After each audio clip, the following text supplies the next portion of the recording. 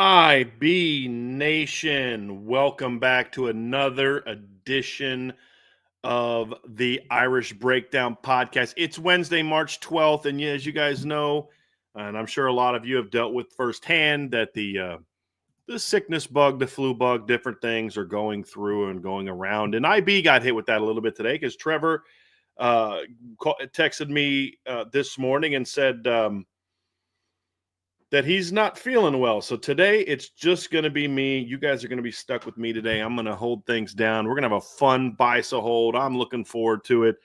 Going to be a blast. As you guys know, buy so hold submissions are made before the show. They are for members only. So all members of the premium board at boards.irishbreakdown.com get to submit questions.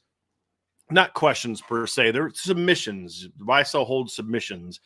And kind of, I get to choose whether I buy it, sell it, or hold it. And for those of you that have been doing this for a while, sometimes you'll be able to ask some questions that maybe you don't necessarily believe one thing or another, but you're just trying to see, kind of where we're at. Those are always a lot of fun. I'm looking forward to this show. It's gonna be a blast. I'm really looking forward to spending some time with y'all today. If you did not get a question in and you'd like to get one in, or you're not a board member, you can always submit a super chat and do that. But I would always say, if you're going to spend money on a super chat to get a buy so hold, you'd be better off just saving that money, using it to subscribe to the message board at boards.irishbreakdown.com. And then you can ask all the questions you want in future weeks. So that's always a great way to go. But I'm excited about it. A lot of great submissions.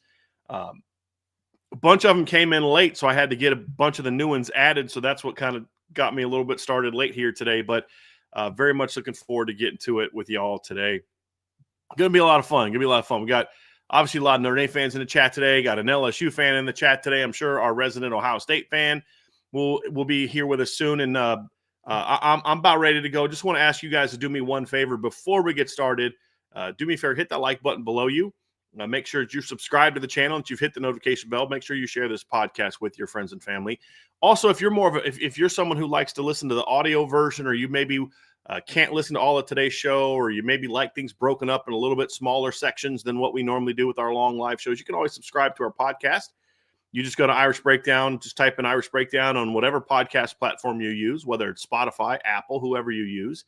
Just type in Irish Breakdown. And the way that we do it is, so the show that I'm doing today, we'll publish in the morning. We'll break it up into 3-4 sections, depending on how long today's show goes. And we'll put those up in the morning, and you guys can always check those out. So if it's breaking news, then obviously we'll go. So actually, might not be a solo show here real quick. So just give me a second. But actually got to make sure my keyboard's plugged in here. But if yeah, like some people just you listen to the longer shows and that's fine. Love it. Love YouTube. But also, if you want to listen to it again later, if you like maybe shorter segments, you can always subscribe to our podcast. We certainly greatly appreciate that. So, so I'm ready to get rocking and rolling, but I may have someone joining us here in a second. So let me go ahead and get him in here if he's able to join. So, all right. So I may not have to do a solo show today. I know you guys would much rather have someone else with me for sure, but yeah, we'll get this rocking and rolling. So going to get my guy Sean Davis in here in a minute. And Sean is going to get with us. So I'm going to go ahead and get started here on these buy so hold submissions. And once Sean gets in here, he'll be able to get going with us too. And it'll be a lot more fun that way with more people. Salty Virginia Peanuts with a buy so hold, kicking things off, because Salty always gets the thing started because he puts the thread out there. So it's kind of the new thing that Salty puts first question in there. So we'll get that from him today. JP Buellsfeld, also, you had a great question. I put that at the very end. I think that'd be a great way to end the show today. So you'll get a chance to hear that one at the end, talking about OG status. But Salty says, buy so hold, the engagement of a robust passing game as an offensive component this season, no matter which QB leads the way, will elevate Notre Dame's wide receiver recruiting to the same level as its running back recruiting has enjoyed recently. It will usher in a golden age of Notre Dame offensive skill position recruiting, and Jaden Greathouse will lead the way. I mean, I buy that, but not as strongly as maybe some people want to say it. I think forgive me for being so harsh in this statement, because I'm not necessarily talking about most of you or all of you or any of you for that matter, but I do see this a lot on Twitter, and I do see this at times in the message board where, if Notre Dame doesn't pass well, they're going to struggle to recruit receivers. And I'm like, okay, there's some truth to that. But we've seen plenty of years where Notre Dame didn't run the ball very well or throw the ball very well, where they were able to recruit receivers just fine. I mean, Charlie Weiss had no problem recruiting receivers at Notre Dame even before he necessarily got things going. And then once he got things going, it went to another level. So it clearly shows that works. And we saw at times during the Brian Kelly era where Notre Dame recruited very well, despite the fact they weren't necessarily a great throwing football team at those times. I mean, if you think about it, the 2012 season, Notre Dame was a very run-heavy football team.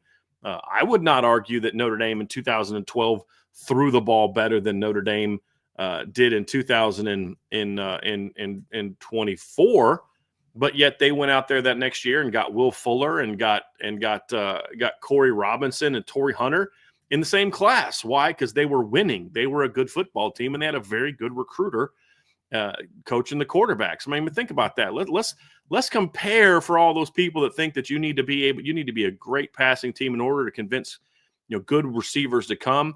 Let me just remind you that in 2012, when Notre Dame played for the national championship and then followed that class up followed that season up by during that season landing Will Fuller, they landed Corey Robinson, they landed Torrey Hunter Jr. The next year at receiver, they landed Corey Holmes and Justin Brent. Justin Brent ended up not playing receiver, but they were highly ranked guys. That next year, they went out 2015 and landed Equanimous St. Brown. They landed Jalen Guyton, Miles Boykin, CJ Sanders. The next year, they landed Javon McKinley, Chase Claypool, and who was the third receiver in that class? Javon McKinley, Chase Claypool. Give me a sec. I'm going to pull that up. I'm drawing a blank on somebody that I know is a good football player. Kevin Stefferson, in that class. And that started a nice run. And that started in a year where Notre Dame, this is Notre Dame's passing stats in 2012. They passed that season for 2,896 yards, 14 total touchdowns, and 8 interceptions. Like, that's not a whole lot better than what we saw this year when Notre Dame passed for 3,170, 24 touchdowns, and 8 interceptions. Now, obviously, more games. But the point is that was not a season where you're seeing them light the world on fire. The leading receiver on that football team was a tight end, and Tyler Eifert. And Notre Dame only had one receiver on that team that had over 500 yards passing. Sound familiar?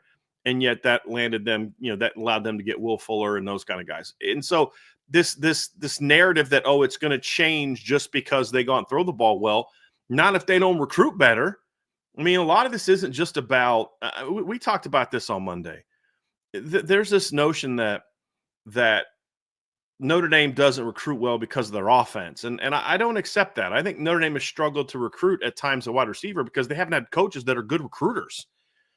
And I think that's a much bigger issue than their offense. And because Mike Denbrock can easily sell what he's done at other places, including Notre Dame. I mean, go back and look at the 2015 offense that he oversaw.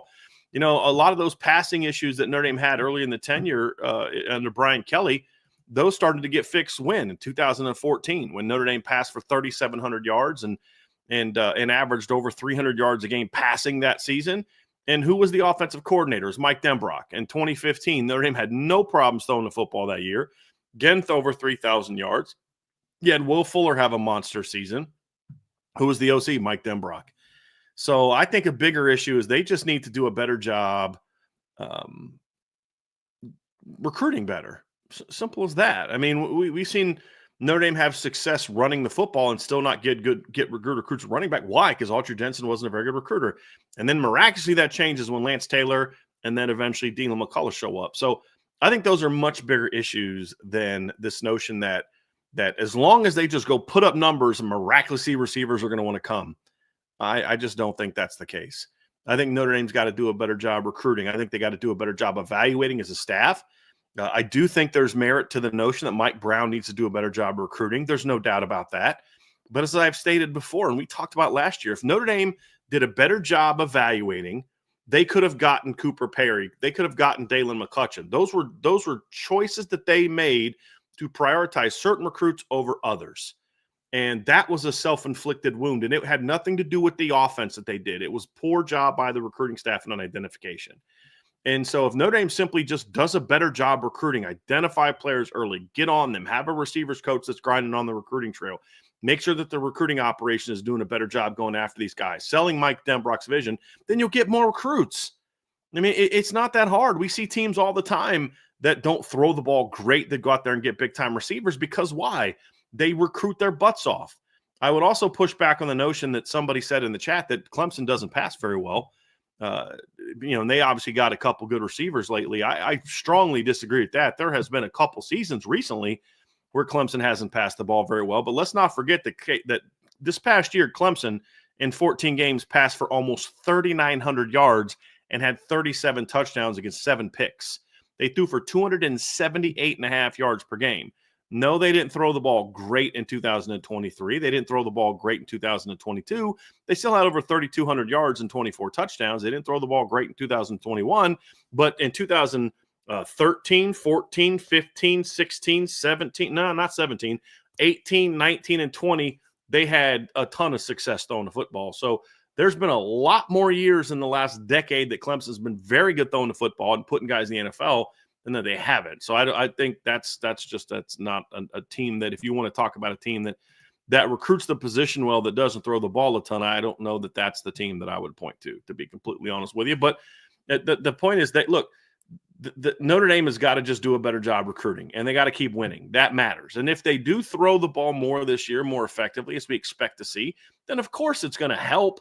But if Notre Dame goes out there and throws for 300 yards a game and, makes it to the playoffs again, and they don't change their recruiting operation at receiver, then they're going to still have problems. They'll probably recruit better maybe than they did this past class, but it's not going to be what it should be. They have to recruit better. That's the biggest deal. But to the Salty's question, I do think success in the throwing game makes it easier to sell it. I do think there's truth to that, which is ultimately why I'm buying it. But I just needed to push back a little bit on this notion that if Notre Dame simply goes out and throws the ball better this year, it's going to fix something, or that all the issues that they're having in recruiting right now boils down to their inability to throw the football. I just don't accept that. I really don't. They got to evaluate better. They got to recruit better. It's as simple as that. And they do a better job there.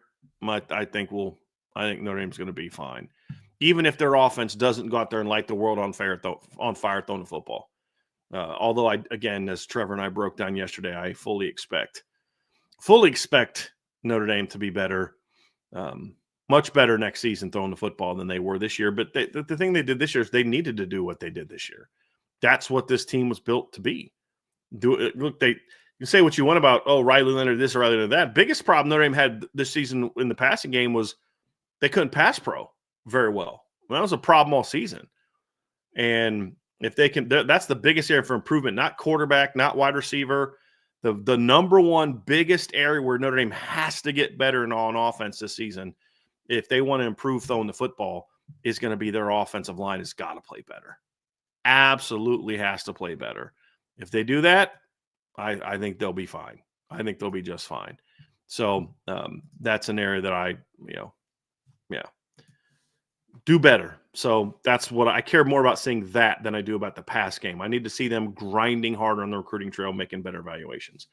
Do that, and recruiting success will follow. Let's go to the next buy, sell, hold from Domer Grizz. Given how many talented running backs will enter the draft in 2026, Jadarian Price probably would have been drafted higher if he'd come out this year rather than staying at Notre Dame one more year.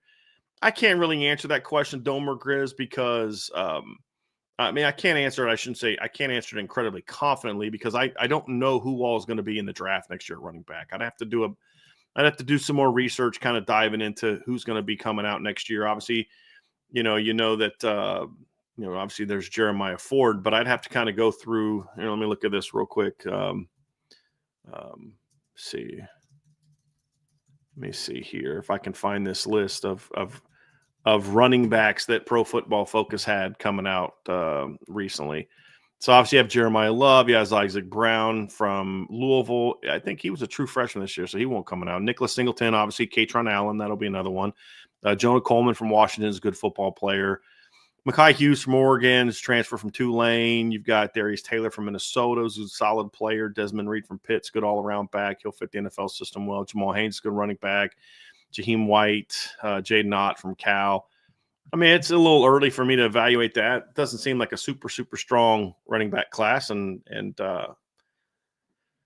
look, here's the counter on, and ultimately, so here's why I'm going to sell this one because again, I'm not a draft expert. I'm not going to be able to tell you who all is in the draft for next year. But here's what I can tell you: running backs don't have to produce at the level they used to get drafted. They don't have to be 3,000-4,000 yard rushers anymore like they used to. But I think what they certainly need to do is produce more than one solid first season. And again, we talked about I'm a big Jadarian Price fan. I think he's a heck of a football player, but this is a kid who's barely over 1,000 yards for his career through 3 years. He had 746 yards of this past season.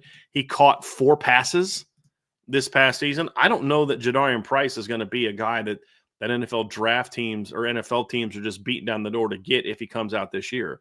So there's that balance of, okay, let's say he repeats his production next season. Let's say he goes out and has another 700 some yards and let's say he catches 12 to 15 balls instead of the 4, so not a ton. Just kind of repeats the rushing success he had this year, a little bit more efficient, but a little bit more productive in the pass game. I think he's going to have a better shot getting drafted in a better running back class. If I accept your premise, he's going to have a chance getting drafted higher in a let's see here. Like, how do I say this? Give me the proven production and the draft. That's kind of where I'm coming from, right? I mean, give me a guy that has 2 years of over 700 yards and over 6 yards a carry. Give me 2 years of a guy that's proven he can be healthy, right? So now he's 3 years removed from the knee injury he had as a freshman. Give me the extra work and then testing well in a deeper class, if I'm accepting your premise, because again, I don't know the answer to that, then a guy who may be is far less proven, no pass game production in his career to speak of, and in a year where it's a thinner class. Again, if I'm accepting your premise of the draft class, because I don't know what the draft class looks like next year. And I've said before, I'm not a draft expert, so I don't know if it's a great class this year either. But I'm just saying in theory, I want more production. I want something in the pass game. The NFL still values, for the most part, running backs can catch the football. Jadarian Price has caught 4 passes this year. So I would rather see more proven production than even in a deeper year than I would a guy that maybe has a lot of potential but doesn't have the proven production. That's kind of how I would answer that one. I tell you guys all the time, I'm not a draft expert, but so I can give you my best guess, but that's my best look at it. So let's see if Sean, you ready to go? All right, everybody. Joined by my man, Sean Davis. How are you, Sean? I'm wonderful. How are you doing? Doing well. Got a little extra help here on the podcast today. People have to only listen to me today. So that's always going to be fun. I was running around doing some things here at the office, and I wanted to jump in on that first topic, but hey, I'm ready to go.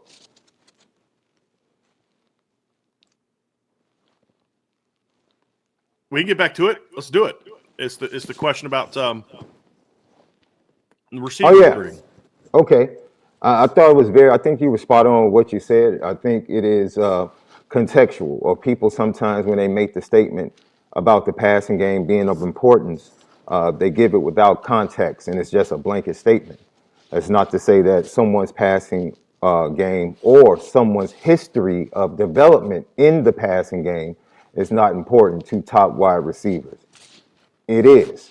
They want to see continuity in a coaching staff that has produced and developed NFL wide receivers. It means something. We can't say it doesn't mean anything. We can't say schools that go after top quarterbacks, five-star quarterbacks in particular, that those five-star quarterbacks aren't going to ask of the head coach, the quarterback coach, and the offensive coordinator, who have you developed of recent, and does your offense fit me?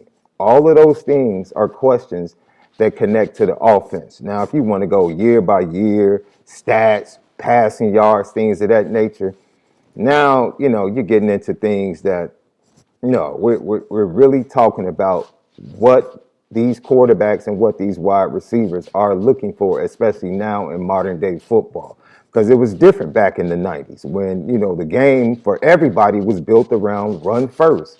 Now, today's game is totally different. So you talk about, let's say, a kid like Connor Salmon. Connor Salmon is someone that I believe his recruitment was impacted by the departure of the recruiting director.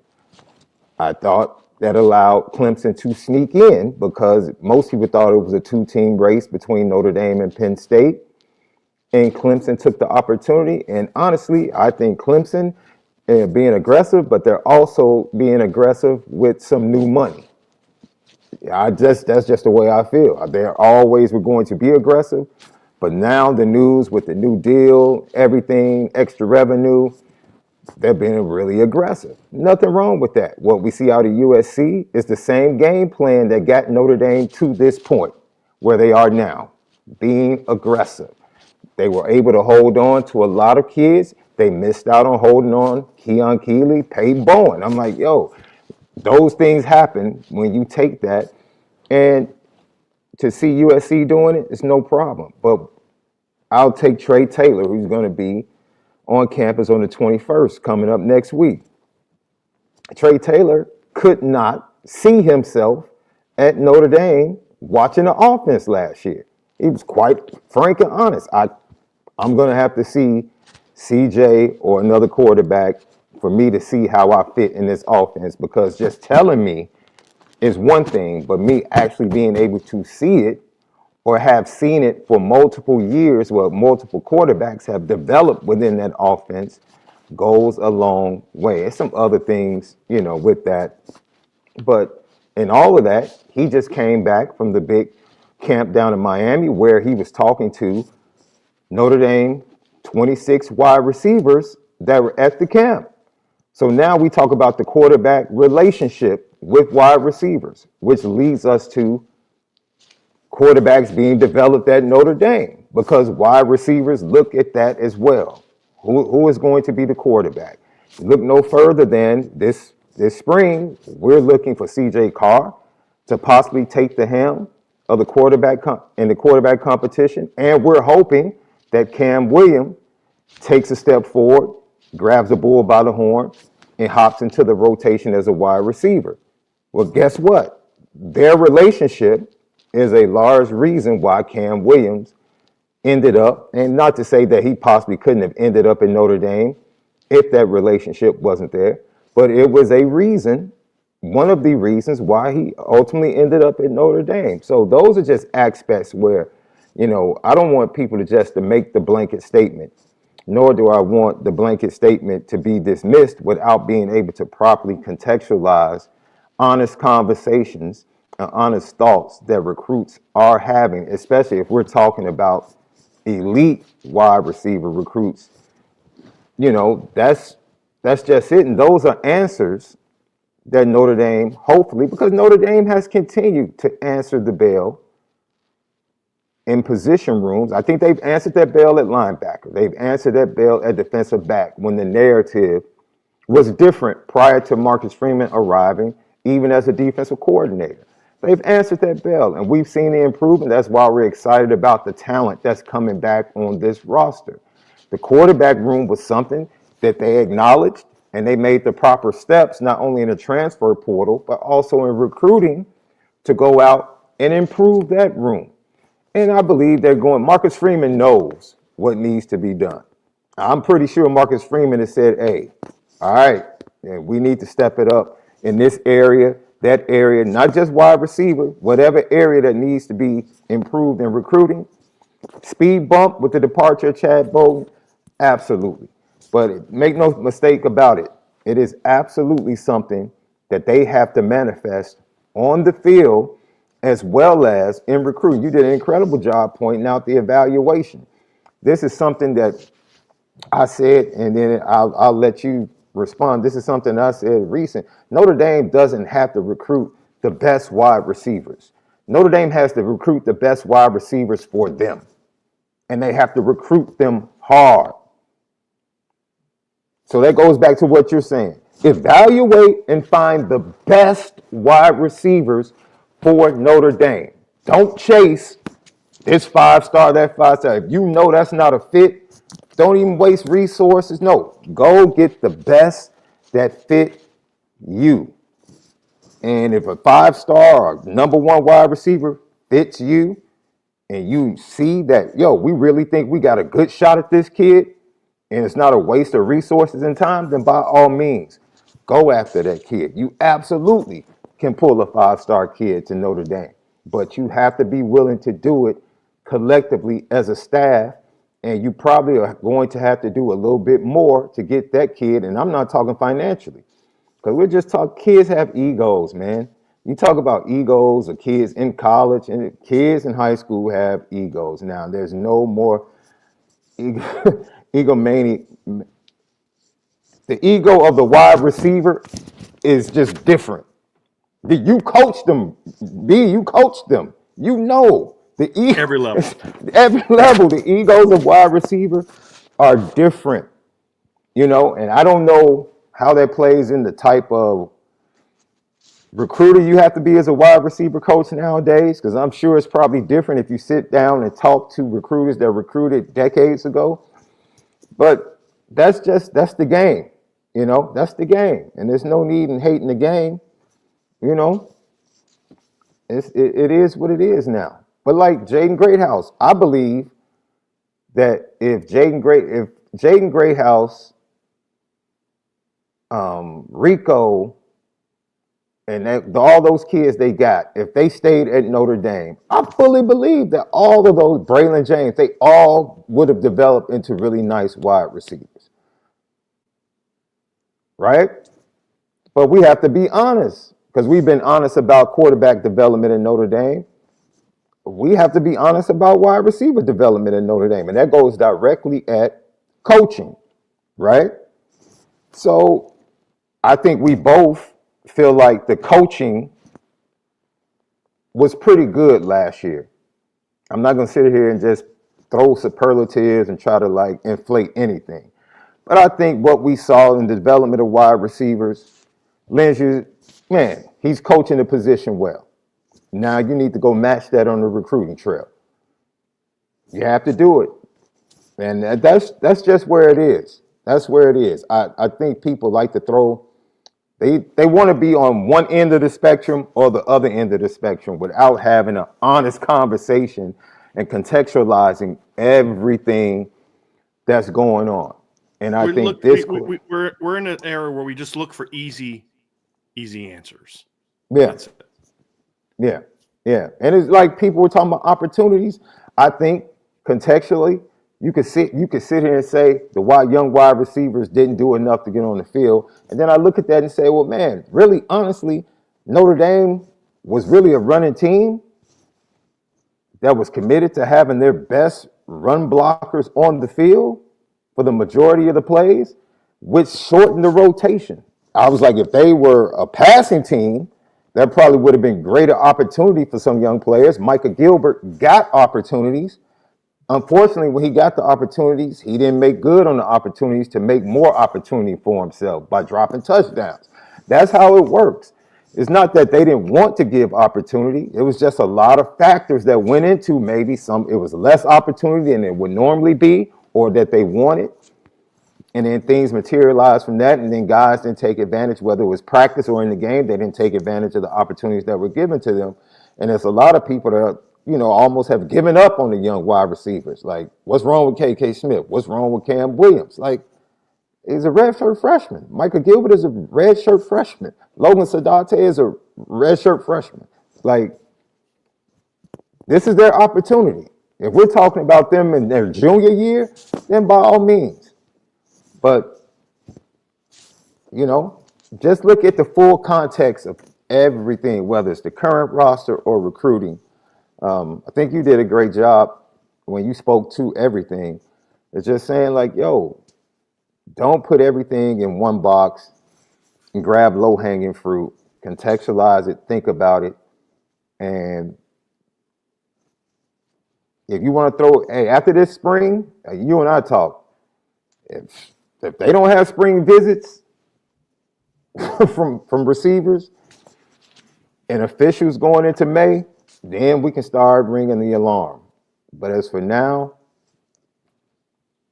let's just sit back and let Marcus Freeman and his staff kind of get their bearings, because they were in transition. Sean, a couple quick things. Number one is just check your input output, because when I talk, there's an echo. I don't hear it now. And then the other thing is when you're talking, I think your mic is hitting your jacket because it's like scraping. So just check those couple things real quick and we'll be ready to rock and roll. That was great stuff, Sean. I think that's an issue that I have with a lot of things right now, to be honest with you, Sean, is here's what it comes down to for me, Sean, is I think far too often, and this is the nature of Twitter. I think there's a lot of good things about Twitter. There's a lot of things I hate about Twitter. I have this very strong love-hate relationship with Twitter. I think some of the benefits are that we no longer have to be controlled by a small number of news sources. And this is true no matter what side of the aisle you're on, if we're talking sports or politics or world or whatever the case may be. And it's platformed more people. The negative is the format of it, and this is the nature of it, is created people that look for complex answers in 240 characters, right? And it's like people who don't want to read an article, they just want you to sum up the article in a tweet. The intellectual laziness that comes along with that is naturally going to lead to, just in general, even people who aren't intellectually lazy, looking for simplified answers to things when certain things are just not that complicated. A lot of other things are more complicated. And if you are looking for an answer to that in one tweet, and you'll see people say, well, I mean, I only said that, I can't do the whole thing on Twitter. Well, then you shouldn't have said what you said.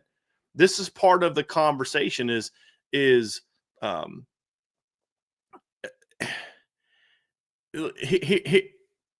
not everything is super easy to explain. And just saying, well, Notre Dame needs to throw the ball better in order to recruit receiver better is a Twitter comment.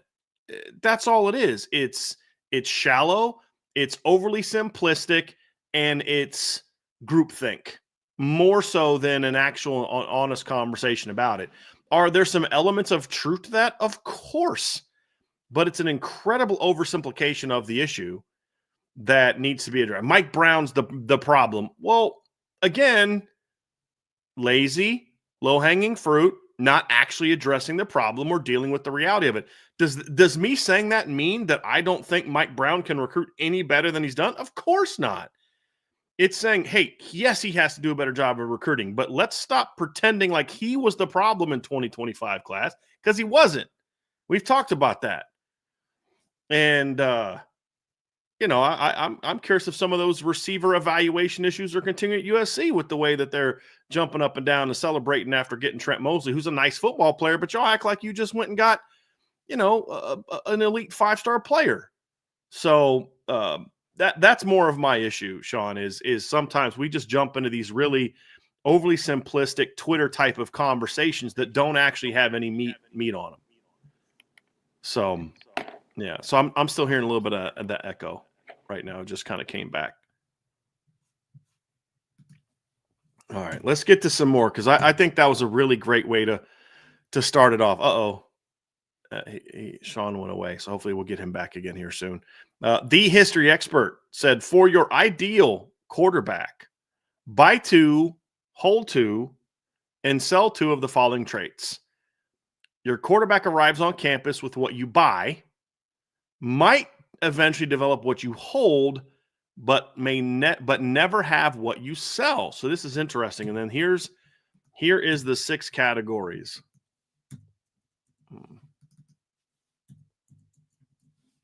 This is one of them days, folks, where technology is going to really tick me off. All right, so we're back. So he says reading defenses, arm strength, arm accuracy on short to intermediate throws, arm accuracy on deep throws, pocket presence, raw athleticism. So if I can sell two of those first, I already know which ones I'm going to sell. I'm selling raw athleticism and I'm selling arm strength. Like, that's easy. Of those 6 things, if I have to do without something, knowing that it may never come back or may never develop, arm strength in the way that you defined it and raw athleticism are the 2 things that I can absolutely live without the most. The 2 things that I cannot live without in this scenario is I cannot live without a quarterback that can read defenses, and I can't live without a quarterback that isn't accurate on short to intermediate throws. Those are the 2 I'm buying because I have to have those. The hold, which may come, is I can deal with deep ball accuracy and then pocket presence. I would like to have bought pocket presence, but I feel like a guy that doesn't have great pocket presence, I can work around as a coach. I can call plays in a certain way. I can design plays in a certain way to allow us to still be successful with a guy who maybe doesn't have the greatest escapability or pocket presence. It's not ideal. But if a guy can't read a defense and he's not accurate on short to intermediate throws, nothing else matters. I mean, that's just the reality of it. Nothing else really matters if he doesn't have those 2 things. So if I can have those 2 things and then eventually develop pocket presence and better deep ball accuracy, then what I have there is basically Danny Warfel. And I can live with that. Even in today's era, I can live with that. No doubt about it. So that's I really like that submission history expert where you got to think about what can you live without and what can't you live without when it comes to developing quarterbacks. That's a really good one. I like that one. D-Troll Hunter's got a few here. Let's get to those. Thank you, D-Troll Hunter. June will be the big month for Irish recruiting for the 2026 class. I'm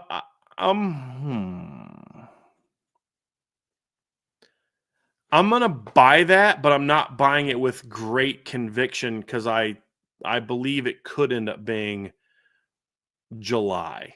And here's why I say that in July. It's certainly possible, and for now I'm going to buy it. And I'm going to add some context to it because I think that the reason I'm going to say June and I'm going to buy June is because I'm going to add some extra to your question that may or may not be there. And I'm going to add it, knowing you, though, it probably is in your thought process. But I'm going to say June because I think they'll get commits in June, which is very important. I think they'll obviously have the vast majority of their officials will happen in June. Some may happen in May. You have that last weekend of May where you can do officials. But the vast majority will be in June. And any commitments you do get in July will be from players that likely did their official visits in June. So I'm going with June there for that regard. I think July could be the month where maybe the most commitments happened. And then the other part of it is I really think April is going to be super important for Notre Dame in the same way that June is going to be super important for Notre Dame, in that they're going to, like, how well they get. And this is something that we talked about in Monday's show. Sean and I talked about in Monday's show. April is going to be big because that's when a lot of kids are going to be getting on campus for visits. And how well those visits go are going to go a long way towards determining who even visits in June.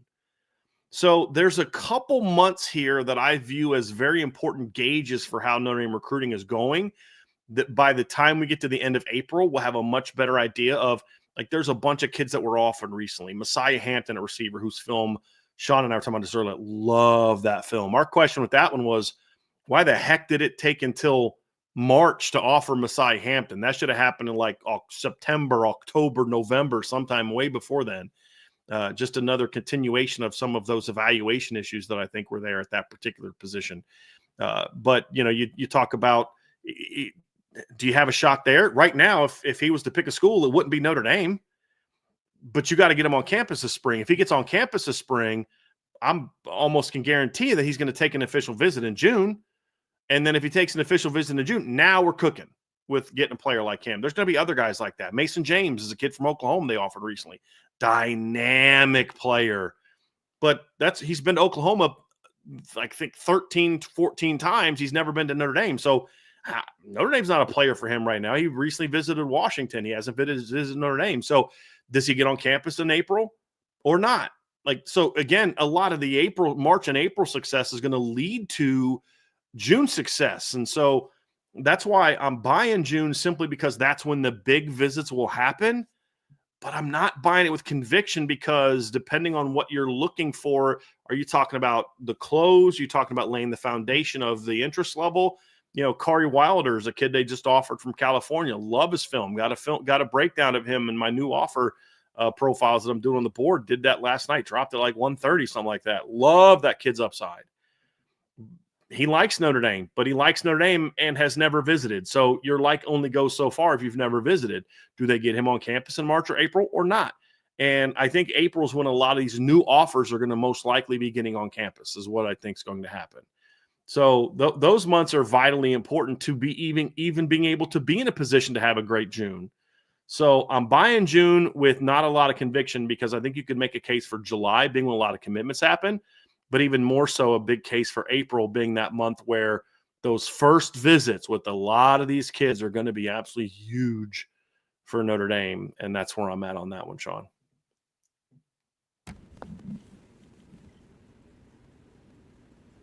You good?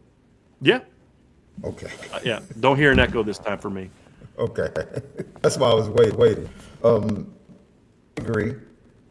I think what we see has to be a cumulative effect in this recruiting class. What I mean by is your mic's now a little jacked up.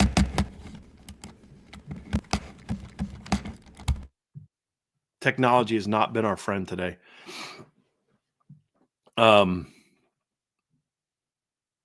Yeah, so let's try that again. Give it a shot, Sean. Is that better? Yours is. I'm now hearing an echo. You guys hearing an echo from me on this one?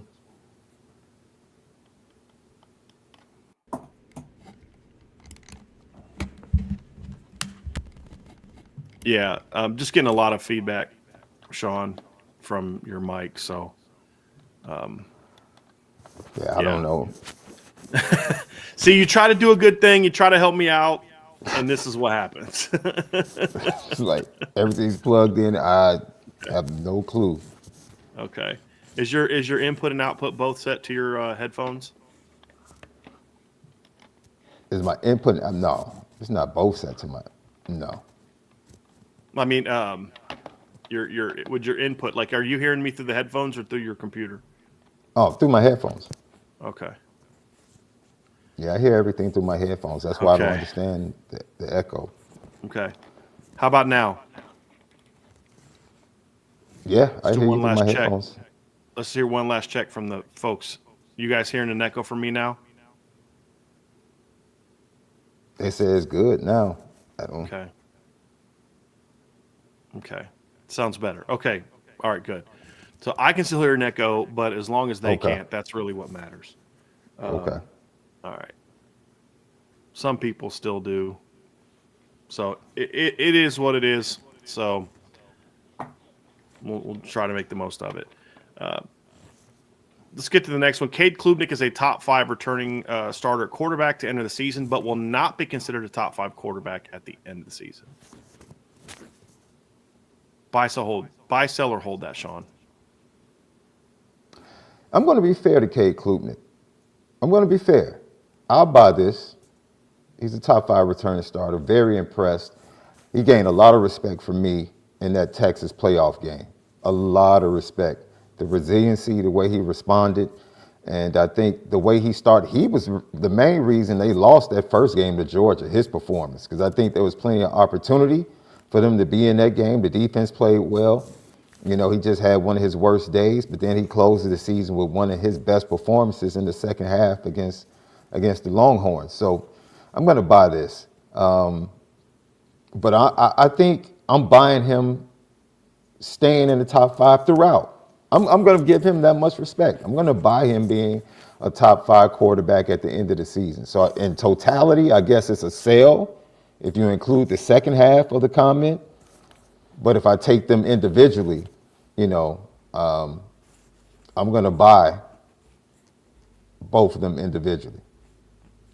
Yeah, I'm going to buy both of them individually as well, Sean. I like Cade Klubnik. I think he's a good football player. I think that he didn't get off to the start we had hoped for. I don't know that was all his fault. I think their play calling his first year wasn't great when he stepped in for DJ in the bowl game. I think in 2023, a big issue was he was young. The offensive line wasn't that great. Had some issues with looking at the receiving core was a problem. How they were using the receivers to fit kind of what they were doing was a problem.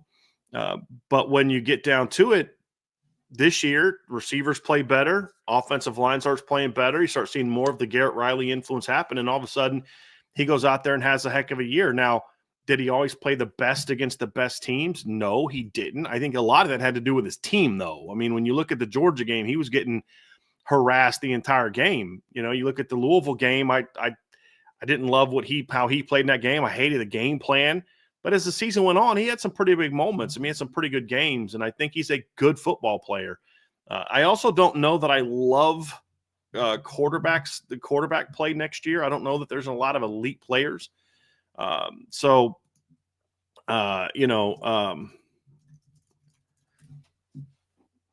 could see that. Now, I'm much more confident. I will say this, Sean. I'm much more confident buying that he's a top 5 returner now then I think he'll be a top 5 player at the end of the year. But I think he could have a really good season. Throw for 3,500 yards again, throw for 36 touchdowns again, only throw 6 picks. And obviously people forget too, Cade Klubnik brings a little bit of running to the table also. He had over 400 yards rushing, 7 touchdowns. He had that long touchdown running against Pitt to win that game. Almost, it wasn't quite a walk-off, but it was close to being a walk-off, rushing touchdown.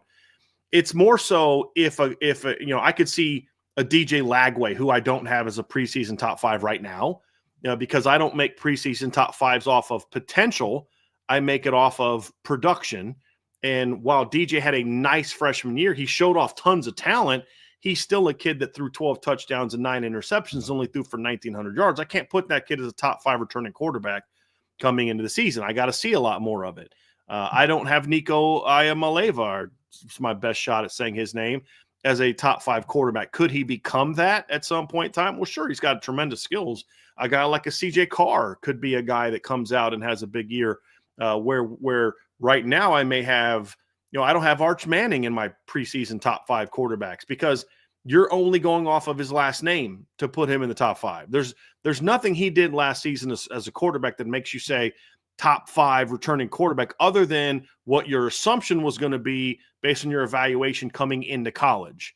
Arch did some nice things last year. He started 2 games and then had a really nice performance against Mississippi State, was just kind of okay against Louisiana Monroe, but Mississippi State stinks. A lot of quarterbacks could have done that against Mississippi State. Do I think by the end of the year, Arch could be a top 5 quarterback? Yes, of course I do. And so there's a difference in those 2 categories because there needs to be some level of provenness to a quarterback if I'm going to name him a preseason top 5 guy. But that doesn't mean those guys can't become that when the season's over with. And there's going to be a lot of quarterbacks like that, Sean. Where does Julian Sayin rank when the year's over with playing in the system he's going to be playing in, with the receiving core he's going to be playing in?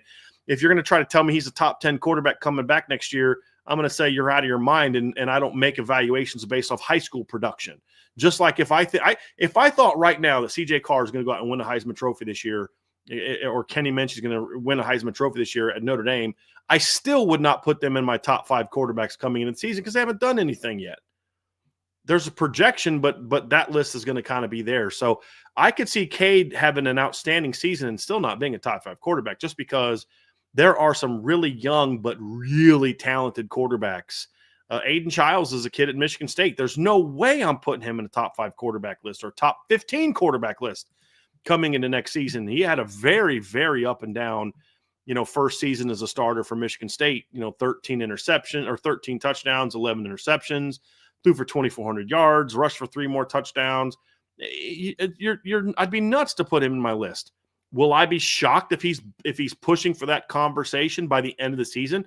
No, I will not, because he got that experience under his belt and he's an incredibly talented player. So there's a lot of those type of young ascending quarterbacks around the country, Sean, that make me say that this could be a year where we see a lot of a youth movement at quarterback that could push some guys like Sam Levitt, some guys like Cade Klubnik down a little bit, even if they live up to their personal expectations coming into the season. So even though I'm going to go with Cade as a top 5 quarterback at the end of the season right now, because I haven't seen some of those breakouts, it wouldn't shock me if he's out of that conversation.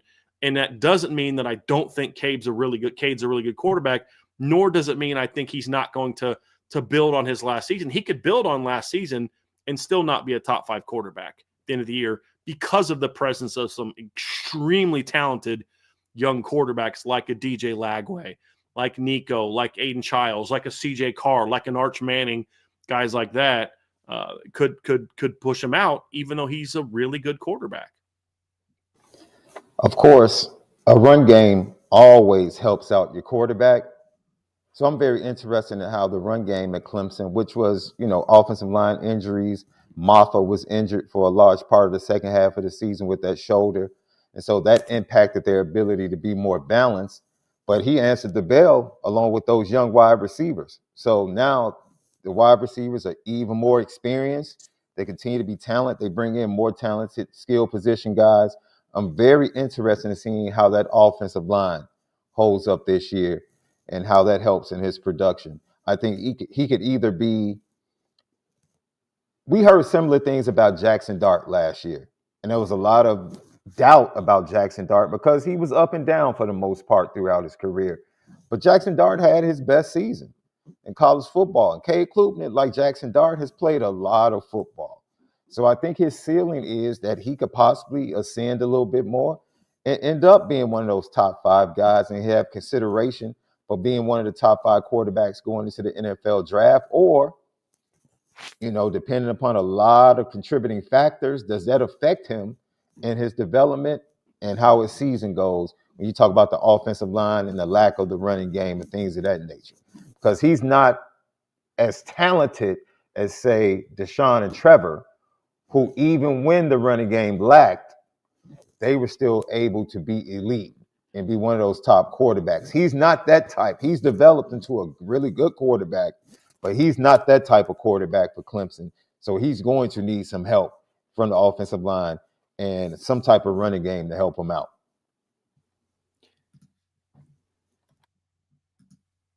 He is, for me, Sean, the epitome of what I mean by a system quarterback in a complementary fashion. So a lot of people use the word system quarterback to be an insult, and I don't. I view a system quarterback meaning like maybe the kid's not the biggest in the world, which Cade is not. Maybe he doesn't have the biggest arm in the world, and Cade's got a good arm. Don't get it twisted. He's got a good arm, but he's not DJ Lagway and Nico and some of these guys with just cannons connected to their right arms. He's not that. He's a good athlete that can run, but he's not Riley Leonard. And Trevor was an elite talent. Deshaun was an elite talent. Taj was very dynamic as a player, even before Deshaun. And Cade's not that. And that's exactly your point, Sean, is you give him some players around him and you can win a lot of football games with that kid.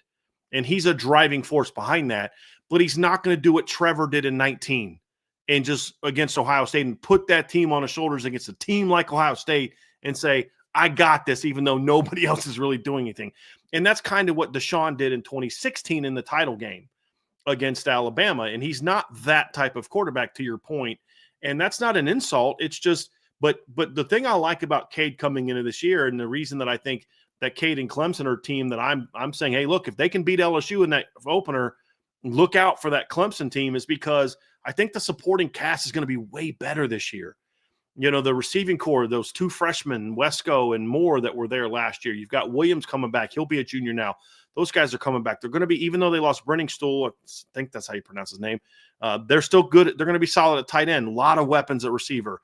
Getting Gideon Davidson as a freshman has a chance to be an impact player. Sean, that's a position you and I have talked about a lot, where a freshman can come in and be the guy right away and running back. The only question I have on the offensive side of the ball is, if Cade goes down, I think they're going to be in some trouble. I like Chris Vizina, but I don't know if he's ready to step in and just lead that thing. And then the issue they have with Gideon Davidson at running back is the same one they had with Phil Maffa, is what's after him. Somebody's got to step up along with him and to give more of a 1-2 punch, and that's going to be a big thing for them. But the final reason I think Clemson is a team that I'm excited about this year, just as a college football fan, is I think their defense is going to be where the big improvement gets made. That's where I think they're going to be a lot better this season, is right there. So I got a couple more from Detroit Hunter. Bisa Hold, head coaches moving to coordinator roles will be a trend for coaches who are getting on the hot seat. I absolutely buy that, yes. It's a lot easier for you to do that and go somewhere and have success as a coordinator where you're like, hey, look, I made a choice to go to Ohio State. UCLA wasn't committed to winning. I wanted to do this, and so I'm going to go here and have some success. Or Gus Malzahn, who was on a little bit of a hot seat at UCF. I'm going to go to Florida State, help out, one of my guys, and Mike Norvell, who I have a relationship with back when we were coaching together. Going to have some success there. We're going to win a lot of games, put up a lot of points, and then I get back to being the head coach somewhere. That's way smarter, and I think it's actually pretty savvy to do that than to just stay somewhere in a toxic environment where you're not getting the support that you want and get fired. I think that's a whole different level of opportunity, and I think Chip Kelly was kind of innovative in that regard. I know there's been other coaches that have done it, and there were several coaches who gave up head coaching jobs last year to take coordinator jobs. The DC at Alabama did that. But I think you're going to see that more and more, and it's actually pretty smart, to be honest with you, Sean. It's really smart, and it gives you a lot more options. Now, of course, you're missing out on a potential buyout if you get fired. But I think to a degree, you got to bet on yourself and say, hey, look, this is an opportunity for me to get myself in a better situation when I go there and win. So I absolutely buy that as being something that we're going to see more of. Yeah, I think the dream when you get into coaching is that I don't think you get into coaching. I don't think you play. Herm Edwards says you play to win the game. So everyone has a dream, even if their career doesn't go that way, of possibly being a head coach on some level, right? That's why you get into it, to climb the ladder and get to that position. And then you get there, and then you find out that the head coach position comes with a whole bunch of mess that has absolutely nothing to do with coaching. And some people just want to coach. So I buy this as well. You get guys like that. They love coaching. They don't want to deal with the other stuff, especially with the landscape of college football right now and how it's significantly changed since he was the head coach at Oregon. It's a totally different game. And so now I see why he made the move, and I see why he made the move to move on from Ohio State to an even better situation. And so for me, I think the second question is very intriguing to me. So I buy that. I'll stop it right Read there. that one, Sean, because I didn't read that one. Read that one, and we'll discuss it, because that's a very interesting one. NFL head coaches will continue to explore the college jobs now that the business model is becoming more NFL-like, and they can be less involved in the day-to-day recruiting operations. For me, what's more intriguing, and I'll let you go, is not so much the head coaches, but NFL administration is far more intriguing now. I don't think Mike Martin is just like a Notre Dame thing. I think now, look, Chris Ash was in administration in a sense, with recruiting, because I consider scouts and recruiting, that's administration in the NFL to me, not directly on the field coaching. So those are the jobs and opportunities I think guys doing in the NFL, because it's becoming more like the NFL and college with recruiting, that are really going to be piqued. Their interest is going to be piqued to go ahead and use their gifts and talents in college football. Head coaches, if you're an NFL head coach, you don't want to, it's only 32 slots in the world. And if you got one, you want to keep it. I don't see too many NFL head coaches wanting to leave their head coaching position to go take a college job. It would have to be a very special situation, like Alma mater, some, theoretically. Alabama, Ohio State, Yeah. a job like that. Yeah. I'm going to sell this, Sean, for NFL head coaches. I think current head coaches won't be doing this because there still is a level of requirement needed from an NFL coach or a college coach that's not required in the NFL. I mean, your offseason as an NFL head coach is still your offseason. I mean, you got to do some prep for the draft and all that. But, I mean, you think about Marcus Freeman and all the flying around he has to do to kiss booty of alumni and donors and all that kind of stuff. And you don't got to do that to the same. I mean, there's still some of that in the NFL, but not nearly like you have in college. And I don't think that's overly attractive. I think some fired head coaches are going to do that. And that's exactly what we saw with Bill Belichick. Guy that got fired and couldn't get a head coaching job in college or in the NFL, from what I read. You'll go to the NFL, win there, or go to college, win there, then go back to the NFL. I think the trend we're going to see from people going down, I think you nailed it, Sean, it's going to be the administration piece. It's going to be people like Mike Martin who, for whatever reason, aren't getting that GM shot or that really high personnel shot, taking jobs like the Notre Dame GM, stay there 4 or 5 years, really turn that thing around, get that rolling, show that you have the chops to run an organization to a level, and all of a sudden you're getting an NFL GM job or an NFL personnel job, which was your ultimate goal anyway. I think that's going to be more of what we see from the NFL coming down to the college is going to be that. Now, I will say this. My caveat to where I would buy it is if this House settlement comes and allows the NCAA or whatever governing body that will eventually run college football is able to give some rules to how this thing is run. Because everybody keeps saying it's NFL-like. No, it's not. It's nothing like the NFL. Because in the NFL, if you do half the things that college coaches are doing, you're getting fired, you're losing draft picks, you're getting fined millions of dollars. You can't do the crap that they're doing in college right now. It's chaos. Why in the heck would I want to go deal with that unless I have no other choice? Meaning I got fired and nobody's willing to hire me.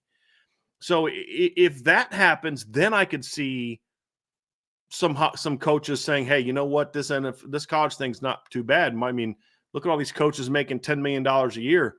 You know, look at the things that they can do. They don't have to do all some of the other things that they did in the past. I think you're going to see more of that that can allow you to be successful. You're going to see, because I think the CEO college coach is more attractive moving forward if there are finally some rules put in place than it has been. I use a guy that Notre Dame fans are familiar with.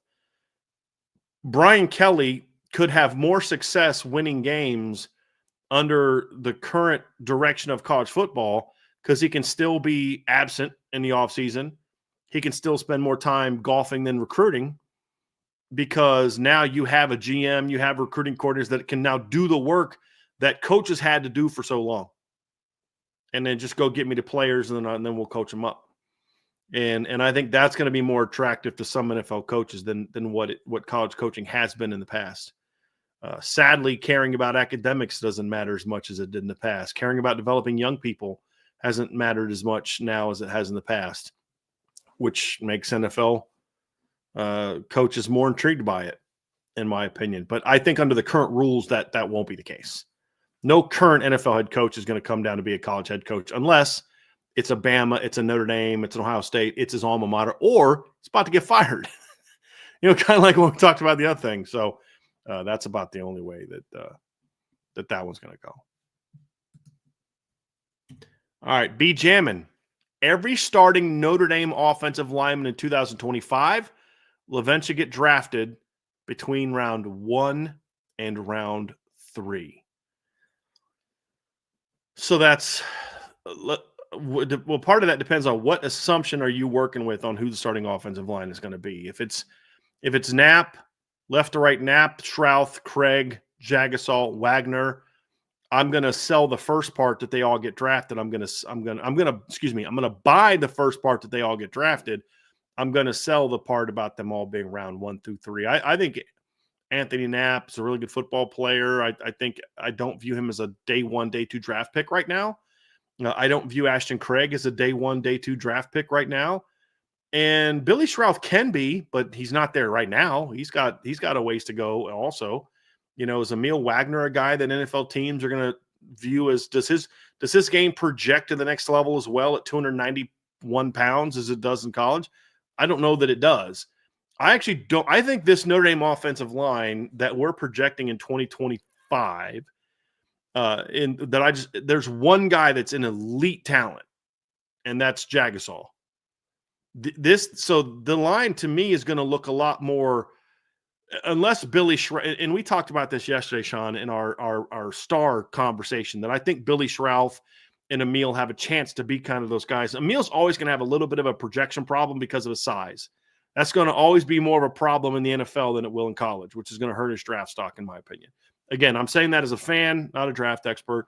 Billy Schrauth is a guy that I do think has a chance to jump into day 2 status, but he's going to need to be around the next couple of years and be healthy and really dominate. I mean, he's still got he was at 22, 23, 24, 25, 20. So he still has a chance to start for 2 more whole years, and I think he should take advantage of that.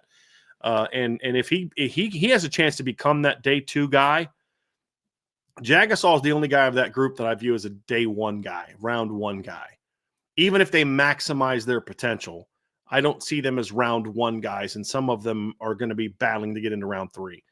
Most of the round 1, round 2 talent that Notre Dame has on their roster on the offensive line is going to be starting here on the bench just because they're young. Gerby Lambert, Will Black, to a degree, Sullivan Absher. Like, those are the guys that I view as potential day 1, day 2 players that I don't think are going to be starting for Notre Dame. And that doesn't mean that a first round potential Gerby Lambert should necessarily be starting over a 5th round Emil Wagner, because it's about where they are in their current development and projecting to the next level. That doesn't necessarily mean you're the better player.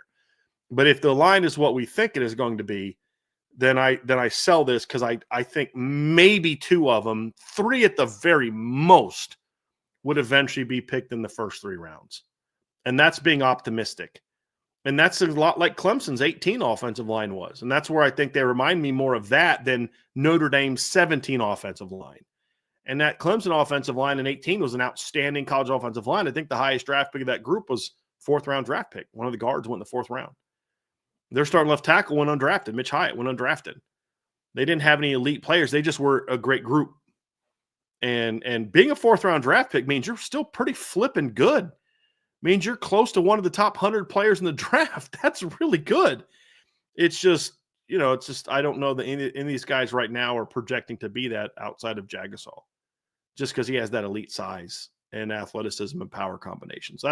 That's my thoughts on that, Sean. What say you? Buy, sell, or hold that? Yeah, I'm right there with you. I would venture to say that medicals are going to be an issue or a conversation when they do go to the NFL or the combine, because all of them have been injured except for Emil Wagner. So that is something that you have to think about teams looking at. The small guy? The small guy's the only one that's healthy? The small guy's the only one that's been healthy. So, but then we talk about, if they, for whatever reason, just decide we're going to put Jagasol inside and he just plays there for the next 2 years, then, he might sneak into the first round, because that's the best path for him to be elite, is on the inside. I think he's definitely more elite on the inside than he is playing at tackle, but I still think he can be a first 3 round tackle in the NFL if they allow him to play there and just play. So that's going to be interesting. I think a lot of people evaluate him that way on a small sample size. That's a very small sample size. Emil Wagner is intriguing to me. I think I've heard you say he might have been their most consistent offensive lineman in 2024. Until the postseason, yeah. Yeah. And then in the postseason, nobody was consistent. It's not like somebody replaced him. Nobody was consistent in the postseason. This is no excuse, but between the Georgia ends and Abdul Carter, that's a tall task. And he's a first-year starter.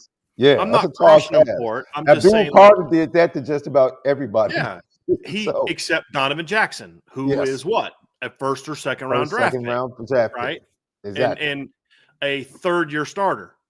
Emil was a first year starter. Yeah. So yeah, again, I'm not banging Emil for that. I'm just saying he wasn't consistent in the postseason. Nobody was. Yeah. Yeah. But yeah, you Yeah. sell that, medical concerns, and then just, like you said, the younger guys are the ones that you really project like, okay, these guys are day one, day two for sure. Next one from B Jammin. Notre Dame beats Miami in a blowout by 17 plus points. The Hurricanes are overmatched and not prepared for our much improved passing game combined with our elite running game. So that I love the optimism there. I will say this. I'm going to sell this, and here's why I'm going to sell this. I don't disagree with any of your points, but I don't think Miami's going to be a great team in 2025. I think Miami's going to be a good team in 2025. I think Miami's going to have some question marks about that game. At quarterback, obviously, even if Carson Beck plays, I'm not a big Carson Beck fan. You guys know that. He'll also probably not be going through the spring, which is we saw with Notre Dame can be an issue. Their offensive line lost some good football players, and their receiving core lost a lot of good football players. Their defense lost a lot of good football players. But they've got a lot of talented players coming back, and they had a very good portal season in the secondary, which should help them. I like the C.J. Daniels pickup. I like Nikar as a potential young and upcoming player. They got Josiah Trader, who's in that conversation. But I think Notre Dame should win that game, and I could certainly see Notre Dame winning that game convincingly. But as I sit here on March 12th, and I don't have a clue who Notre Dame's starting quarterback is going to be, it's hard for me to start jumping into this whole they're going to blow a team out in week one and predicting a blowout over what I think will be a legitimately top 25 Miami team. And now it's lower top 25, but just predicting a 17-point win is not something I'm comfortable doing on March 12th. And while Notre Dame will have a much improved passing game, I don't know how much improved it'll be in the opener. Like game one, I don't know how much improved it'll be then. So I'm not ready to be there yet. I may change my tune in the spring. I mean, we may come out of the spring, Sean, and I'm like, dude, this team is going to be a major problem for people. Or I may be more concerned, like, dude, I just hope they win. I mean, who knows? But I want to see how the spring goes first. But that's a pretty bold prediction right there, B Jam. And for me to say blowout win, I'll just say this. I'm selling that it's something that I'm predicting right now. I'm going to sell it because I'm not predicting it. I'm going to sell it because I need to see the pass game be improved in a practice, much less a game first. And then C, I'll say this. Even though I'm selling it, it's possible. I think Notre Dame's going to be really good in 2025. And I think they're going to whoop a lot of people. But it's just a little early in the offseason for me to be jumping on that board of they're just going to go out and beat a ranked team on the road by 17 or more points, a team that beat them by 33 at that same stadium the last time they played there. Just not ready to go there yet. What say you, Sean? If Notre Dame does blow Miami out, I won't even mention the offense.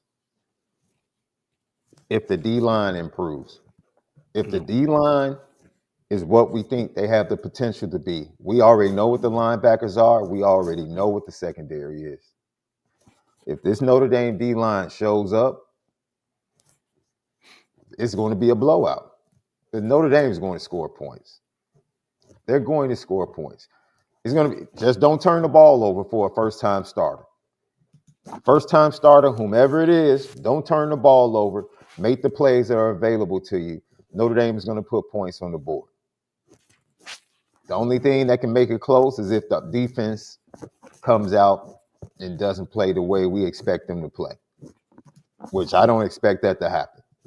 So I'm not going to go as far as 17. I probably, at this point, if you ask me, I probably would predict a double-digit victory.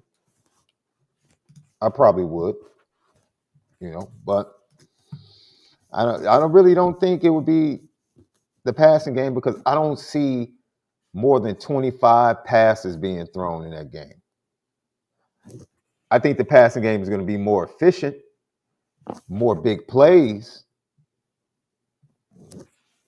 But I think at the core, the offense is still going to be the running game, centered around the running game and that offensive line, and then hitting some bigger passing plays, some chunk plays down the road, down the field.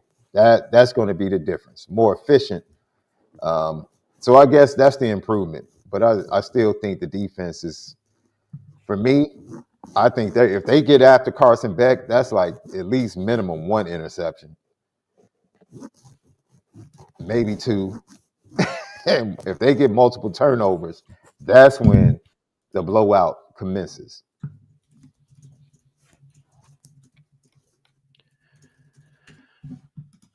I agree. Let's get down to some more from B. Jammin. If Bisa Hold, if CJ Carr, assuming he's the starter, gets sacked more than 30 times in 2025, oh dear Lord, Joe Rudolph will be let go. Freeman knows he needs to protect his talented quarterback, and there is just too much talent on the O-line for Notre Dame to give up that many sacks.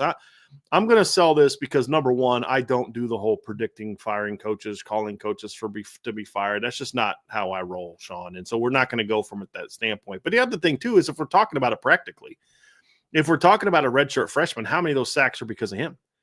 How many of those sacks are because he didn't set the protection the right way? How many of those sacks are because he didn't read the defense the right way? How many of those sacks are because, he held on to the ball too long? But there's a lot of things that can go into a young quarterback getting sacked that have nothing to do with the offensive line. And so even if he gets sacked, it's like 30 times could be let's be honest, Sean, 30 times could be less than 2 a game. If Notre Dame plays 16 games, that's less than 2 a game. So still not good, but it's not a situation where it's like, you got to fire that dude. It just goes, there's a lot that goes into that stat. How many games do they play? There's just a lot of different things that go into it. So I'm going to sell that. Plus I don't like playing that game that you're going to fire a coach because of whatever, but there's a lot of things that can factor into why a quarterback can give up a sack. So I'm just not ready to go there. I'll say this: if they give up the same number or more sacks next year than they did this year, I'm likely going to be very concerned. There's just a lot that it goes into it because I need to just see how the quarterback handles certain things, the new quarterback handles certain things. But I agree with your overall premise that there's just too much talent on this offensive line for Notre Dame to give up a bunch of sacks again next year. Because let's be honest, like a lot of times, Sean, when you have a mobile quarterback, your sack numbers tend to be higher because he's going to run himself into sacks. Riley Leonard, what was so fascinating about Riley Leonard is he was the first mobile quarterback that Notre Dame had who I felt lowered the sack numbers from what they should have been because of how many sacks he avoided last year. And that's a problem. That's a major problem. Somebody in the chat said, change fire to hot seat. That I'd be more comfortable answering, Sean. And I'd be more comfortable saying, yeah, I'll buy that he'll probably be on the hot seat if this quarterback gets sacked 30 or more times next season. Most likely. Now, again, the caveat being we're 10 of those sacks because CJ set the protection wrong, a running back whiffed on a blitz pickup, CJ held the ball too long, CJ didn't see the blitzer coming. There's just a lot of things go into it. But if it's primarily an offensive line issue, we'll grant that premise, then I would be comfortable saying that Joe Rudolph will and should be on the hot seat because you have to start asking yourself why in 3 years with all the talent Notre Dame has had, does this team continue to struggle protecting the quarterback in pass pro? That would be a major concern. It is the biggest concern I have on the offensive line this year outside of – it's the biggest concern. It's not the biggest question mark because the biggest question mark is who's going to play. I mean, you can't really get into how they're going to play as a running and pass pro if you don't know who's going to start. But the biggest concern I have that gets into more the level of play is going to be, can they improve in pass pro? Because they were not good in pass pro last year. At any point, I mean, there's a couple games here and there, but anytime they played a pretty good defensive line with talent, they struggled. And at times struggled mightily. When we talked about the Louisville game, they weren't even able to pick up 3-step. I mean, they were giving up hits on 3-step drops, catching throws that Riley Leonard was getting drilled. That's a major problem. And that's going to – it's because it was a problem the year before when you had Joe Walton, Blake Fisher as well, and you had a bunch of veterans. You had Zeke Correll. Your 2 guards were juniors. You do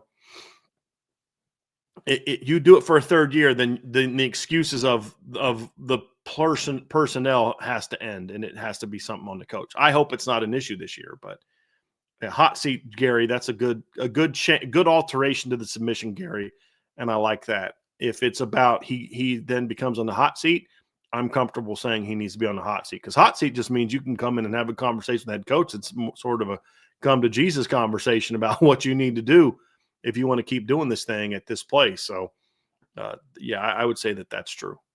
I'd buy that one. I would just add to that evaluation in the spring and fall, right? Because we could talk about it.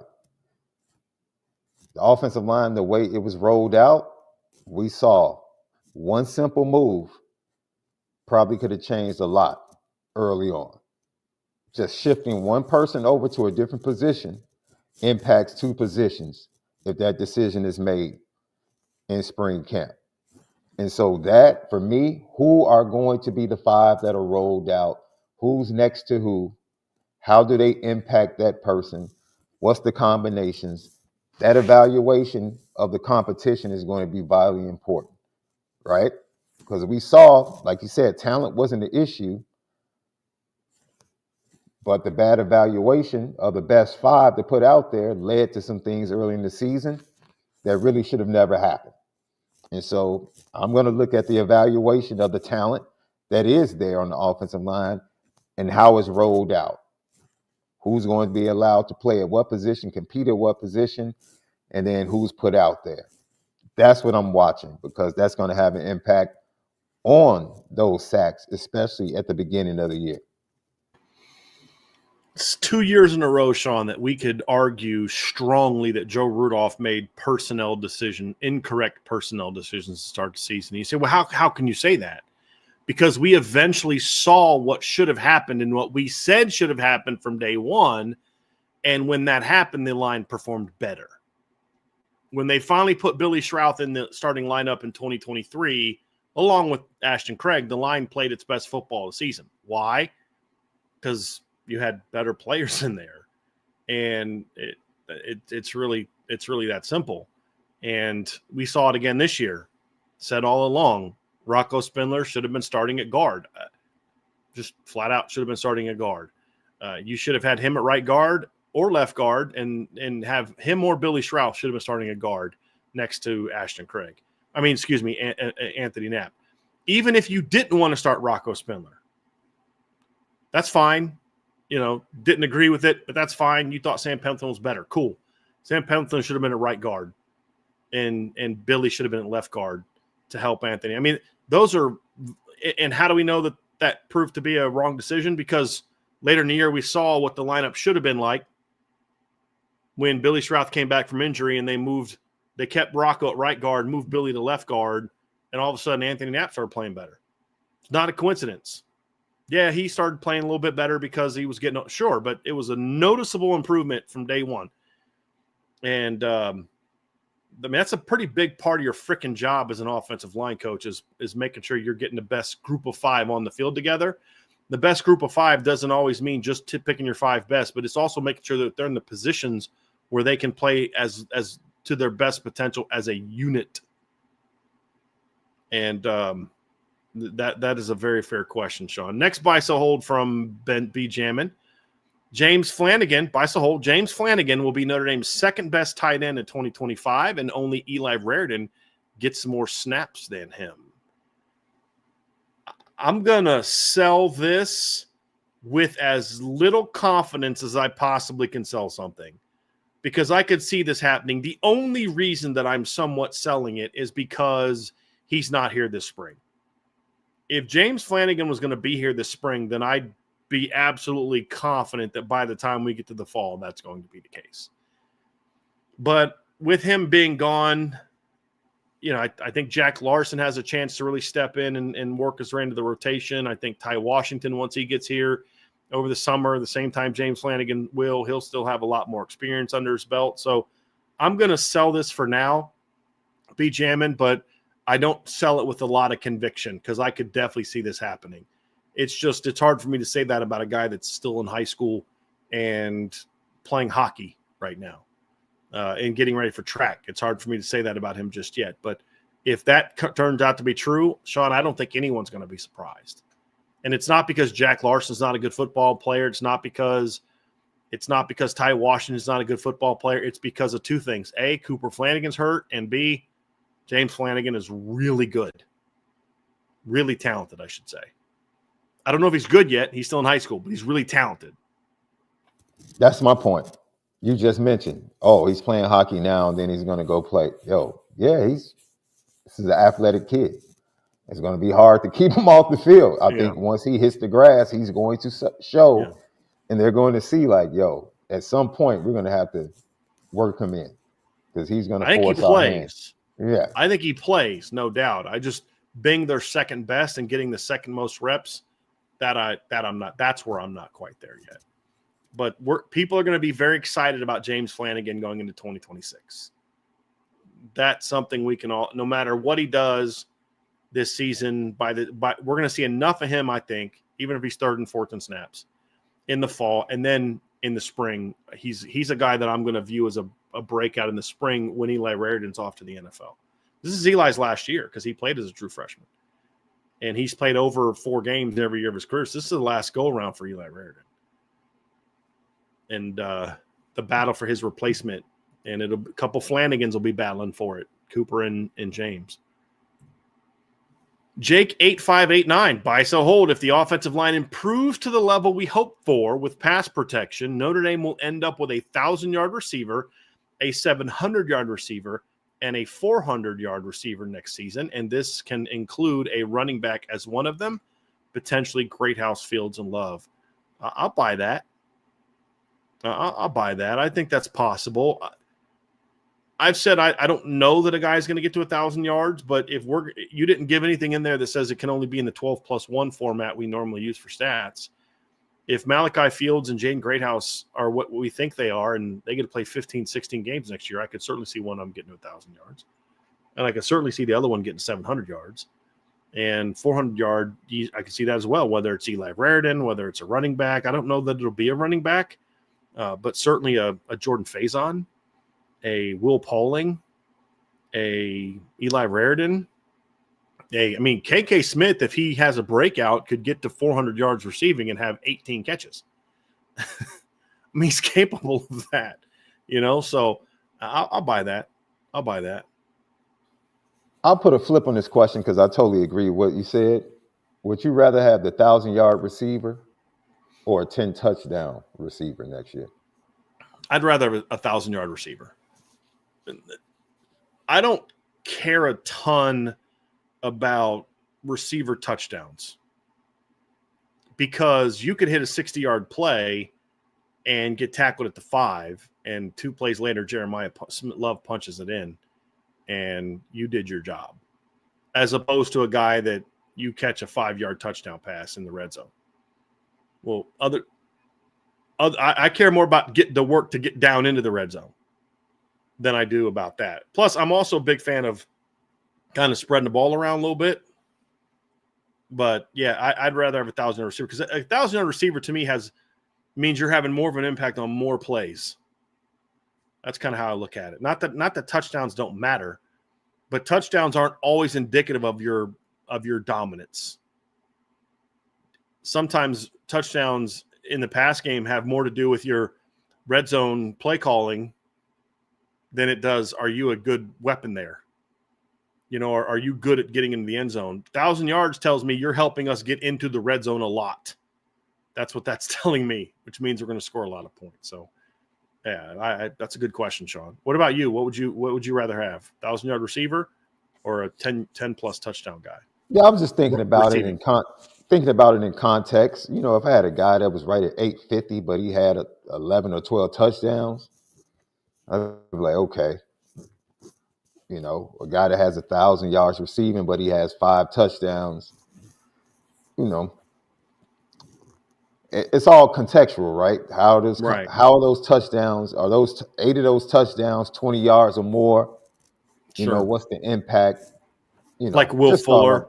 Yeah. Yeah, I mean, Will Fuller didn't have a lot of 3-yard cut touchdown catches No, at Notre no. Dame. Now that was T.J. Jones. That was T.J. Jones Right. was the slant inside the 10 guy. Yeah. Yeah, Yeah, I'm but actually gonna pull that up. That's actually gonna, because like to your point, the context of it is what matters a lot, right? And sometimes you may be the guy that gets the big plays, you get the 1,000 yards, but somebody else is the better weapon in the red zone because their skill set fits the package. And this is what I was saying about play calling. Malachi Fields may be a guy that's great at getting 1,000 yards, but when they get inside the 10, Mike Denbrock might like to do a lot of picks and pivots and things where it's more of a shifty guy getting in space and making a play, as opposed to and maybe he's not a guy that likes to throw a lot of fades in the end zone or back line throws. Like Brady Quinn and Jeff Samardzija and Mo Stovall connected how many times in that back line throw in 05 and 06? I mean, how many times do we see that? I mean, just a ton. Part of that just depends on what your play calling is like in the red zone. But just looking at Will Fuller that year, Sean, and you talk about he had 14 touchdown passes. Talk about how many of them were long touchdowns and how many of them were short touchdowns. If you're scoring touchdowns like Will Fuller did, then we're having a different conversation. Because if you look at Will Fuller's, he had a 16-yard touchdown pass and a 66-yard touchdown pass against Texas. He had a 59 and a 39-yard touchdown reception against Virginia. He had a 46-yard touchdown reception against Georgia Tech. He had a 26-yard touchdown catch against UMass. He had a 30-yard touchdown catch against Navy. He had a 75-yard touchdown catch against USC. He had the game winner against Temple was 17 yards. He had against Pitt, he had 47 yards, 46 yards, and 14 yards against Pitt. Against Stanford, he had a 73-yard touchdown catch. And then against Ohio State, he had an 81-yard touchdown catch. So his shortest touchdown catch was 14 yards. He had 3 of his 14 touchdowns were less than 20 yards. That's a different kind of difference maker. That's the reality of it. But I'd rather see a guy that gives me the consistent yardage, because I think Notre Dame with Jeremiah Love and Jadarian Price and Kedron Young and Aeneas and Eli Raridan, they're going to have plenty of Jaden Greathouse. They're going to have plenty of red zone weapons next year. I want to make sure that you're getting into the red zone more. And so just to take as an example, the 2015 season, Will had 1,200 yards, 14 touchdowns. The next closest receiver, I think, had like 500 yards. I think was it Breezy that had 504 touchdowns. I think you want to close that. You expect that gap to be a lot different with the wide receiving core between Fields and Greathouse. But having a guy like that, I think if you have a guy that can go 1,214 touchdowns, like, yes, you take it. Sean, you had 3 guys that year that had more than 1 touchdown catch. And one of them was Torrey Hunter with 2. Chris Brown had 4, and he had 597 yards receiving. They had Will is 1,258. Brown is at 597. The next highest yardage total was Torrey Hunter. People forget about Torrey Hunter that year because he didn't start for him. And we forget about him sometimes too, because we'll mention the starters. We'll talk about Will and Amir and Chris Brown, but Torrey Hunter was 3rd on the team in receptions that year, or receiving yards that year, 4th in receptions and 3rd in touchdowns. But you had 14 touchdowns from Will Fuller and only 11 from the rest of the receiving core. And I'd rather just see more balance than that, to be honest with you. Good submission, Jake. Coach Bent, 574, my dude. Notre Dame will have 3 players in 2025 that average over 10 touches a game from scrimmage. Quarterback scrambles do not count. I'm going to sell that. I don't think more than 1 running back averages more than 10 touches a game. And I don't think Notre Dame will have a quarterback that is going to have that many touches a game. I mean, like if you go to Jadarian Price this year, let me see what Jadarian was this year from a touches per game standpoint. So Jadarian this year averaged 7.5 yards per carry, 0.3 yards per catches per game. So that was a 7.8. I could see him being around 10 this year, Sean. Maybe he's up to about 8.5 carries.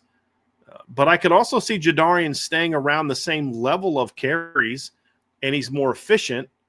And so those 7 carries for 60 yards turns into 7 carries for 80 yards sometimes because maybe he's a little bit more effective.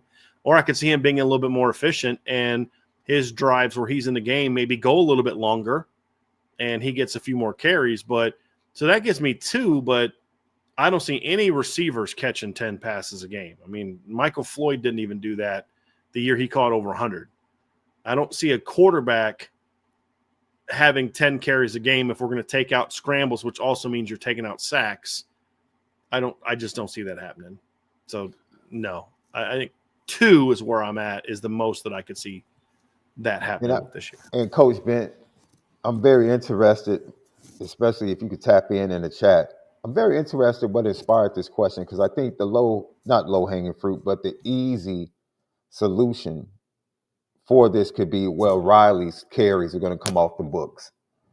So that means those carries go to the running backs. Right. But do those I think they go to the top 2, though. Yeah, but do they also go into the passing game now? Like, you just can't make an assumption that those plays are now going to be run plays. Are some of those plays going to be passing plays now that could be passing plays to the running backs out the backfield? Both of us think that we might see 21 personnel a little bit more. Love it. 11 personnel, more 10 personnel. But, we'll have to wait and see. But I think the evolution of the passing game is also going to impact that. But, if you get the running backs more involved in the passing game, then that includes the touches. So I could see 2 running backs getting to 10 touches.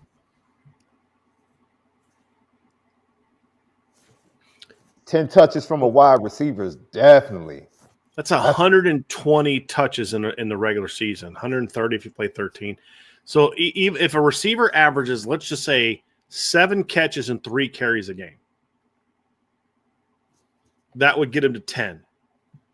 But 7 catches averaging 7 catches, think about this. If Notre Dame gets to the semifinals again, if a guy has 7 catches and he plays 15 games, that's 105 catches.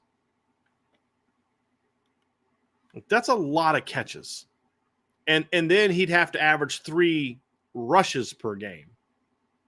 I just don't see that happening. That's a lot of production. A lot of production. So I don't think it goes any more than 2. And I don't think a third running back is going to average 10 carries a game, 10 touches a game. I just don't see that. Buy so hold from Coach Bent. Notre Dame will have a wide receiver with 10-plus receiving touchdowns in 2025.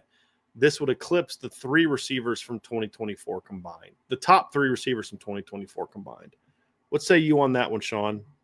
And we can include the entire season. So let's say that Notre Dame's in the semis, so they play 15 games, minimum 15 games. Buy so hold this one. 10 receiving touchdowns? Absolutely.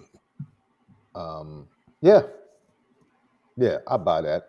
I think it'll be divvied up a little bit more. I don't think we'll have a Will Fuller 2015 or a Golden Tate 2009, type receiver where both guys were like 14, 15 touchdowns respectively and 1,400 yards. But Golden Tate was ridiculous in 2009. Like, dude, you think Will Fuller was good? Here's the crazier part. He wasn't even their best receiver at the beginning of the season. I've pointed this out time and time again. The beginning of the season, their best receiver until he got hurt was Michael Floyd. Yeah. He was a dude. But yeah, I'll buy that. I'll definitely buy that. Who do you think has a better shot to be that? Do you think it's would it be Malachi or Greathouse have a better shot at getting to 10, in your opinion? Off the bat, I would say Greathouse because he would have more continuity with the starting quarterback to start the season. I think Fields is somebody that, as the season goes on, becomes a greater weapon, especially going into the playoffs. But I think if Fields was here now in the spring practicing, then I think it would be even money. But right now, I would place my money on Jaden Greathouse being that guy. Greg Nielsen, if every receiver buys a hold, if every receiver on the roster takes a natural step in their development, next season Jordan Faison will be more of an important rotation piece at multiple spots as opposed to a starter at one specific spot. This is going to be very interesting to see your answer to this, Sean, and I would love to see from folks in the chat, are you buy, selling, or holding this, and why? Because I think Jordan Faison is one of those guys that creates a lot of difference of opinion among fans. And not in a way like other players do, where some people don't think he's any good. I think everybody likes Jordan Faison as a player. I just think some people view him a little higher than others, and maybe others view him a little lower than others. But I believe that Jordan Faison is a really good football player, but I do agree that if everybody reached their full potential, I would have Jordan Faison as my 4. I would.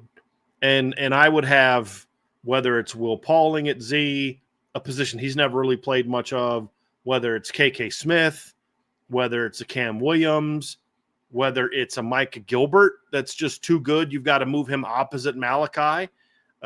Maybe Malachi can play some there, but I just feel that Jordan Faison as a movement piece is more ideal. I also think that he's not a very big kid. And as we saw this year, he got banged up a lot after playing a long, grueling lacrosse season. And I didn't realize this until I got to college. And I've especially realized it in recent years as I've started watching Notre Dame's lacrosse team, because I watched D3 lacrosse. Now, Salisbury was a great D3 lacrosse program. They won a national championship while I was there, and they've won a bunch of national championships. But as the same with football, same as lacrosse. There's a big difference between Division I players and Division III players. But what I didn't realize is that is a physical sport. And it's also a very demanding sport. And I want to make sure that Jordan Faison is healthy for 16 games. And there may be games where he's going to get the ball more. I think the other thing we've seen from Jordan Faison is he is more of a niche player.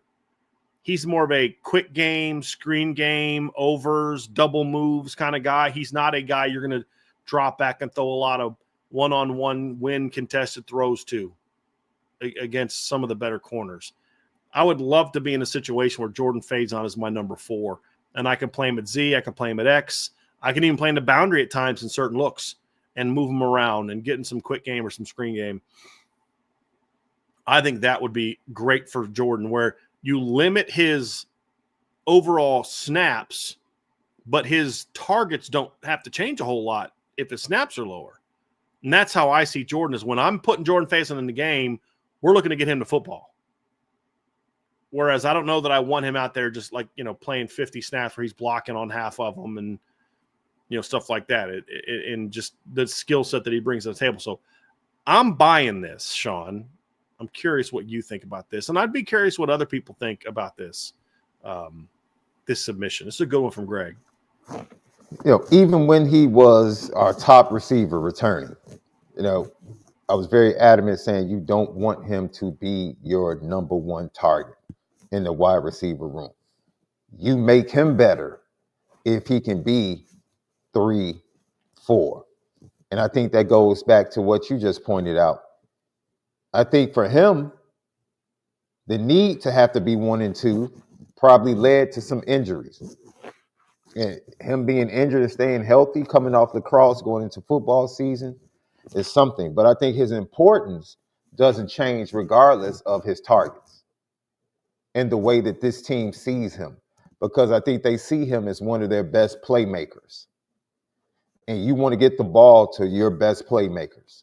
And I think Marcus Freeman, shared that on the Wake Up the Echoes show that they have, when he just talked about watching him against on the scout team and then watching him on second team reps.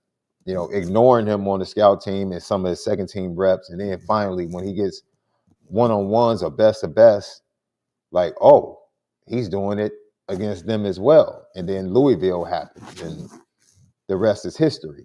And so you see someone taking advantage of that opportunity and showing that when they get the opportunity, they can make plays.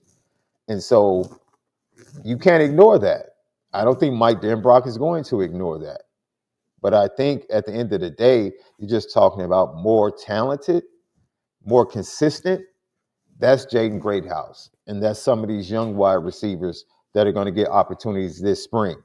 And so it's not so much about him being diminished, speaking of Jordan Faison. It's just now your offense becomes even more dynamic because when he is given the opportunity, more than likely, he's going to make a play. And that makes him better because you're sprinkling him in between Malachi Fields, Jaden Greathouse, another one of the young wide receivers that are making plays, and now here comes Jordan Faison. So now it's like, oh man, we have to deal with this dude too? It's like, so it's a nightmare. It is actually a nightmare to have him your third or fourth best option in the passing game. Like, for me, Sean, I've always felt like, you and I talking when we're having our private conversations, a lot of times we'll get to the NBA. And I think back when we were growing up in the 80s, there were fewer teams, which meant there were guys that were all-star caliber players coming off the bench for people. And back then, there wasn't as much free agency. So, like, you had a lot of teams that are like Kevin McHale's a Hall of Famer. He came off the bench. He won the Sixth Man of the Year 1 year for the Celtics. You know what I mean? Like, but I remember the Pistons back in the 80s. And even on their championship teams. But he was especially fun to watch in the 80s. And he didn't start a bunch. But you remember Vinnie Johnson, right? What'd they call him? The microwave, because he could heat up quick. He didn't need 35 minutes to score. And I like a guy like that at receiver. And like you look at I'm looking at the Pistons, look at some of these years. And in 1986, 87, when the Pistons, they were really good that year. Back in the mid to late 80s, the problem for them was they just couldn't get past Boston.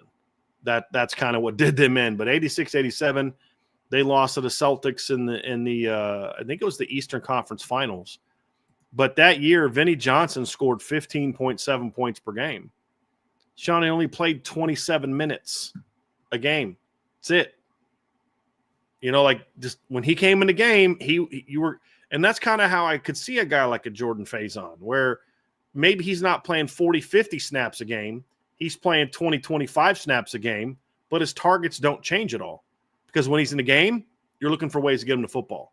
And because of that, won't defenses know? Yes, they will, which is exactly what helps you in other instances because this is what they're going to do to try to prepare for that. And then we got some answers for you. Double moves from other guys, play action fakes, things like that. So that's kind of how I see Faison. So it's not that I don't think he's a good player. It's not that I think can't be a playmaker. It's that I don't want Jordan Faison playing 50 snaps a game because I think the chances of you having him healthy for a 16-game season, which you did not have him healthy for a 16-game season, because he was never really the same player after the injury early in the season until maybe very late. And then he was a little worn out even then because the guy had been playing sports for a long time when you consider his offseason. So I just think it's one of those things that can really help him just be healthier and to last longer would be to be a guy that just gets a little bit less volume from a snap standpoint while still being a guy that when he's in the game, I'm getting him screens, I'm getting him jets, I'm getting him reverses, I'm throwing him quick game, I'm taking some over routes, I'm going to hit him some double moves. He hit, 2-3 corner routes last year he beat people on. He had one against Navy, ran a great corner route against Navy, ran a great corner route against Army for a touchdown, ran a great post route against Indiana for a big play. It was very good against Georgia. He was their best receiver against Georgia. So it's not that he can't play or he's not important. It's just give me 20 to 25 snaps a game from Jordan Faison in different spots where you never know where he's going to be from week to week, snap to snap. And I think he could be a lot more effective.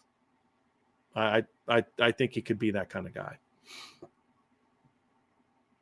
All right, next one from BK's last brain cell. Bisa hold Coach Rudolph makes the right decision, and Knapp is not the starting left tackle game 1. Bisa hold, Sean.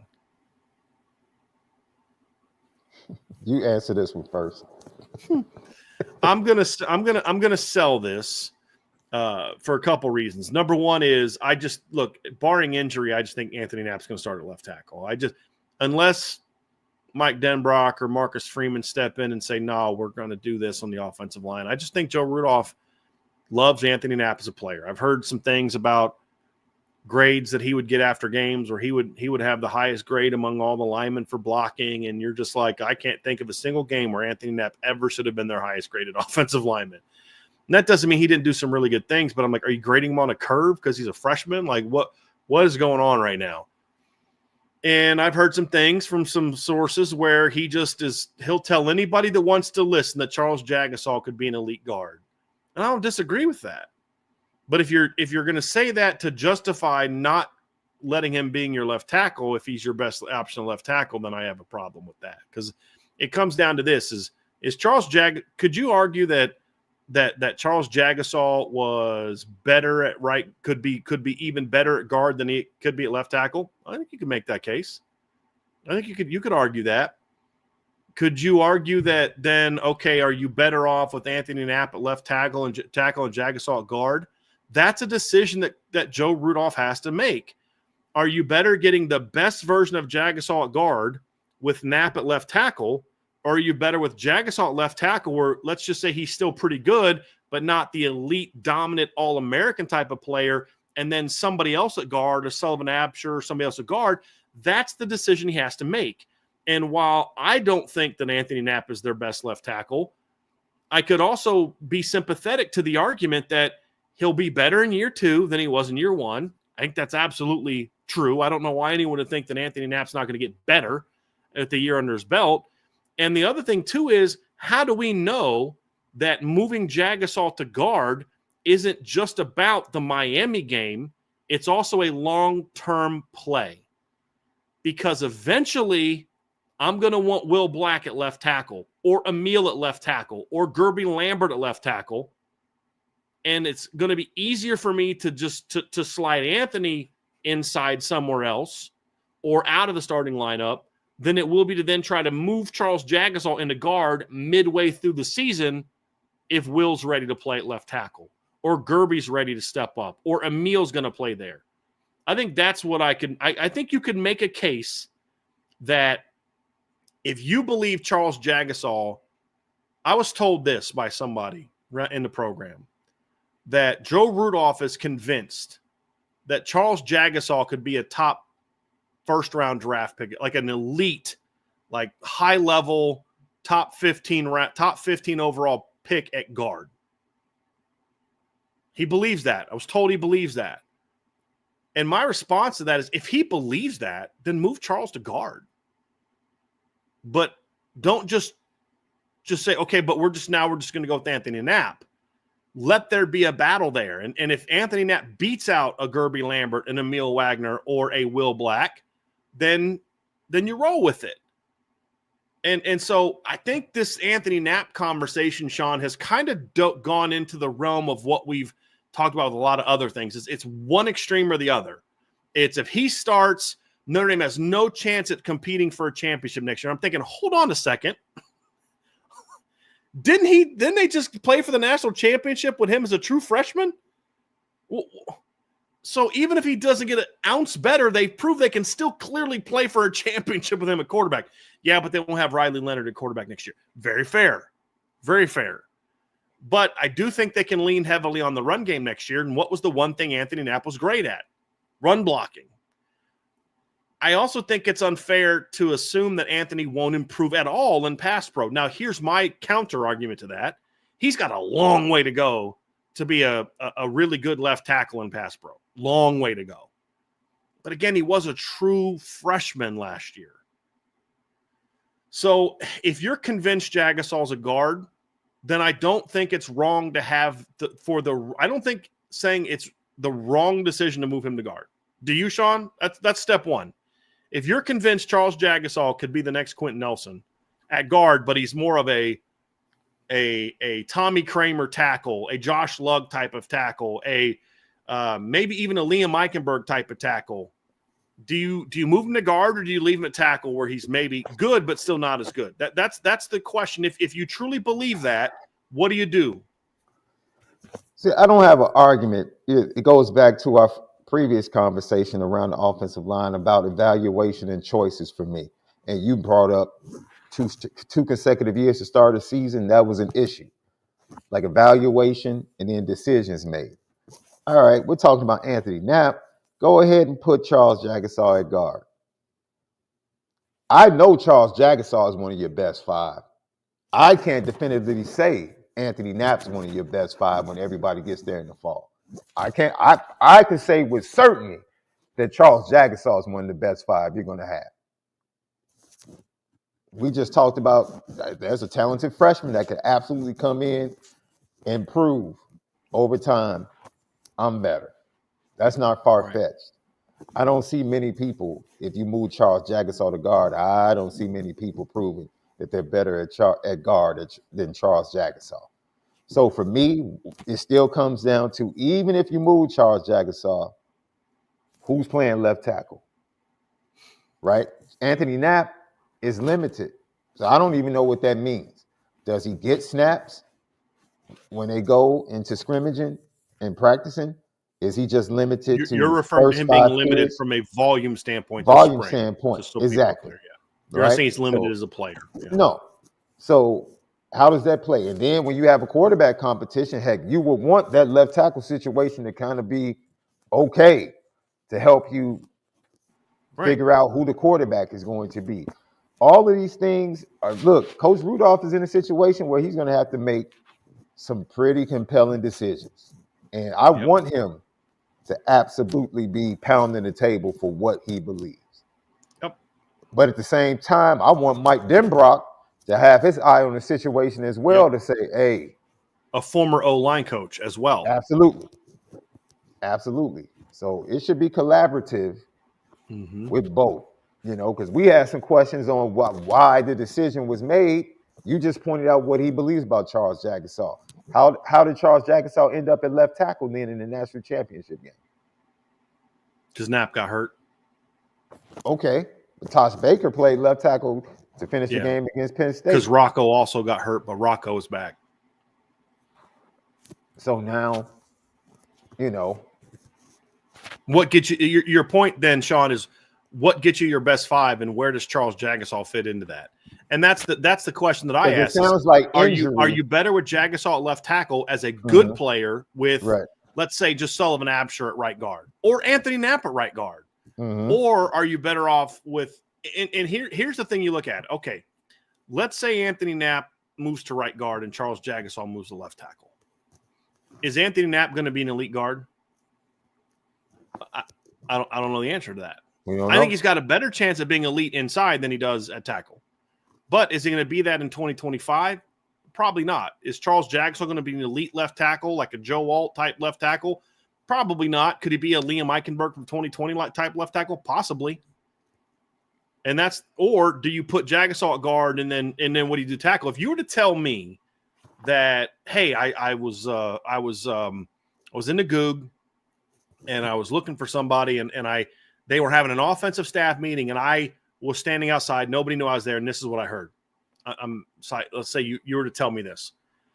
They're going to move Jagasaw to left guard and Billy back to right guard because they think Jagasaw can be an elite left guard. All right, okay, I'm listening. What else? Okay, here's the interesting thing. They're going to allow Emil and Gerby to get a bunch of left tackle snaps this spring also because they want to see if one of those guys is – because Anthony's limited – somebody's got to play left tackle. Will Black doesn't show up till the summer. They're going to give Emil and Gerby some reps at left tackle to see what they can do. Legit reps, see what they can do. I'm like, okay, I feel a lot better about moving Jagasaw to guard now because here's the reason I say that. If that happens and Knapp is still the best player for that left tackle position, then that means he got better. And now him and Jagasaw are going to be a 1-2 punch on the left side, and that's pretty dominant run blocking 1-2 punch. So I had issues with Anthony Knapp being a left tackle in 2024. Everybody knows that. I think Charles Jagasaw is a better tackle than Anthony Knapp. Everybody knows that. I think that other guys are just better than him, but I don't think it's out of the question that your best 5 could also still include Anthony Knapp at left tackle. What if Emil can't play left-handed? What if Gerby can't play left-handed? There's a lot of things that go into this. And so what I'm trying to do is eliminate this point that some people have, understandably, because of the decisions that Joe Rudolph has made that are incorrect, that if Anthony Knapp's your left tackle, it means favoritism, O-line is in trouble, it could, but could also mean that this is still the best 5, because now with Schrouth and Jagasaw at guard, you could have the best guard combination in college football by the time the playoffs come around next year. Well, you showed that you can have a left tackle Anthony Knapp as a freshman and get to the championship game. That was with solid guard play, but nothing special. You're going to have Emil a year older. So if Emil goes and plays some left tackle this spring, if Gerby plays some left tackle this spring, and Anthony Knapp outplays them both, then I feel a lot better about the situation. But it has to be a situation where Anthony Knapp is challenged by some legit challenge this spring. If you just say we're going to move Sullivan Absher out there, Sullivan Absher is not a left tackle. That's not a real competition. And now you're screwing over Sullivan Absher. But if you're going to tell me that you're going to give Gerby and Emil legitimate snaps at left tackle when Anthony's not playing, then I'm going to feel really good about that, because either one of two things is going to happen, Sean. One, Emil or Gerby prove that they're legit left tackle, and they end up battling and winning that job. Or B, Anthony Knapp outplays both of them on the left side, and that means, okay, I feel better about him going into year 2. So going back that's to the not question, a position where a lot of freshmen play, Sean, or play well, and he was thrust into that. It doesn't mean that he won't ever be a really, really good player. That's all I'm trying to say is there's a scenario where your best 5 still includes Anthony Knapp at left tackle, but it better come from real competition. That's all I'm saying. So, you jumped in, you answered my question. Every answer you gave was connected to injury, wasn't connected to evaluation. Right. If there was no injury, Charles Jagasaw never plays limited in the playoffs. It's not an evaluation thing, that's an injury, right? Anthony Knapp started left tackle because of injury. Not because he came in and outplayed. Charles Jagasaw came in and outplayed people to earn the left tackle position. Anthony Knapp got it because of injury. So now this opens up, you kind of led into this. What is the competition going to be? Because if we're just saying, well, he played it, he got hurt, he's back at that position, he never earned it. Now, from a competition standpoint, he's never had, is that what you really want at your left tackle? Someone that's never had to earn the position? I don't know if I'm comfortable with that. Not at that position. I need someone, like you said, we need a viable competition at the position. And if he comes out on top, then I'm fine with that. All I know is the guy that played left tackle in the national championship game earned it by beating out 2 guys that were veterans. And he didn't even start out at left tackle. He started out the opposite tackle and played so well that they said he's the guy at left tackle and moved the other guys over to right tackle. Emil Wagner was at right tackle because of Charles Jagasaw. That's because of competition. I want competition to figure this thing out. Brian, that's what I'm saying. I wonder if that's going to take place. I want true competition to figure out the best 5, whomever they are. That's what I want. That's what I want.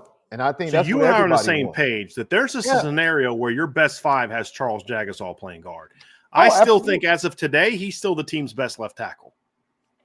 But if you're going to not have him be your left tackle, then you better have more than one guy battling for that spot. It better not just be an anointing. That's kind of, I think, where we're both in on that one. It better not be an anointing. It better be, okay, we tried a meal over there. Because I'm also sympathetic to the idea that after Emil played right tackle all spring and all summer in the first week of fall camp, you don't necessarily want to blow up your entire line by moving him over to left tackle and doing. I mean, I'm sympathetic to that, but this isn't that now. You're now in the spring. Now is the time to try those things. You do have Gerby this spring. You didn't have Gerby last spring. See what he can do playing left-handed.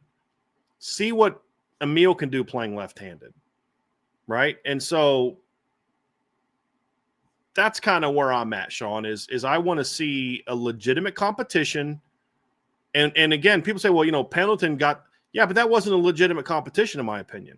Come to find out, that was more of they had Sam Pendleton practicing every single day at left guard while Coogan and Rocco were moving all over the place, center, guard, both right guard, left guard. They weren't getting those same reps. To me, it came across more almost like a kind of like a rigged system than it was anything else. That's my problem, that there aren't sort of these competitions for spots. I mean, you talk about Tosh Baker, and everybody's got their issues with Tosh Baker, but I thought that offensive line in the second half against Penn State looked pretty darn good. Offensive line against Oregon State with him at left tackle or right tackle looked pretty darn good. Point being that I think decisions were made based on preferences, not competition. And partly because of injuries. That's not the case now in the spring. So let it be a real battle. And I think if the fan base is convinced that it was a real competition and Anthony Knapp was the best player, I think you'll see a lot of fans rally to support that Anthony Knapp being the left tackle. Because I think the process is what bothered a lot of people. To your point, Sean, the process bothered a lot of people this year. Not so much the result is the process. That was my whole thing the year before. Why would you have Billy Schrouth play left tack guard the entire spring and then just immediately first week of fall camp, you just move him over to the right guard and he never really gets a shot to what's going on here? It's a little bit of the circ. It just a lot of the process has been problematic. And then when the injuries forced the lineups we all thought we should have seen anyway, and then the line plays better in that circumstance, it backs up the notion that you made a wrong decision to begin with. And so that's kind of where I'm at, Sean, is I want to see I want to see a situation where we see more guys get that shot at left tackle. If you're convinced that Charles Jagasaw could be an elite guard, then don't jerk around all spring and have them playing left and right and, have them play tackle and let him win that job or not, or just move him to guard and let him maximize his skill there. And then I would maybe cross-train him a little just in case an injury happens and you've got to bump him back out. But I want to see this spring, I want to see Gerby Lambert playing some left tackle, and I want to see Emil Wagner playing some left tackle. That's what I want to see. And see, what bothers me, now that I hear you say that, what bothers me even further, I'm not saying, I'm just going by what you said. Was a door opened to allow certain things that might have been a desire to actually take place? Why have Billy Schrouth penciled in as your left guard, and then all of a sudden, why have Pat Coogan working or Rocco switching practice to practice? What are we doing that? What are we doing that for? The competition is for the back, who's going to be our left tackle. Everything else was supposed to be good. I guess we were trying to figure out who's going to come in for Jagasaw because of the injury. Now we go through a week or so of just everything, every 3 or 4 positions being flipped and trying to figure out. It's wait a minute, what's going on? And then you mean to tell me, yeah, maybe I'm wrong, because I wasn't there for the majority of the practices. I was only there for the practices we were allowed to go to. Pendleton looked that good, and then all of a sudden just dropped off that bad during the season. He looked good enough to outplay, or was the system or something created so that he could outplay guys? It's just, and then all three guys that were part of that trio, guys that were in that competition, none of them stayed. None of them stayed. None of them are here. They all transferred. You mean to tell me if the process was all good, if they could trust in the process, do we believe that all three of them would have transferred? It's still a possibility that all three might have transferred.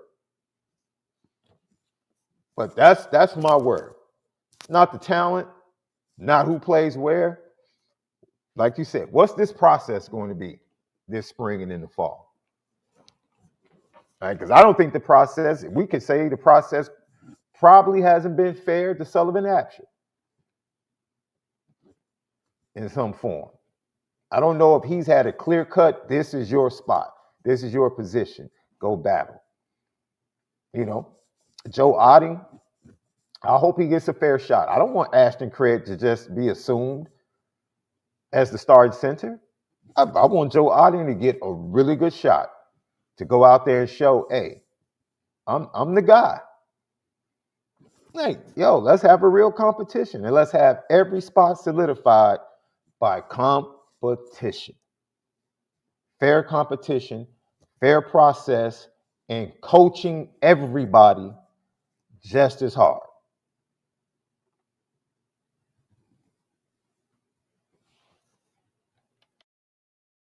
Next buy so hold. Rocco Spindler, if healthy, through the entire season, that would be at Nebraska, will be drafted within the 10th pick in the third round of next year's draft. I'll sell that. I like Rocco. We've talked about this a lot. I think Rocco at times late in the season was Notre Dame's best offensive lineman.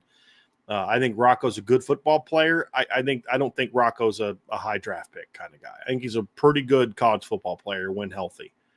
I don't think he's 10th pick in the third round. That's not too far behind Blake Fisher. That's ahead of Robert Hainsey. That's a pretty high pick for a guard who's not an elite athlete by any stretch of imagination. Rocco's a big, strong kid. I think he'll do well at Nebraska, very well at Nebraska. I won't be shocked if he's drafted next year. I don't buy that he's going to get drafted that high. But there's a lot to like about it. But yeah, I just don't see that. Yeah. I'm not saying he's like a 7th round draft pick or an undrafted free agent. I don't, I think if he's healthy, I think he'll probably be higher than that, but I don't see that kind of guy. I mean, that's if you're drafted in the first 3 rounds as an offensive lineman, you're a pretty good football player. And for the next level. And I mean, I think if Rocco's healthy this year, I would say he's probably more of a round 5 or 6 guys, just kind of, again, as I'm saying that as a fan of the draft, looking at other guys like him in the past and where they've gotten drafted. But Rocco has the best season possible. I don't see that. I just don't see that, Sean. Yeah, I agree. Okay. Same page. Let's get to the next one. Buy, sell, hold from BK's last brain cell. Notre Dame defensive linemen have not lived up to the expectations thus far because they have been typecast in some cases and have not been put in position to immediately succeed by Coach Washington. Yeah, I'm going to sell this. Are there cases where, like, I'll say this, I don't think Al Washington is doing a very good job with Brendan Vernon. I don't. I think they've made a lot of mistakes with Brendan Vernon. I think Brendan Vernon needs to drop a little bit of weight. He needs to be a strong side end. I don't think he is a guy that they are doing well with. But, I mean, not lived up to expectations. I mean, gosh, they've had a pretty good defensive line to cut last couple of years. I thought their Viper position was on the verge of being exceptional last season before injuries. I think if Josh Burnham and would have been able to stay at defensive end all season, RJ Open's not starting for Notre Dame off by the end of the year, and Bryce Young's taking a lot of RJ snaps. The reason RJ kept staying in the starting lineup and kept playing because he had to, because when you had all the injuries at Viper, you had to move Josh Burnham back to Viper, and then you had him and Junior Chilamaka playing Viper, and then you had to play RJ Open a lot more. If you don't have those injuries, that defensive line is going to be pretty good. So I don't buy that. I don't. I think that there are individual cases where this is absolutely true. No question about it. But I don't know that I would say that Notre Dame defensive linemen haven't been lived up to expectations. Bryce Young was a pretty good player this year as a true freshman, especially considering how raw he was.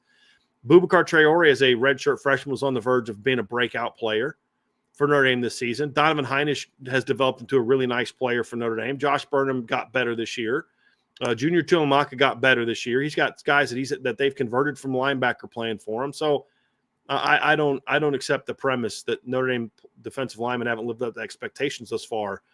I would say this. I would say I have a much better sense of this in 2025 than I will in 2024 for a host of reasons. Guys learning a new position, injuries, inherited certain veteran players.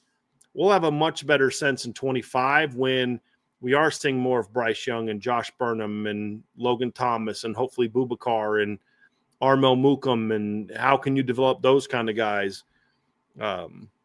Notre Dame had some really unfortunate injuries last year, and then another circumstance where a guy that was playing really good football was off the team because of decisions that had nothing to do with Al Washington.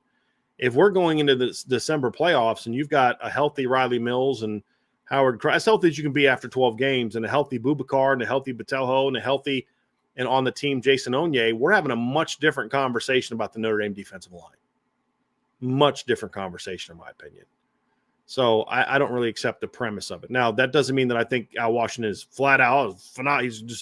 He's got a lot to prove this year, but it's hard for me to look at the 24 season with all the injuries and issues they had, Sean, and be like, gee, Al Washington didn't do a really good job with that group. It's hard for me. I have a hard time accepting that premise. I'm right there with you on Brennan Vernon. You go watch that kid's high school film and then tell me he couldn't do what Junior Tuilamaka is doing. Like, you can't. Or what R.J. Oben did. Yeah. You can't convince me of that, right? And so it makes me think about, in a sense, Tyson Ford. Like, he got here, he played big end his entire high school career. Then all of a sudden, you want him to move inside. That doesn't work out. He transfers. And you can nitpick. If you want to get technical about the position, definitely is some things you can point to say, man, we want to see better production. Gabriel Rubio should be more consistent right now at his size and not getting pushed off the ball. I mean, it's a lot of things you can point to. But that's a kid who wasn't even with the team in the spring because of decisions he made. Right? That had nothing to do with Al Washington. Bingo. And then people could say, well, man, I'm just pointing out things that people are saying. Like, right. Why is it taking this guy so long to develop? And they bring up Armel Mukam. And, we've heard so much about Jason Onye. That's Al Washington had nothing to do with that off the field issue. Things of that nature. So if you want to get technical about how he's coached the position, absolutely. You want to get technical about recruitment, that's fine as well. But don't sit up here and act like the guy didn't coach what he had well and good enough for them to do what they did. Now you're being disingenuous, right? I'm all good with the critique.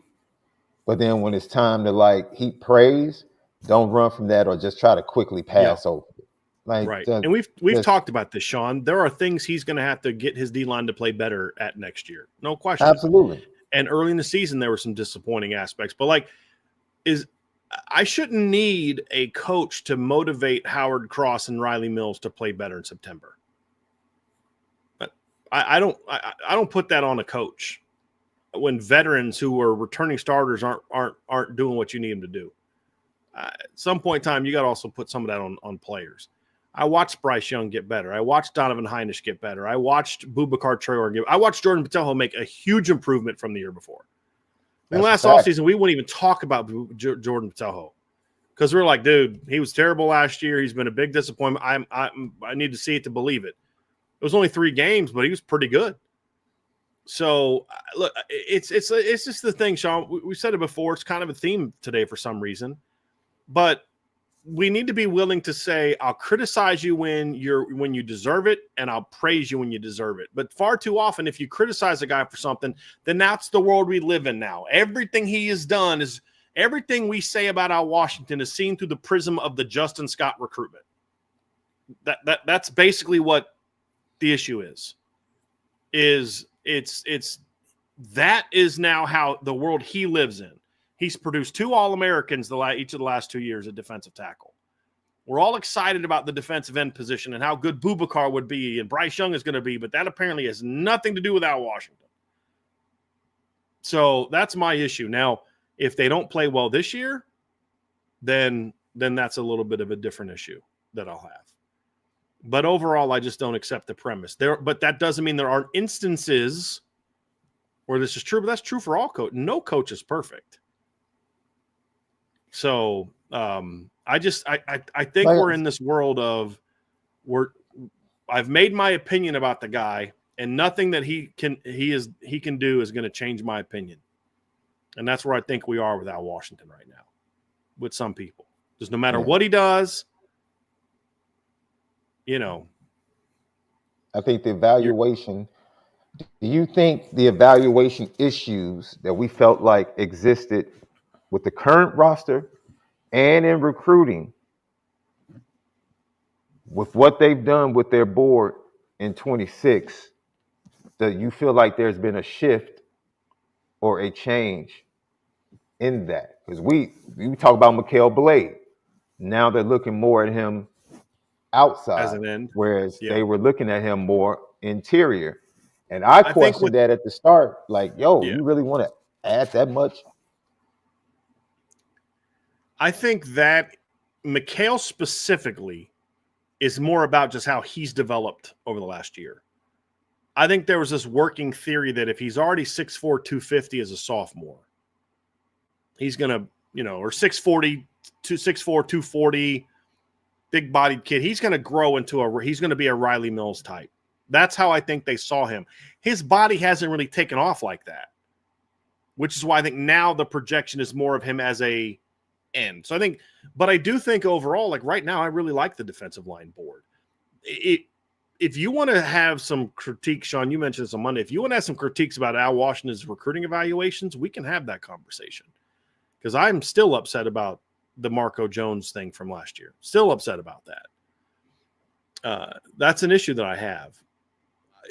Right now, with what I'm seeing, when it's just kind of Al Washington doing the D-line recruiting right now, I'm the kids that are offering right now, the Kerry Wilder kid, I love that offer. Richard Wesley is an easy one. Like, it doesn't take a great evaluator to watch once Richard Wesley, reclassified to 26. It doesn't take a rocket scientist to be like, yeah, let's go after that guy. But now Kerry Wilder, some of these guys that they've offered in 2026 that they've gotten on since the change is made, I like some of those, but let's see if you can land them. That's still a major question mark for me.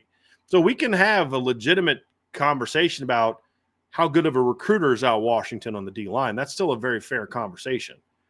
But at some point in time, we've got to look and see what he did with Javonte Jean-Baptiste in year one, what we saw Riley Mills and Howard Cross become. There were some Notre Dame fans who just were ready to be done with Riley Mills, including early last year. There were people just like, nah, he sucks. He's no good. Jason Onye's better, blah, blah, blah, blah, blah. By the end of the year, they're like, oh, my God, how are we going to survive without Riley Mills? Right? I mean, you're not going to give the position coach any credit for that? Howard Cross was an All-American. We're not going to give him any credit for that. No credit for the improvement Jordan Patel had clearly made before he got hurt. So, again, it's like, guys, it's okay to say, hey, right here I love what you're doing. Right here I don't love what you're doing. And we need to get both of them to where I love what you're doing. I don't love how Al Washington is towards Brendan Vernon. I don't at all. I dislike it a lot. I don't like that the staff appears to have given up on Brendan Vernon already. I don't like the fact that they have overly pushed him into being an interior guy. I don't love that. But because I think they're wrong there, doesn't mean that I think now they're wrong with everything else, because every coach makes evaluations of players I don't like. I think it's interesting you bring this up because I think it goes to coaching, right? And I'd use the example, Brad Underwood is a coach at Illinois. And he has signed, in the last 6 years, he's signed 4 top 75 point guards. All 4 of those point guards transferred after their freshman year. His success has come from going and getting veteran players in the portal. Mm-hmm. And when he's gotten veteran-laden teams, he's been very successful. but he struggles developing young talent, particularly in the backcourt. He's fine with front court young talent, but backcourt young talent, he struggles to connect and develop.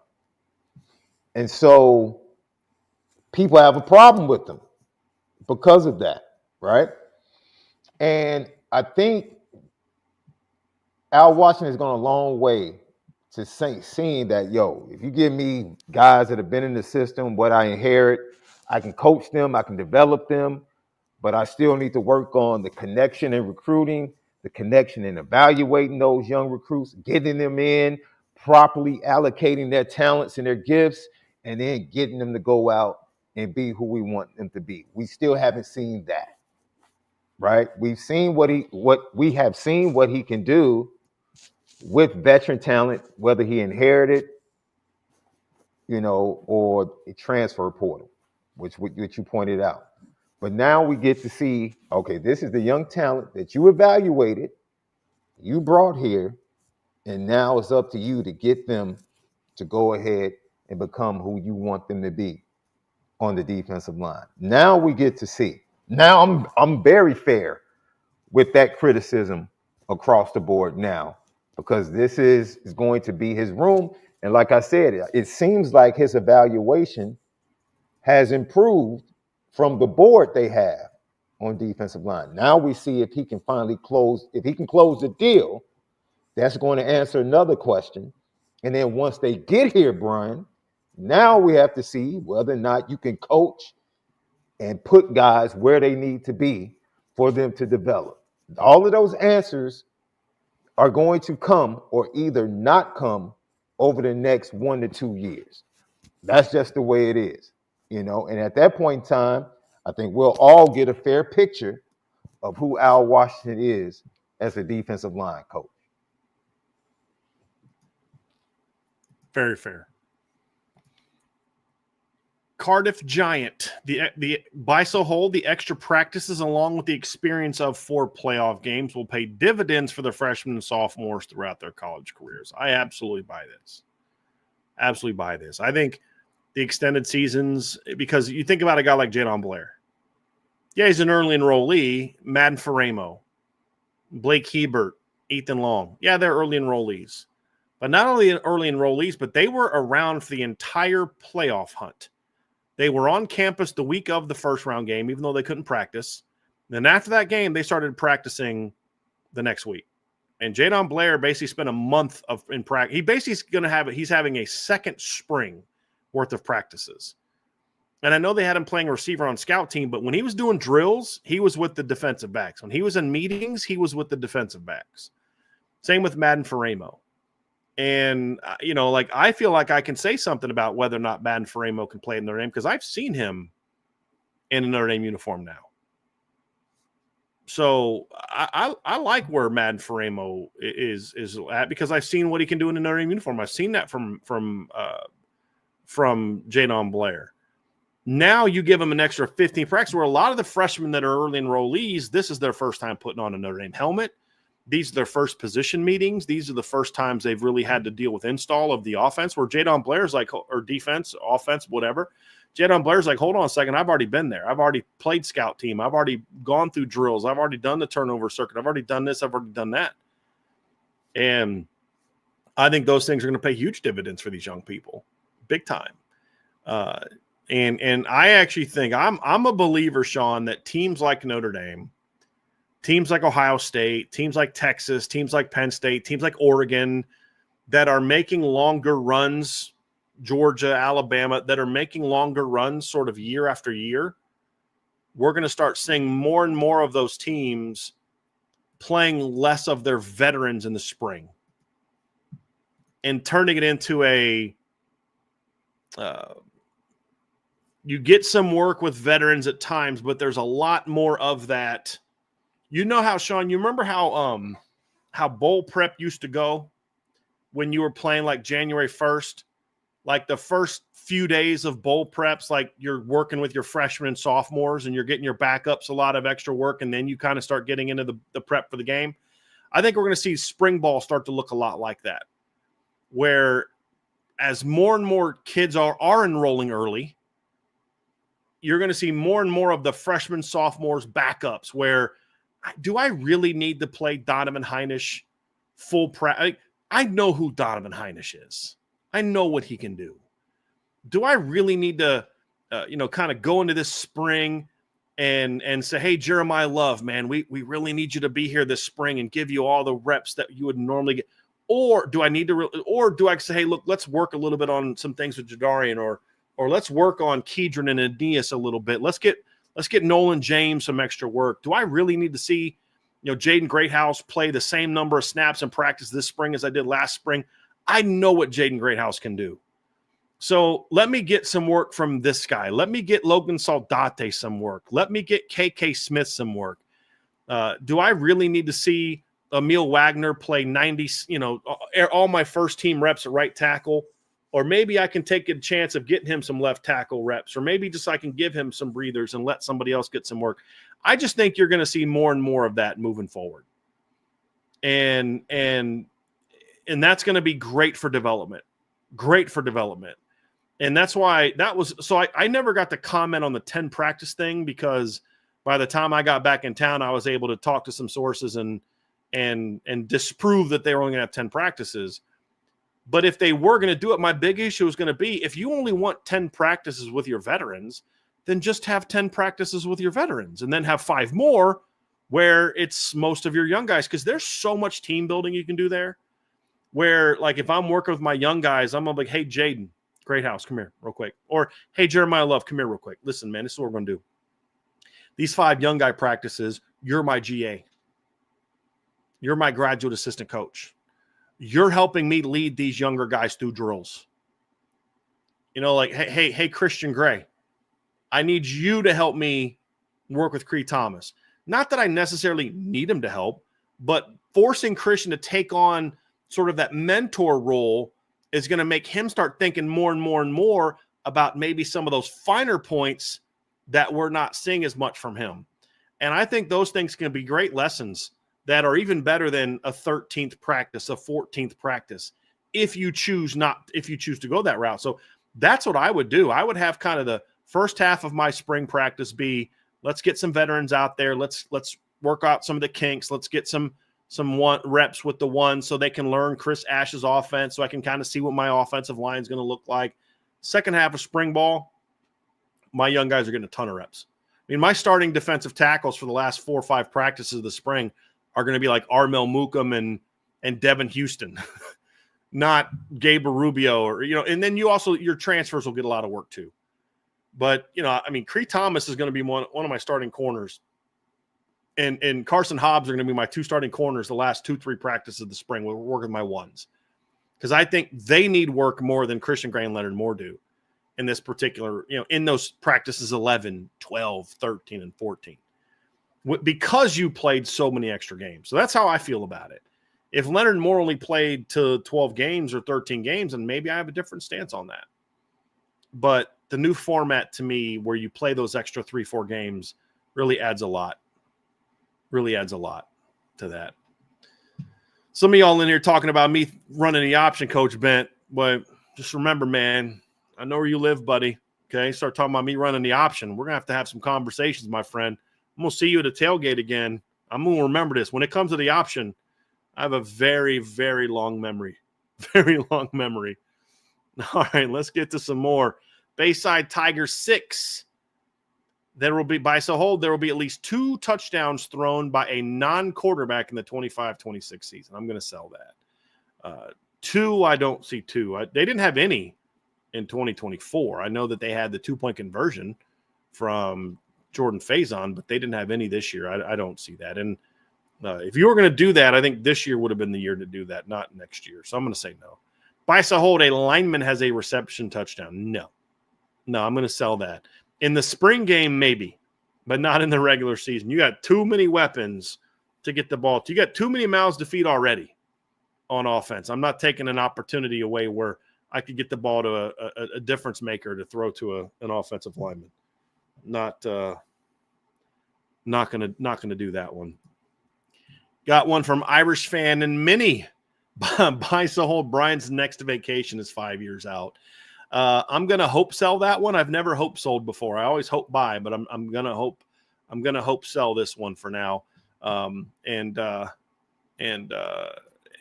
say that, look, I hope that my next vacation isn't 5 years away, but based on my current track record, my next vacation is another 11 years away. So as much as I enjoyed it, I was very much looking forward to getting back. So I hope that I can do a better job, even like little things like a weekend away that I've been terrible about. I'm hoping to do a better job with moving forward because, I love working hard. I love running this business. I love Irish Breakdown, but I also need to make sure that I'm doing a better job of being a good husband and being a present husband and being a present son and a present uncle and a present brother and things like that I haven't done a very good job of. To be completely honest with you, one of the biggest things that crushed me in the fall was my grandmother passed away on a Wednesday, and I was driving home from the Virginia game in November, the Saturday before she passed away. And she was in the hospital, and I left early so I could get back to start the podcast, and she tried to call, and I didn't answer the call. And I never talked to her again before she died. And it was all because there was nothing more important to me in that moment than Notre Dame football. And it's an opportunity that I can't ever get back. And so that kind of has really impacted me a lot, that Notre Dame football is obviously very important to me, and my job is very important to me, and my business that I've put so much blood, sweat, and tears in and started from scratch, and was that really worth me missing that opportunity with my grandmother, who I loved dearly? And my wife played a voicemail for me the other day from 2022, where my grandma left me a voicemail asking me what the final score of was the game. She knew my love for the game, but did I really need to watch the final seconds of a Notre Dame Blood of Virginia as I'm getting home to do the podcast over talking to my grandma, who I knew was in the hospital and had cancer? No, it wasn't. But in that moment, it was. And I don't want to make too many more mistakes like that, to be completely honest with you. And that was part of the reason why, I was more willing to take this vacation and actually step away and live life, because at the end of my life, when I have to answer to God, I don't think he's going to be okay with saying, well, Brian, you weren't a very good husband or a very good son or a very good father, if that time ever comes, or a very good uncle. But, boy, your website was sure rocking. I don't know that that's going to be an answer he's going to accept, nor do I want it to be. So that's kind of where I'm at. And, I have a motto that I have with my employees, and I think they would all attest. There's probably a lot of things about me that people that work for me or have worked for me don't like. But the one thing that I don't think anyone that's ever worked for me will say is that I didn't ensure that in their lives they put their family first. I think Trevor will attest to that. I think Ryan will attest to that. For all the other issues they may have, that was never an issue. But I don't live by that.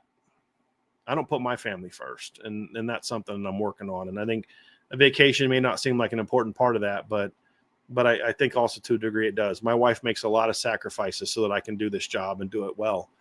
And I need to do a better job of making sure that she knows how much I appreciate her and that we just get to spend time together and live life together. So I'm working on it. Not very good at it yet, but I'm going to work on it. Next one, buy, so hold. The Big 84 and 10. I love the nicknames you guys are giving the Big 10. I just think that's hilarious. But the Big 10 is the deepest conference for 2025.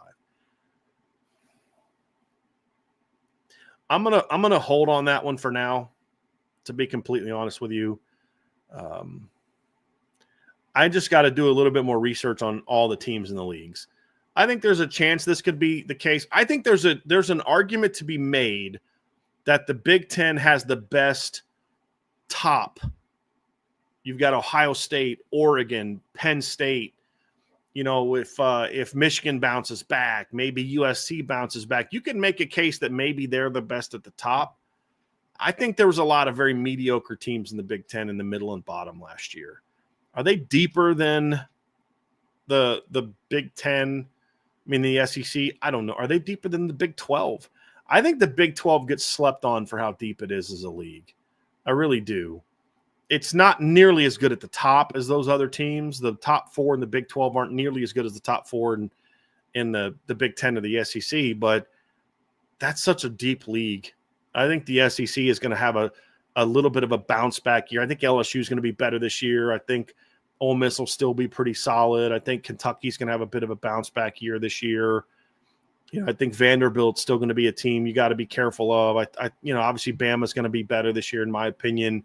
Georgia's still going to be really good. Texas is still going to be really good. A&M's going to be, I think, even better this year.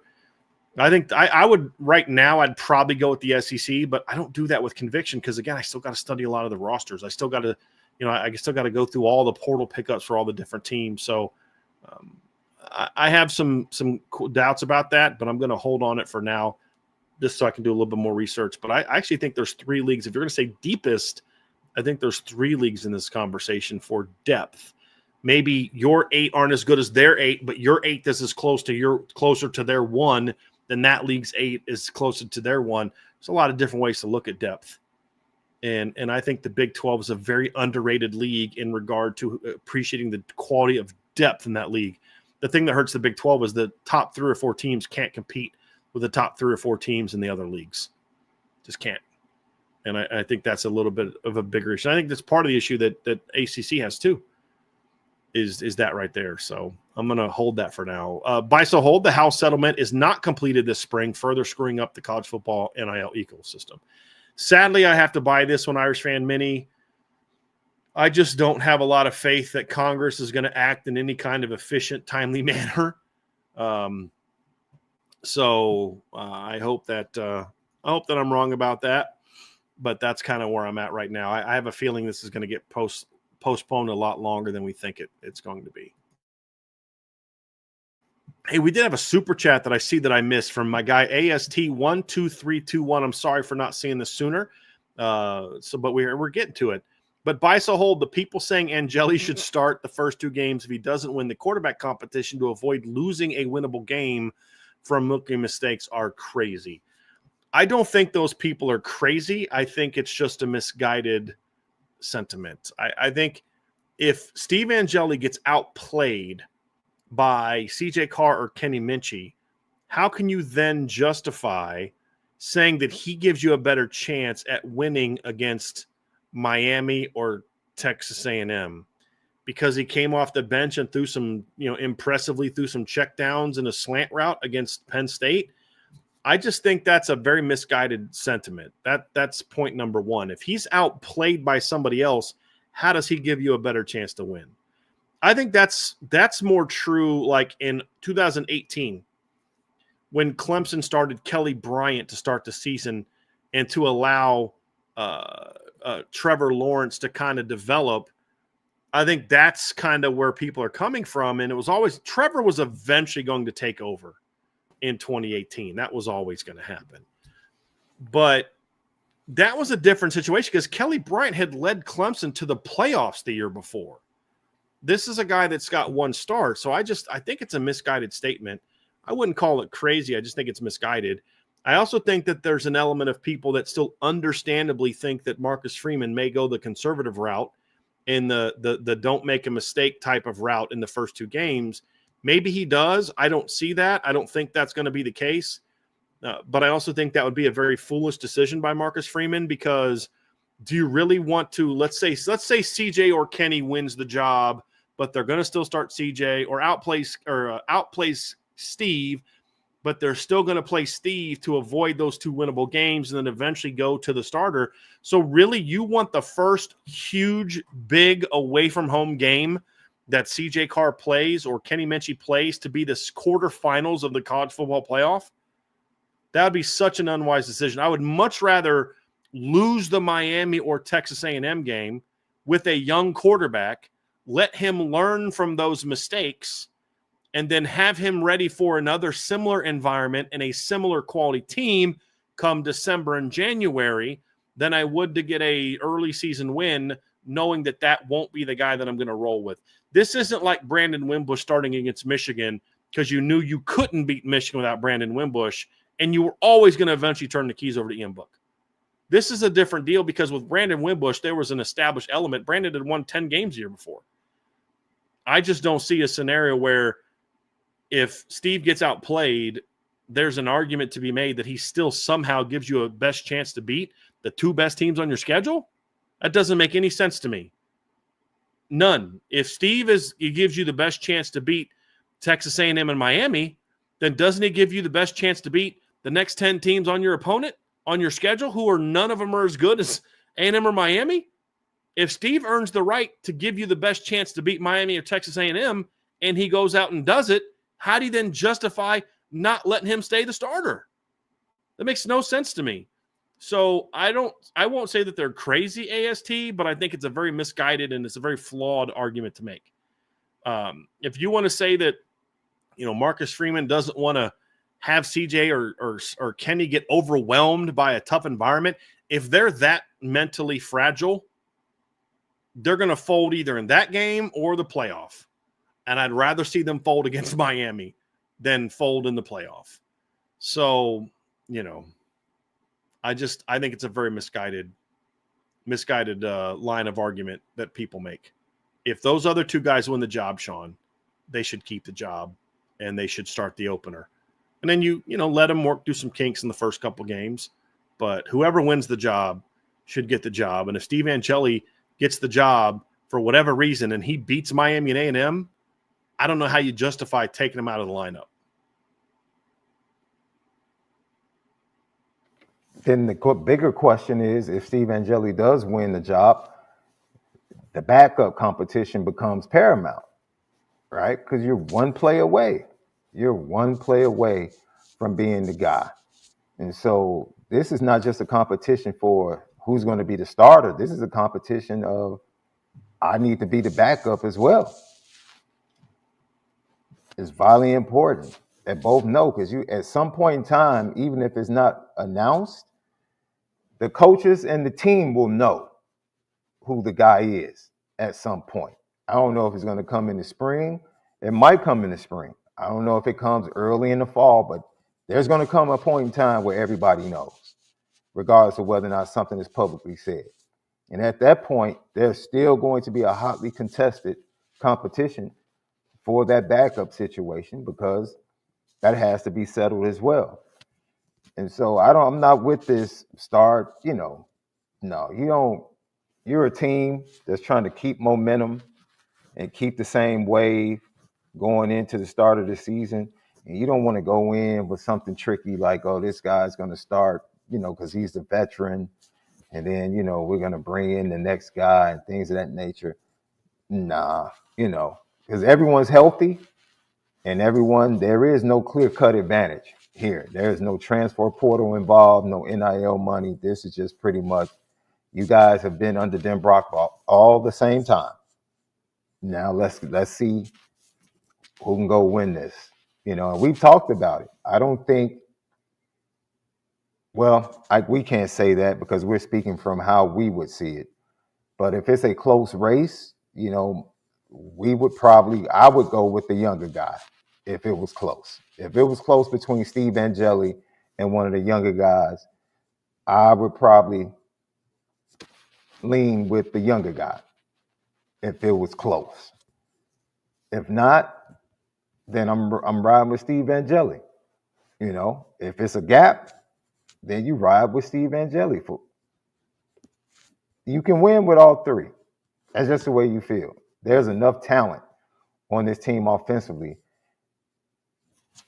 that whomever the quarterback is, you can make a run. Even with the more difficult schedule, you can make a run to the playoffs. Now there can be an honest conversation about, once you get into the playoffs, which quarterback might give you the better shot. And see, you have to realize, you talked about that decision that Dabo made. Dabo didn't make that decision because of in season. Dabo had already seen his starting quarterback against Alabama in the playoff. He already had that. So he already knew we have visions of playing in the national championship game. So for me, it wasn't just about make this move right now because of the talent. It's also about, he's the best shot for us to beat them. in a playoff game. We need to get him ready now. So once he gets to the playoffs, he'll be ready to go. And we don't need to wait any longer. We need to make the move, controversial move now. Kelly Bryant wasn't beating that Alabama team. And they knew that. Yes. Right. Yes. And as much as people still lament that, talk about how unfair it was, that's what you get paid the big bucks to do. Make those type of decisions. And last I checked, how did it play out? How did that decision play out? Yeah, it did. Yeah. Somebody said, didn't he also bench Bryant to save his red shirt? No.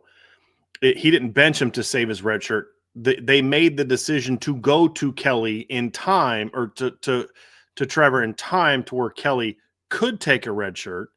But I don't think Dabo ever intended to where Kelly Bryant wasn't going to be part of the team anymore. Yeah. But I think there was an aspect of, we're going to make the move in a position where if Kelly doesn't want to be here anymore, he can redshirt.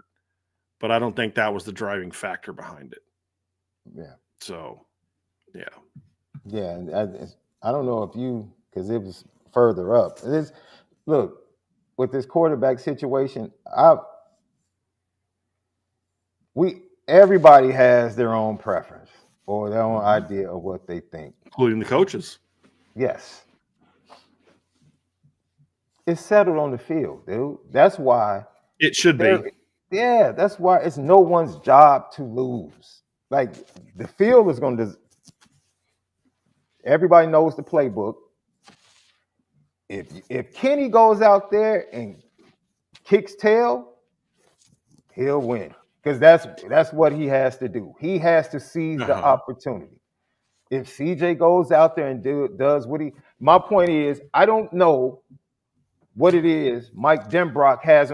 Mike Denbrock has his path, and Mike Denbrock has, this is what I need to see from Steve. This is what I need to see from Kenny. This is what I need to see from CJ. He has that. We don't know what's on that path. He knows. Marcus Freeman knows. The one thing we don't know that can only be seen is how that team in that huddle reacts to those guys, which is an intangible as well. Right. Because Marcus Freeman has to read his team as well as watching practices. It's not just, this is his job to lose. Dude, this is about as fair as a quarterback competition can get. This is about as fair. There is no incumbent. This is about as fair as it is. Everyone is a first-time starter. Someone might have a higher hill to climb than the other person to get to the job. But that's not because of what we think. It all comes down to what Marcus Freeman and Mike Denbrock, and with some input from Gino Guidugli, what they have is what they need to see and what they want their quarterback to give them in this year. Yeah. All of that. I don't disagree with 99% of what you're saying. The only pushback that I would give is, I do believe that there is a player that most of the staff thinks is going to win the job. And when that's the case, I do think to a degree that it's still his job to lose. So you mentioned the Kenny situation. Let's say the guy that I'm referring to is not Kenny. If Kenny goes out there and balls out, but this other player balls out and it's close, they're going to go with the guy that they perceived to be the future of the position. If it's Kenny and he's the guy that I'm talking about, and somebody else plays at a high level, Kenny does as well, that guy might be slightly better, but Kenny was the perceived future. You're going to go with that guy that you believe to be the future. So I do think there's an element of it's so-and-so's job to lose. You in that case, the other players would have to be clearly better than you for you not to win that job. If I'm right about my perception of who I think the decision makers view as the future of the position. And I will say this. I think it's all of their jobs to lose for different reasons. I think for knowledge, leadership, respect in the locker room, it's Steve's job to lose. Because those are things that he has that the other guys are still trying to accrue. Kenny has that in bunches. He had that when Riley Leonard came in. That was spoken about before Riley Leonard showed up on campus and they were going through winter workouts. Steve has that. That's an element that's his to lose. If we're just going to base it strictly on what we might call the quarterback Olympics or just total skill set and everything, somebody else, it might be that's their job to lose if we're going to base it on this. And if there are other factors, all of them have an element to where it's your job to lose because this is what you bring and this is what you add and it's part of what we want. We know, coach, we can wish that things go this way, but we don't know. I'm just throwing this out there. We're not about to sit back here and just say a certain quarterback not having weeks to actually practice wasn't a setback. We're not about to do that because we did that. It was like, well, Riley missed time in the spring. Oh, it won't matter. It matters. Time matters. Development matters. Because the truth of the matter is that said player would have been further ahead at this point had he had the opportunity to throw and practice. And people tried to diminish it with Riley. It doesn't matter. He'll catch on. It's not. No, it's that football's not just that easy, man.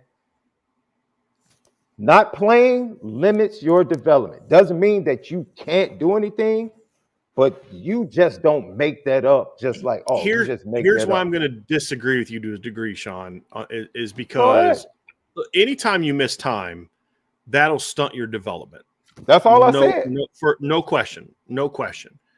I don't think it matters, though. I don't think it's going to matter ultimately because the difference in this scenario is because we're referring to CJ in this instance, right? Is that CJ had a spring, had part of a fall, then the injury happens, he misses some time, but then he's healthy for the whole playoffs. He'll be healthy all spring. Whereas for Riley, this was all new for him. If Riley let's say Riley would have transferred to Notre Dame in 2023, and he was their starter in 23. He gets hurt against Oregon State in a bowl game. Well, let's be honest. If Riley was a starting quarterback in 2023, they're not playing Oregon State in a bowl game. But you get the point that I'm making. And then he misses the spring. We're not as concerned about it as we would have been because and the development in the 24 offense would not have been stunted in the way that it was because he would have already had all that time in the system. This is CJ's third semester on campus. Not his first like it was with Riley. So I'll agree with the statement in just the statement as it was, which is his development was certainly slowed down by the injury. No debating that. I think the timing of it is what would have made it more impactful for me. The timing of it to me doesn't bother me or concern me as much as the others because of how much work he got after the fact and we're going to the spring. But at the end of the day, we go into this spring, and no matter what, there's always a pecking order. There's always a pecking order of what you are going to have when the spring starts. But the reality is this. I do think there is one player whose job it is to lose. But this is the thing that I think we can all agree on. All three of these guys have a chance to go out and win the job. There's no doubt about that. They will all be given the opportunity to win the job because we have seen Marcus Freeman in the past. When he had a quarterback that he knew had no chance to start for him, he told that player that, and that player left. And we know who I'm talking about. And if he believed that about Kenny or CJ or Steve, I think he would have told them that because we have a track record of him telling quarterbacks that. We have a track record of him why he told Kenny and Steve that he was going to go into the portal last year. They weren't ready. And they knew that. And it's different now. So I do think they'll all have a shot to win it.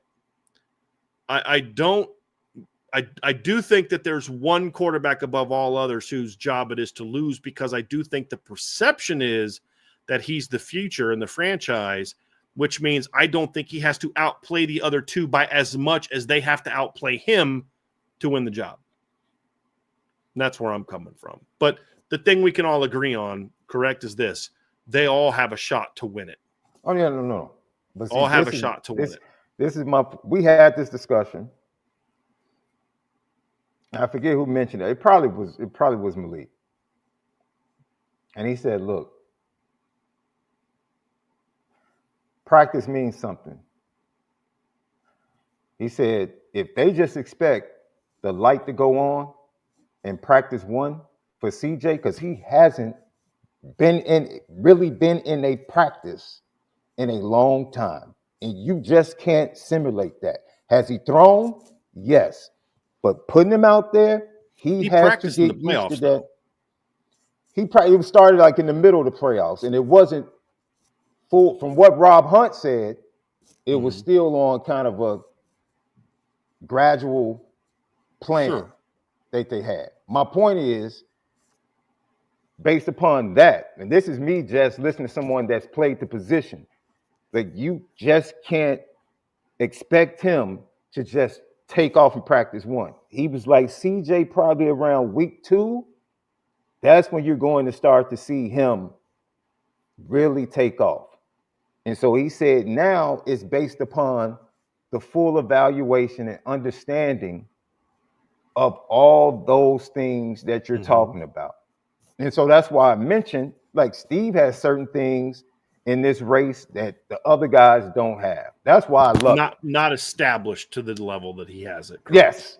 No, Kenny has something that I feel like the others don't have with, the athlete, the running aspect, similar to what Riley was able to do. And then CJ has things that the others don't have. So that's what makes it interesting. You can have your preferences, but if it is a true you can have your preferences. But this is what you said on the show on Monday. I feel like this. I have full confidence in I'm more confident about the competition and how it's going to play out. Yes, that's what you for the quarterback than say the That's offensive what we line discussed on Monday. Yes, this is the first time there's a real quarterback competition in a while. Even though I do believe there's a guy that is viewed as the future, I also believe that it is not a given the way that it has been the last however many years. I mean, there hasn't been a real quarterback competition since 2018. Can we be honest about that? Right? 2019, 2020, Ian Book was your starter. There was nobody else who was going to start those years. Phil Dracovic was not going to get a shot to battle in those years. 2021, it was Jack Cohn was quarterback. There was not a competition. 2022, Tyler Buckner was going to be the starting quarterback. There was no competition. 2023 was going to be Sam Hartman. There was no real competition. 2024 is going to be Riley Leonard. There was no real competition. This is the first time that I actually think – now, there was a competition, but there wasn't really a competition. This is the first one where there actually are 3 guys with a legitimate chance to win the job, no matter how you feel about player A, B, or C, no matter how you feel about CJ, no matter how you feel about Kenny, how you feel about Steve, you have to be willing to admit that all 3 of them have an opportunity to win this job. We'll see that's who why I steer away from job to lose. Because the way I understand job to lose is that it almost takes a miracle for this person it's to not get that this spot. No, and it's not that. If that's your standard, then we're on the same page. That's my standard. Yeah. And I don't think anybody walks into this competition where it's like, it's going to take the other 2. It's going to take a miracle from the other 2 for this person not to win. I don't get that sense. That's why I steer away from job to lose. Job to lose for me has a different standard. Job lose to me is that's the guy we're looking at, and he's going to have to play not well for him not to start. So I think we're saying the same thing. We just define that differently, which is fine. Well, heck, the other thing I'll say is, didn't that exist with Tyler Buckner and Drew Pine? Well, I think it was a much greater. It probably was a bigger gap. That was going to be your criteria. My point is, it was Tyler Buckner's job to lose based on your. It was going to take a miracle for Drew Pine to start or an injury. That for me is like the definition of job to lose. I'm if not we arguing say it's a fair competition in all 3, I steer I'm away not from. arguing with your definition of it. I'm just simply saying the reason that I say I disagree with you is because I defined it differently. Based on Right. how you define it, then if we're going to say that job to lose is defined the way you defined it, then we're on the same page. I think you'd be willing to say if we both had to accept my definition of job to lose, then I think we would still be on the same page. Right? Absolutely. We But think see, there's we one guy agree, that is going to be viewed as and we agree on that regardless Yeah. of definition. right. Like, and that's what stands. Like, yes, there is a preference. There's always going to be a preference in coach. I'm here. Al Right. Washington has a preference right now. His starting four that he would love to Of see course. going out. Like, all coaches have a preference going into the spring. My thing is, I'll flip it. All three feel like it's their job to lose. Forget what That's we fair. feel. All three of those I guys hope so. I hope feel so. like they're the guy. I believe hope that. so. I hope so. Because whoever doesn't feel that way will lose this job, guaranteed. Guaranteed. Last thing is I'll say, Sean, is to Malik's comment about CJ's not going to look like that on practice one. The other quarterbacks better hope so. Because if the light goes on for CJ in practice one, I mean, I think we can all agree that for as much as I love Kenny and Steve and all that, but if CJ Carr, if it's clicking for CJ practice one, this battle will be over relatively quickly. I think the hope is kind of like you better hope you get far enough ahead of him in the first week to be able to hold off when the light does go on. You know, it's kind of like, you know, it's a race. You better hope that you beat Usain Bolt out of the gate so bad that he stumbles so hard that he's not going to catch you. Because just getting 5-10 meters ahead of him, that's not going to be enough. You're going to need to get 15, 20. You know, and I think that's kind of how I look at it. So, And I think, you know what? And I think why we have the better feeling concerning that, which kind of goes to the phrase, is like, this is not being given to anybody. no. You know what I'm saying? And sometimes Yes. when you use that phrase, it comes with implications as if it's kind of being given. Yes. And I don't get that feeling. Well, That's here's why- an example. To put a definition of what you just said, let's be honest. No, everybody knows who we're talking about. We're talking about CJ. Everybody knows who we're talking about. I don't think CJ is going to be running with the ones on practice one, and I don't think it's going to be because he was injured late in the season. I think he's going to be practicing. I think Steve's going to be practicing with the ones because I think Steve earned the right in the fall to begin the spring as the number one. Now you've got to beat him out. You've got to outplay him. And I would expect day one of spring ball it to be Steve with the ones, Kenny with the twos, and CJ with the threes. And then they'll mix it up, right? Give Kenny some work with the ones, CJ some work with the ones. But you're going to have to outplay him initially. But then big picture long term, I think those other two guys are going to have to outplay CJ by a somewhat decent amount if they're going to get the job. If it's close, to your point, I think you said this earlier, if it's close, I think we can, for the most part, all agree it's going to be CJ. If it's close. Absolutely. Yeah. Absolutely. And that goes into we don't know how much more Steve has. We've Right. seen him develop. Now it's like, there has to be more in order for you to win this. Now, Steve knows that. If Right. he's having an honest conversation with himself, he knows that. He'll decide whether or not he has that. Right. You know, whatever that is, you know. Everybody knows what they have to do. I don't think CJ is coming into this saying, "Oh, I can just coast." I think CJ is coming in like, "Yo," that's what I'm saying. Like, that's why I'm like, "Yo." Well, and if I he don't think does, they're then guess giving. what, Sean? Let me say this: we can say that. I don't think the coaching staff is making anybody feel like it's their job to lose, and that's if anybody's going to feel that way, it's going to be Steve. If anybody's going to feel that way, it's going to be Steve. Because he's going to start with the first team. But here's the thing I love about this competition, Sean, because if CJ, for example, in this instance, we're just referring to CJ, if he comes into the spring thinking, I can just coast because the coaches love me and I was recruited to be the guy, then he's not the guy. He's not the guy you think he is. If Kenny comes in, well, they're not going to give me a real shot, so why should I put effort into it? Then he's not the guy. if Steve thinks, well, I'm the veteran, so I'm the guy, I'm just going to go out there and just kind of do my thing, and it's no big deal, and I'm going to be the guy because then he's not the guy. And that's what I love about it is this type of, if it's a real competition, and we fully expect it to be a real competition, the quarterback, then some of that decision gets made by them. You showed me you're not the guy. You showed me you're not the guy. I have a feeling that won't happen with this group. B, I want all three after the blue and gold game to go home and sit with their families and say, I should be the guy. I think that's what the type of competition I want. Honestly, Sean, from our conversations, I think you and I are on the same page. I think we both think that's what's going to happen. I think all three of these kids are going to step up and have great springs. I do. I think they're going to make this decision a lot harder on the coaches than some people think it's going to be. I think the end result's going to be the same. And at the end of the day, I think that's why whoever wins the job is going to be pretty freaking good because he's going to get challenged every single day. It's like this Miami defense is nothing. I've had to deal with Kenny Minchie and Steve Angeli breathing down my throat for the last 5 months. You know what I mean? This is the easy part.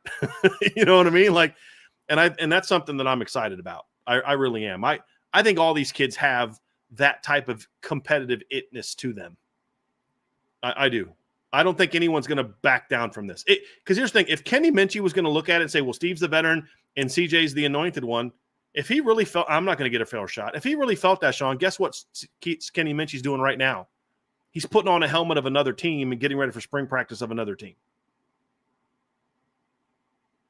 That's when a player can feel the politics. Right. Right? Yep.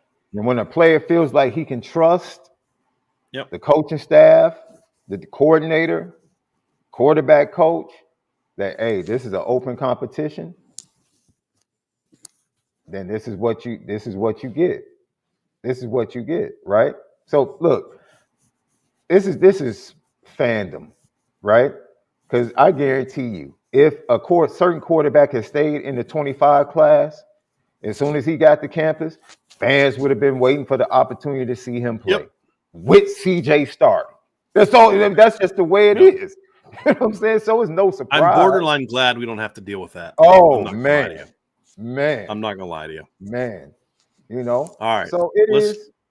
I think we need to have a quarterback conversation on one of our RTFs coming up here soon here, Sean. So for sure. Wait a second here real quick. I think that'll be fun. This card's not. I think it froze. We spent so much time on those other questions that I think the card froze a little bit. Here, give me a second. All right, there we go. All right, let's get this back up there. From MM Irish, Notre Dame will, in fact, see a recruiting uptick after their run toward this college football championship. Bye.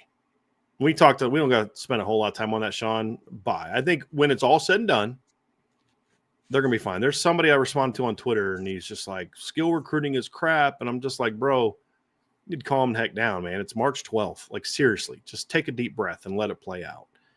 Yes, they will. I believe when it's all said and done, because December's all that matters, Notre Dame will see an uptick in recruiting towards the championship. Because also by then, Sean, they're going to have a whole nother season under their belt, which I think is going to go very well. So I'm buying this. Look, honestly, considering what happened, Notre Dame is still in a place to be able to accomplish what they want to accomplish in recruiting. The uptick comes from the conversations that are taking place, even without all of the extra things that the previous recruiting coordinator would have added and the things that he was doing. Even without all of that, the conversation is being had because these young men, 26, 27, 28, just watched the on-field product.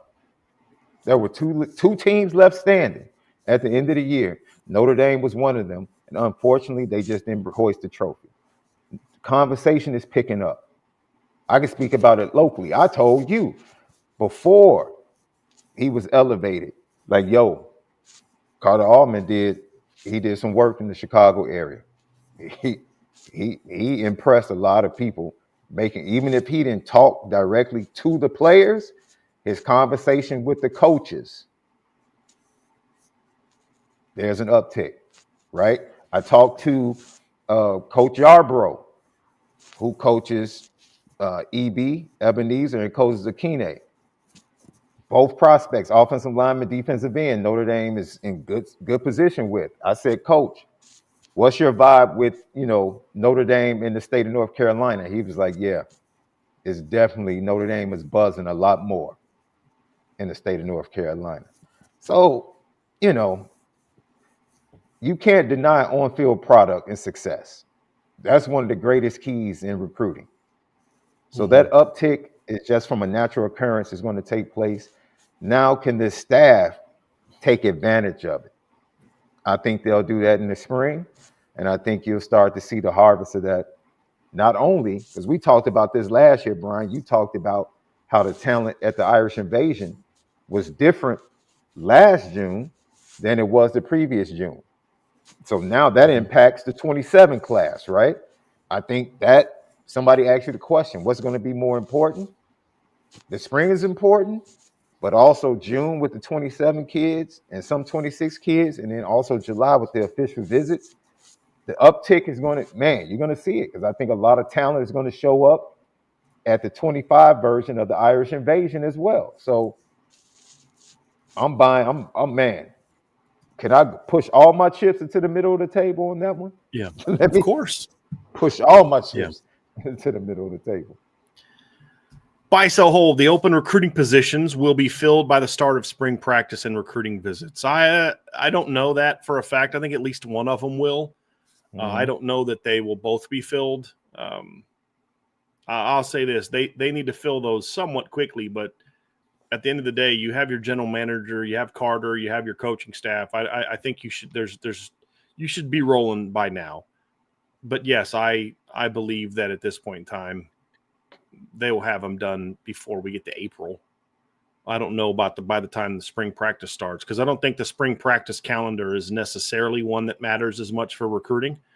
Obviously, you're going to be having guys coming to spring practice, but with Mike Martin, with Carter Allman, with the people that have been hired, with Matt Jensen, with the 10 paid assistant coaches, you should be able to be getting guys on campus. But you've got to find that balance between making the right hire and the right and get in the good timing.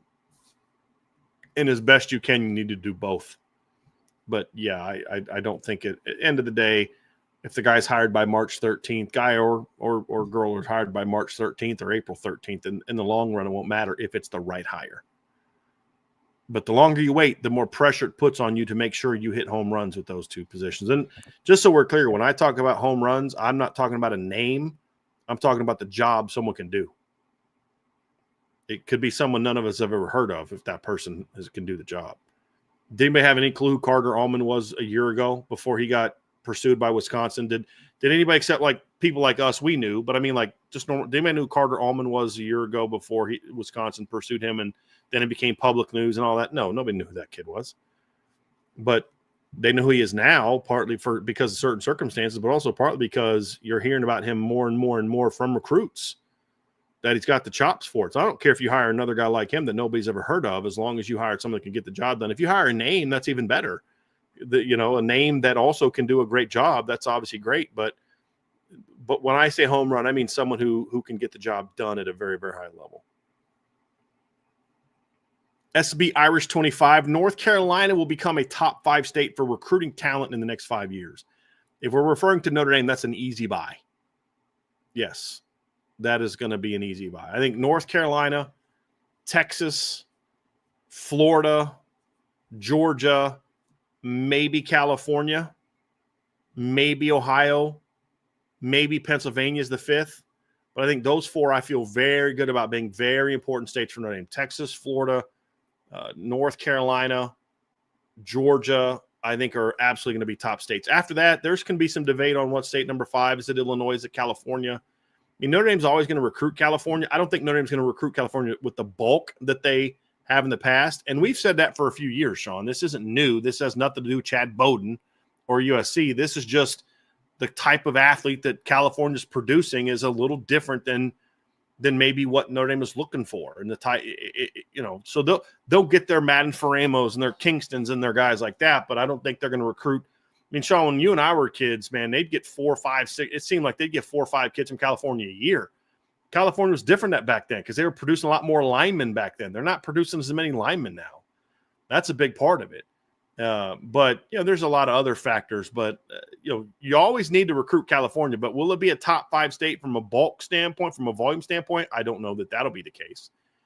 But I think those first 4 I feel good about.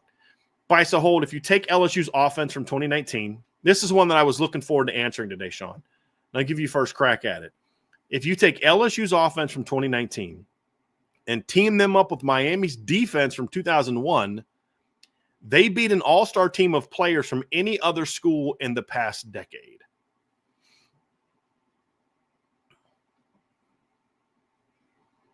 I think that's it's an interesting submission. No, you talking about a decade worth of Alabama. If you look at the last players? 10 years, is that receiving core going to be any better than Jamar Chase and Justin Jefferson? Will the backfield be better than Clyde Edwards-Helaire? Yes. Will you have a better quarterback, Joe Burrow? Probably not. Will you have a better offensive line than LSU? Yes. Will you have a better D-line than what Miami had in 2001? Maybe. You have a better secondary than what Miami had in 2001? No. Will you have a better linebacker core than what Miami had in 2001? Maybe. So I will say this. I'm going to buy it, Sean, because I think it's possible. I'm not guaranteeing it, but I think it's possible. So that's and a lot of it has more to do with the Miami defense than it does the LSU offense, to be completely honest with you. See, I would push back a little bit because I think a combination of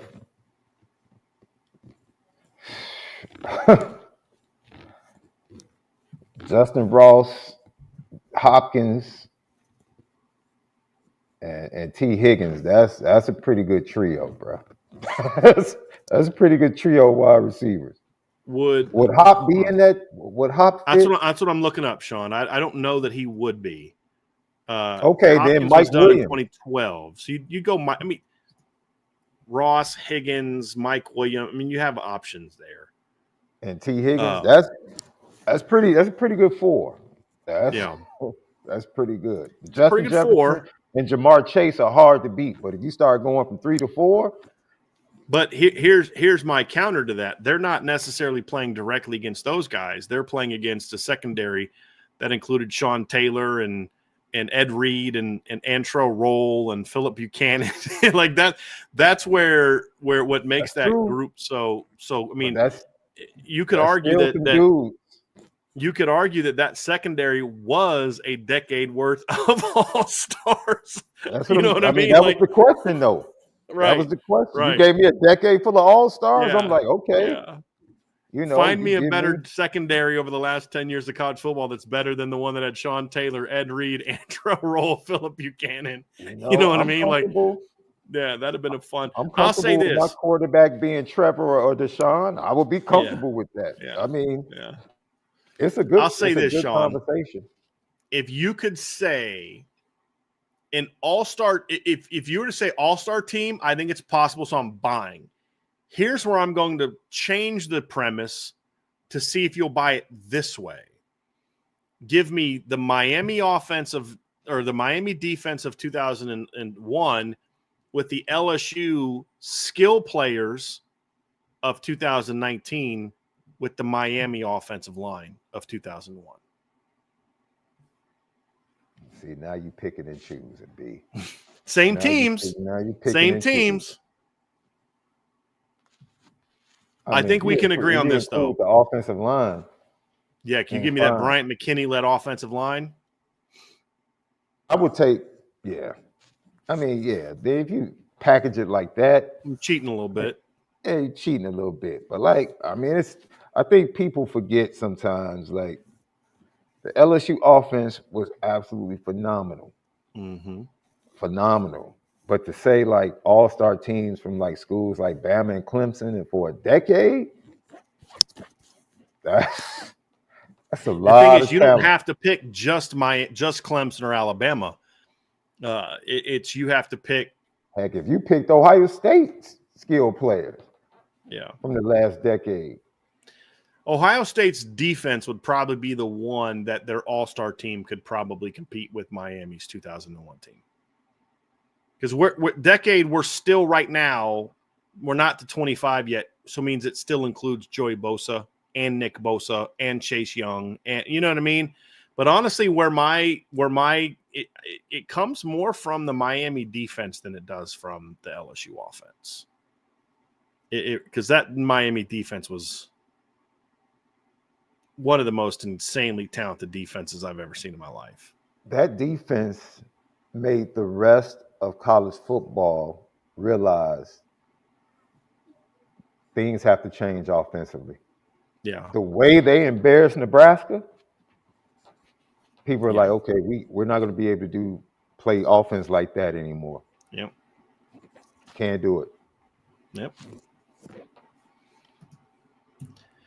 Rudy wasn't offsides. I love that name. With DraftKings favoring the Irish by 2.5 at Miami before spring ball has even started, do you feel like Notre Dame covers this number easily? I'm predicting Notre Dame will win the game by at least 10 points. I mean, Miami starting quarterback is Carson Beck. Same answer as before. Sean is, I think Notre Dame wins that game. I certainly think Notre Dame covers 2.5. I'm just not ready to go double digits yet. I just want to wait until I know who the quarterback is going to be. Because that's going to change the answer for me a little bit, to be complete. I want to know what the starting offensive line is going to look like before I get to that point. I just want to see a little bit, but I absolutely buy that Notre Dame will beat Miami and cover. I'm not concerned about that at all. And somebody asked, why is there no respect for Carson Beck? Because I've watched him play.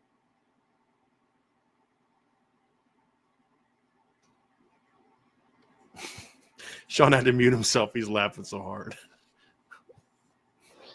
Oh, Petty Brown is the best. It's true. Because I watch film.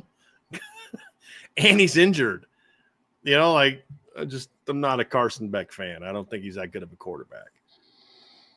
But 10 points, yeah, I said right now I would pick them to win by 10 points. But see, look, Vegas always wins money on Notre Dame. Because they play into like the hate. They play into it. And you can just see they maneuver the points to entice people to bet against Notre Dame. They did it with Texas A&M, right? They started off as favorites over the summer, and all of a sudden, because they start a left tackle that had never started a regular season game ever, all of a sudden Texas A&M became the favorite because of that player.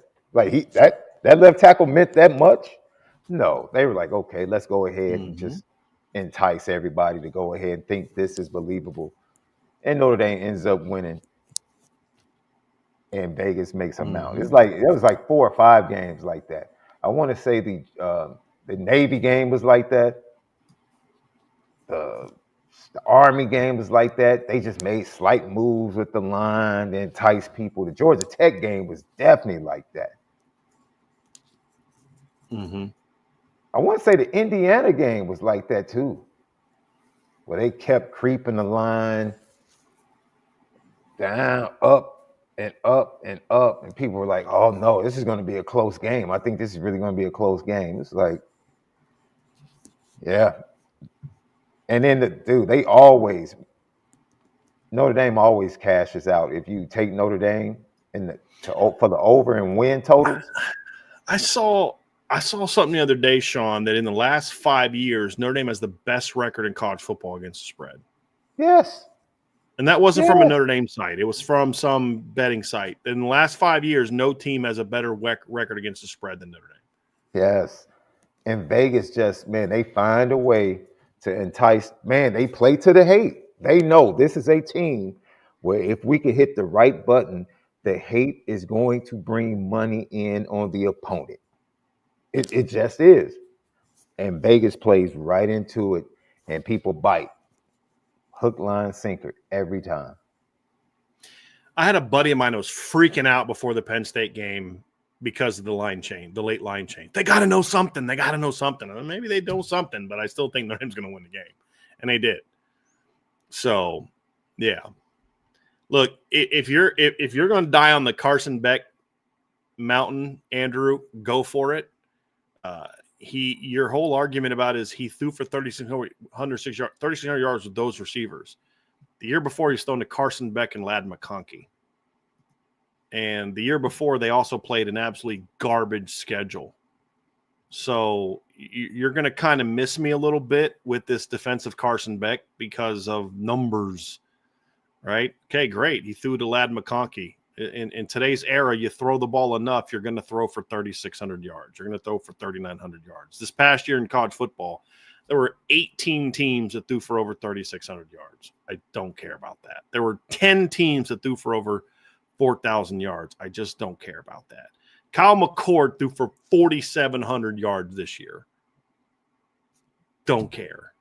You throw the ball enough, you're going to get yards. Are you a winner? Are you someone who can put a team on your shoulders? That's what I care about, and that's what we have not seen from Carson Beck, in my opinion.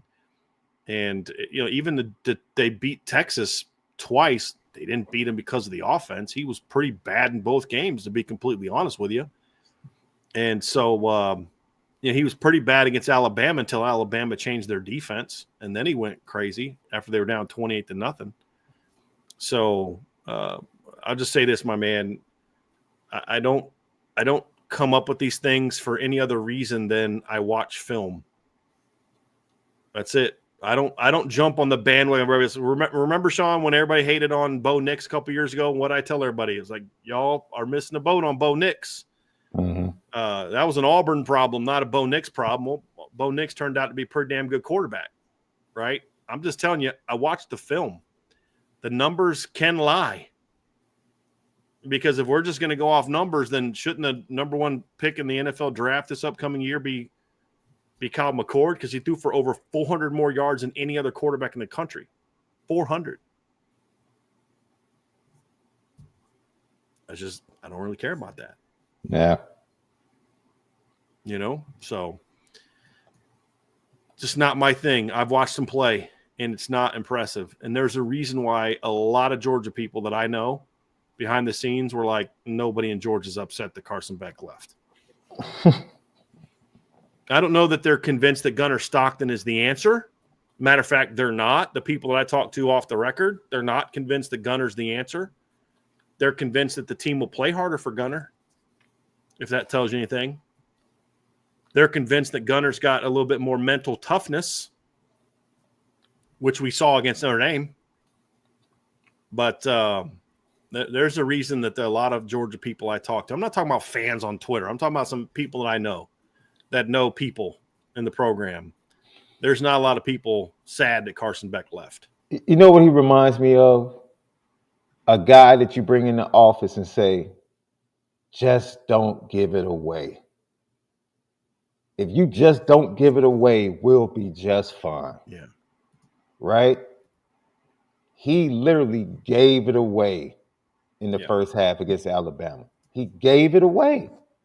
If he had just kept them steady and allowed them to get into the game, they probably handled Alabama by double digits. Mm-hmm. But he gave the game away early.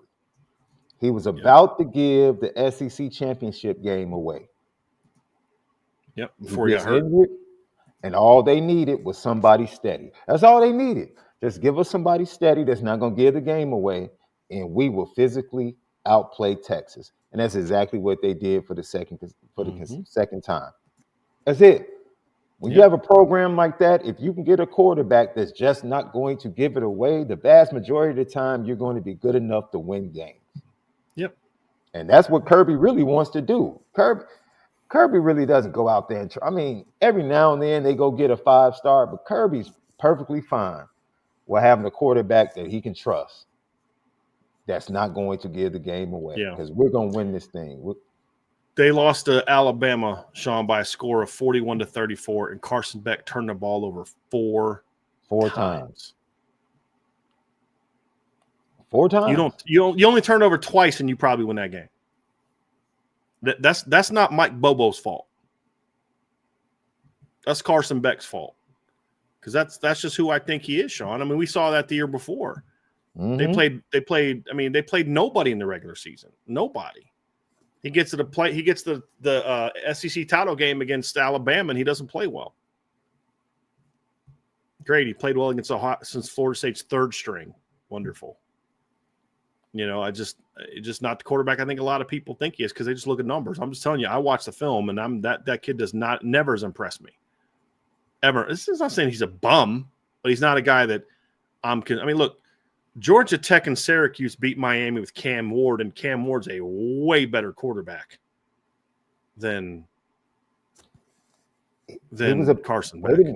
He was about to give the Georgia Tech game away. That's true.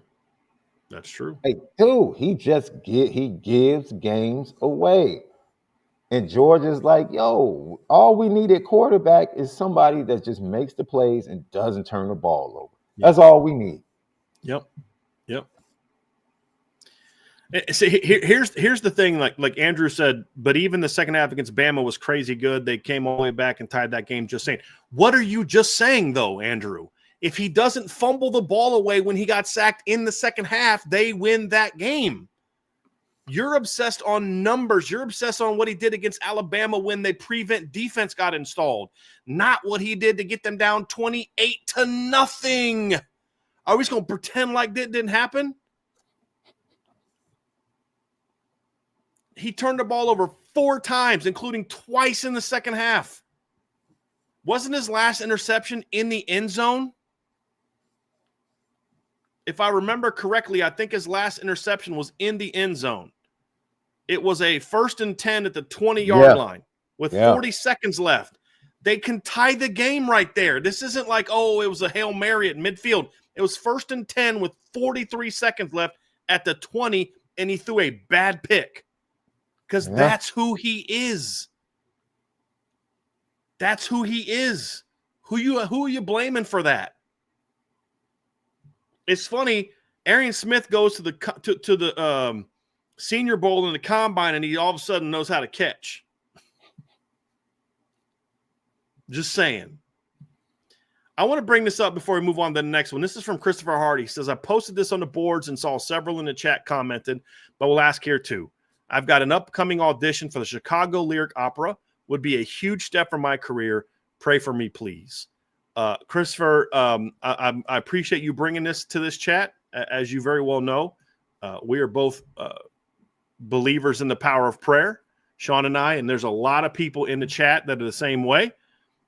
So, my man, we will absolutely pray for you. You just got to do one thing for us, but you got to let us know how it goes afterwards. But as soon as this show is over, I will certainly spend some time lifting you up. Absolutely, brother. And I know Sean will as well. And I know there's a lot of people in this chat that will do the same thing. So for all of you that believe in the power of prayer the way that we do, I ask that you lift up our brother Christopher Hardy and his upcoming audition. And man, that sounds amazing. And I wish you all the best, and we'll certainly keep you in our prayers. But good luck to you, man. Absolutely good luck to you. That's huge. If you ever get an opportunity to drive up and take Ange to an event there, that's definitely an opera is definitely something that we have wanted to do. Dude, it is, man. There is nothing better. Forget the performance. It is an absolute show when people pour out of the Lyric Opera House after the performance, dressed to the nines on Michigan Avenue. It is like a scene out of a movie on a summer night, dude. It is absolutely. So I'd get judged for wearing jeans and a hoodie. I wouldn't. Come on, man. We'll talk about that offline, man. Come on, B. You got some nice clothes that I can borrow. Yeah, you can go to a local. You can go to a local tuck spot or something, man. And for $90 or $70, get you a nice little black suit and just kind of fit in. You don't have to be spectacular. Just blend in a little. No, so please don't wear jeans. Please don't wear jeans. Man. Favor to our guy on his audition. Okay. Yeah, I'll tell you what though, Christopher. If you make this and you get this, buddy, you gotta let us know, because if you are, I will absolutely be there. Absolutely. No question about it. We are Notre Dame. Notre Dame will have at least 2 commitments in March.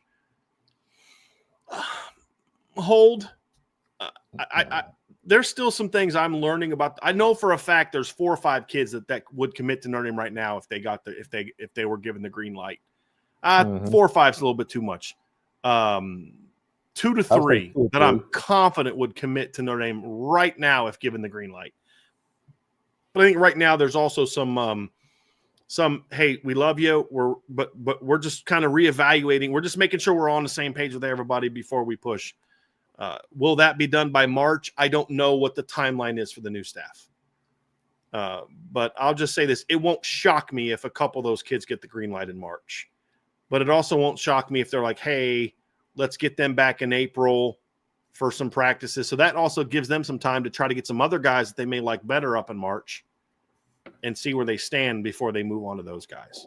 Yeah. That's the thing is Notre Dame could have 15, 16 kids in the class right now if they wanted it, including some solid football players, some guys that some of us would like. But at certain positions, if they can get those guys, they're like, let's hold on a minute and see if they were in the same place that they were 3 years ago, they probably would have more in the class because they would be 100%. Far more aggressive.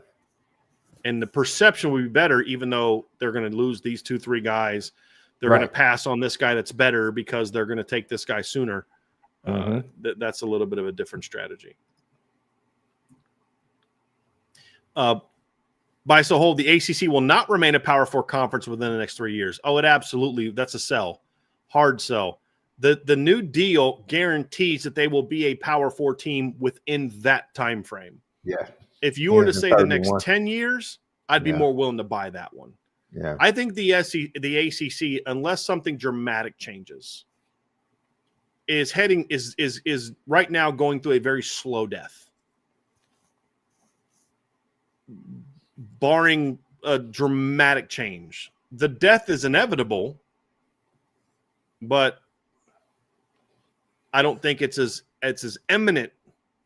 I think they got a bit of a grace period. Their death has been moved back a little bit because of this new deal that they have. So teams are going to be willing to wait a couple years for that. What's that? Yeah. They did the best they could with the situation. Yeah. Like it aligns with the new contract, and I think that was the last topic. I had internet trouble and I got bounced. And I think you talked about it on Monday. But, this is really about, ladies and gents, this is bigger than the ACC. This is bigger than Florida State and Clemson. This was Fox and ESPN fighting it out in the shadows. This is what it is, right? Unfortunately, Florida State, it's really, I don't know what they can do. The SEC doesn't want them. I don't think the ACC necessarily wants Florida State, to be completely honest with you, because they're a headache. Why do these teams not want Florida State? Because you're that girl that's like kind of good looking, but you think you're Christy Brinkley, and you act like you are that, and you're high maintenance. You're not appreciative. You're not fun to be around, and the only reason that there's even to talk to you is because you're hot, but that's all you bring to the table. And you're just a pain in the ass. Pardon my language. That's Florida State. But you're not even that hot. You're like, you think you're a 10, but you're really like an 8, a 7.5. So you're still good looking, but you're not that. You know what I mean? It's like, Sean, you and I have talked about this. We both married up. We both married women that are better looking than we are. But I didn't marry my wife because she's attractive. That was what initially interested me in her. She's easy on the eyes. But the love came, the desire to be in a long-term committed relationship from death till death do us part, is because of the other attributes. She's intelligent. She's honest. She's a believer. She's loyal. She's funny. We have a lot of things in common. I like to be around her. Right, so that good-lookingness gets you so far. I've dated other good-looking girls, and after a month, you're like, this ain't going anywhere because I'd rather talk to a rock. You know what I mean? And it's just like that's Florida State. You're more trouble than you're worth. You're not Texas. You're not Ohio State. You're not bringing in that kind of fan base, that kind of TV revenue. You're more trouble than you're worth. I think what this deal is meant is to slow down their death so they can hopefully survive once Florida State walks. I said this the other day. I actually think Clemson would rather stay in the ACC. And that's why I think Clemson is more willing to kind of go along with this deal in hopes that it does better for them. I think Florida State and Miami may both want out. I think ultimately the Carolina teams would like to stay. But I think Florida State's the only team that definitely wants out. But see, Clemson, the challenge for Clemson to really win is to find that other team. Because they need a 1B in the ACC moving forward, assuming that Florida State leaves. Will that be SMU in their deep pockets? Maybe. Right. They've been waiting for Louisville to be that. Right. They've been Can waiting North for Carolina under Bill Belichick? Like that would be huge. If North Carolina starts winning under Bill Belichick, TV's just like Dion at Colorado. Yeah. Right. The storyline is going to be huge if he wins. Louisville's a good one. That is what Miami, the hope that Miami could maybe get good again and you can convince them to stay. Because I don't know that Miami's going to have a home somewhere else either. I don't know that the Big Ten and the SEC are beating down the door to get Miami and Florida State into their league. Yeah. Yeah. So my story that's the other thing too, is if you're the ACC, get strong enough to where Florida State, maybe decides they want to look around and then they realize that nobody else wants to date them either, and then they come crawling back to you, and now you get to set the terms of that relationship a little bit more favorably than what they are right now. I think that's what the ACC is shooting for. Yeah. And my story is similar to yours, Brian. Is like, initially it was my wife. Where I differ is I met her mother and I was like, oh, she's going to look like that in about 20 years? Okay. I love it. I tell my wife that all the time, like, oh, your mom sealed the deal. Yeah. It sealed the deal for me. I was like, oh, that's what you're going to look like? Okay. I'm not touching that one. A non-power non-power 4 school will win at least one playoff game within the next 2 years. I'm going to say sell. I'll say this. I think a non-power 4 school is going to have a much better shot of winning a playoff game in the 14-team era than the current one. And here's why I say that. They will have a much better shot at pulling an upset off of a lower-ranked team in the first round on the road than they will in the current format, where they're either to right now. Like, so if you're the Boise State, your reward for a great season is you get Penn State on a neutral field in the second round. That's pass. They'd have had a much better shot, in my opinion, of getting into the postseason, and maybe they're the 9 seed and they get to play the 8 seed instead of the number. What was Penn State at the end? I think they were like 4th. They were 4th, and that's what their reward was. They're the 9th team. In the expanded playoff format. Let's say it's a 16-team playoff. They'd have played at Indiana. Now that's by no means a cakewalk, but you got a much better shot of winning against Indiana at Indiana than you do at beating Penn State on a neutral field. And so that's kind of where I would say some of these teams are going to have a better shot winning that. Or let's say you're the 12 seed and your reward is playing number 2 Notre Dame, who happens to be the 5 seed because they can't get a bye. None of those scenarios are going to work well for them. I think in a 14 or 16 team playoff, where that team gets a chance to play a lower ranked team, even one on the road, maybe one of those teams happens to be good enough to get a bye, a home, like UCF. They've had years where they would have got a bye, or not a bye, but a home playoff game. In that case, sure. So I actually think the expanded playoff gives the non-power 4, the G5 teams, a better shot at winning a playoff game. Right now, playing the 5 seed or better in the second round is just not a recipe for success.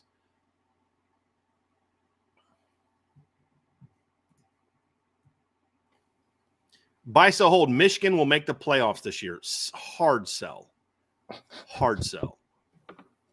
Could Michigan be a little better than last year? Maybe. But they're not going to be a playoff team like at all. They still have the same issues they had last year, except maybe a little bit worse. They still don't have the pass catchers, but now they not only don't have pass catchers and receivers, they also don't have Colston Loveland. They don't have they lost their running back. That might actually not be a bad thing because I really like Justice Haynes.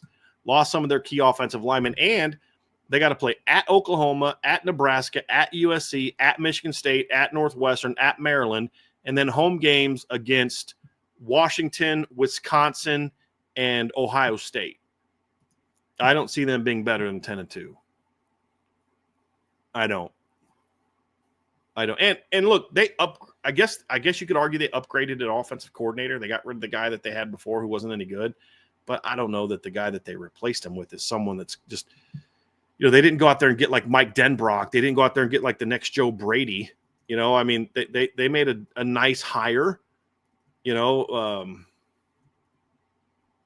don't know that necessarily makes me think. I mean, was anyone blown away by the offense at North Carolina the last couple of years with Chip Lindsey? I wasn't. So, what? I would agree with that, but I think the swing game for them is that Oklahoma game.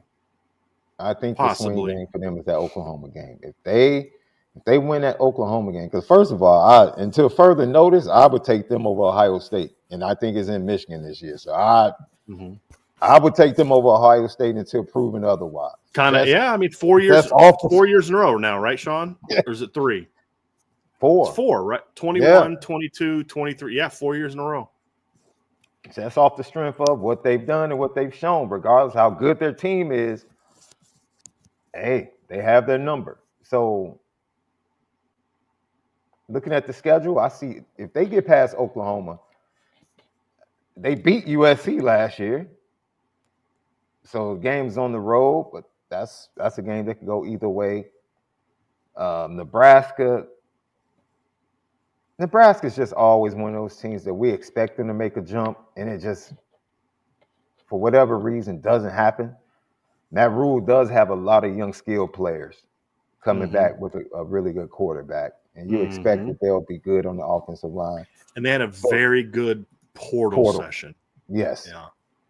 Yes. So, and they played Ohio State tougher than anybody last year. So, if they get it together and they're more Jekyll than they are Hyde, then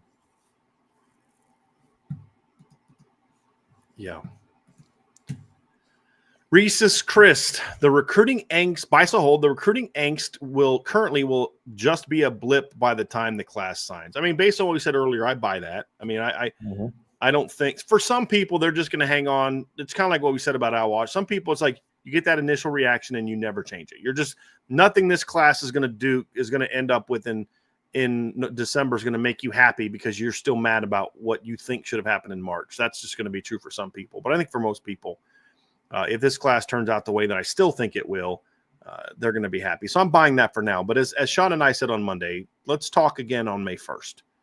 Like ask us this question the first Wednesday of May when we have our first buy so hold, and we'll have a much better view of it by then. Buy so hold, more than half of the teams that made the playoffs will make it back this year. That is an interesting one. So here's who I have in the playoffs for sure for now. Notre Dame, Penn State, Oregon, Georgia, Texas. So that's 5 I feel pretty good about. So between I don't think Boise makes it back. I don't think SMU makes it back. I don't think Indiana makes it back, although Indiana is still going to be a really good football team. I just think their schedule is just a little bit tougher this year. Although you could argue that also means that they don't have to be quite as good as they were last year, but it's a different conversation. So between Clemson, and I think Clemson makes it back. So I think 6 will make it back. I do. I think it, and then that doesn't even get into, so who did I say? Notre Dame, Penn State, Oregon, Clemson, Texas, Georgia, right? Didn't even mention Ohio State. they could certainly have a shot to get back. They just lost so much. I just need to see kind of what their starting lineup looks like in the spring, but it won't shock me if Ohio State's back in again next year. Arizona State's another one. I mean, they're my favorite to win the Big 12 again next year with what they have coming back. It won't be easy. I mean, they kind of caught some breaks this year. I mean, I think it was Trevor said this or you said this, but like the first Saturday of September, like they had the like lowest odds of all the contenders in the Big 12, and then lo and behold, they end up winning the thing. That's the craziness of the Big 12. But they'll have a shot to get in again this year. I think they were in fourth, tied for fourth, like 3 weeks before the Big 12 championship. Yeah. It was, BYU had a stranglehold on the conference pretty much, and just Yeah, so that's where I'm at. I'm buying that one. I'm not super high on Tennessee this year. They're still an unknown. But again, a lot of this is going to be determined by what kind of happens in the spring for some of these teams. I'll sell it because it says more than half. Yeah, because I had 6 plus one of Ohio State, one of Ohio State, Indiana, Tennessee, or Arizona State. I think one of those teams will make it back.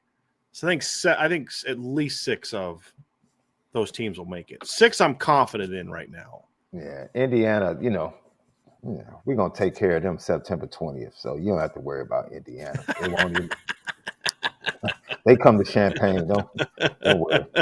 Don't worry. We'll get them out of the picture early. But no, in all seriousness, I think it'll probably be right at 6. So you're holding. Yeah, I'm going to Or you're selling because it's more than half. Sell because it's more than half, Yep. Reese's Chris, the big buy so hold, the biggest surprise, thinking along the lines of a junior jabby break coming out of the spring, will keep his momentum into the fall and play a key role.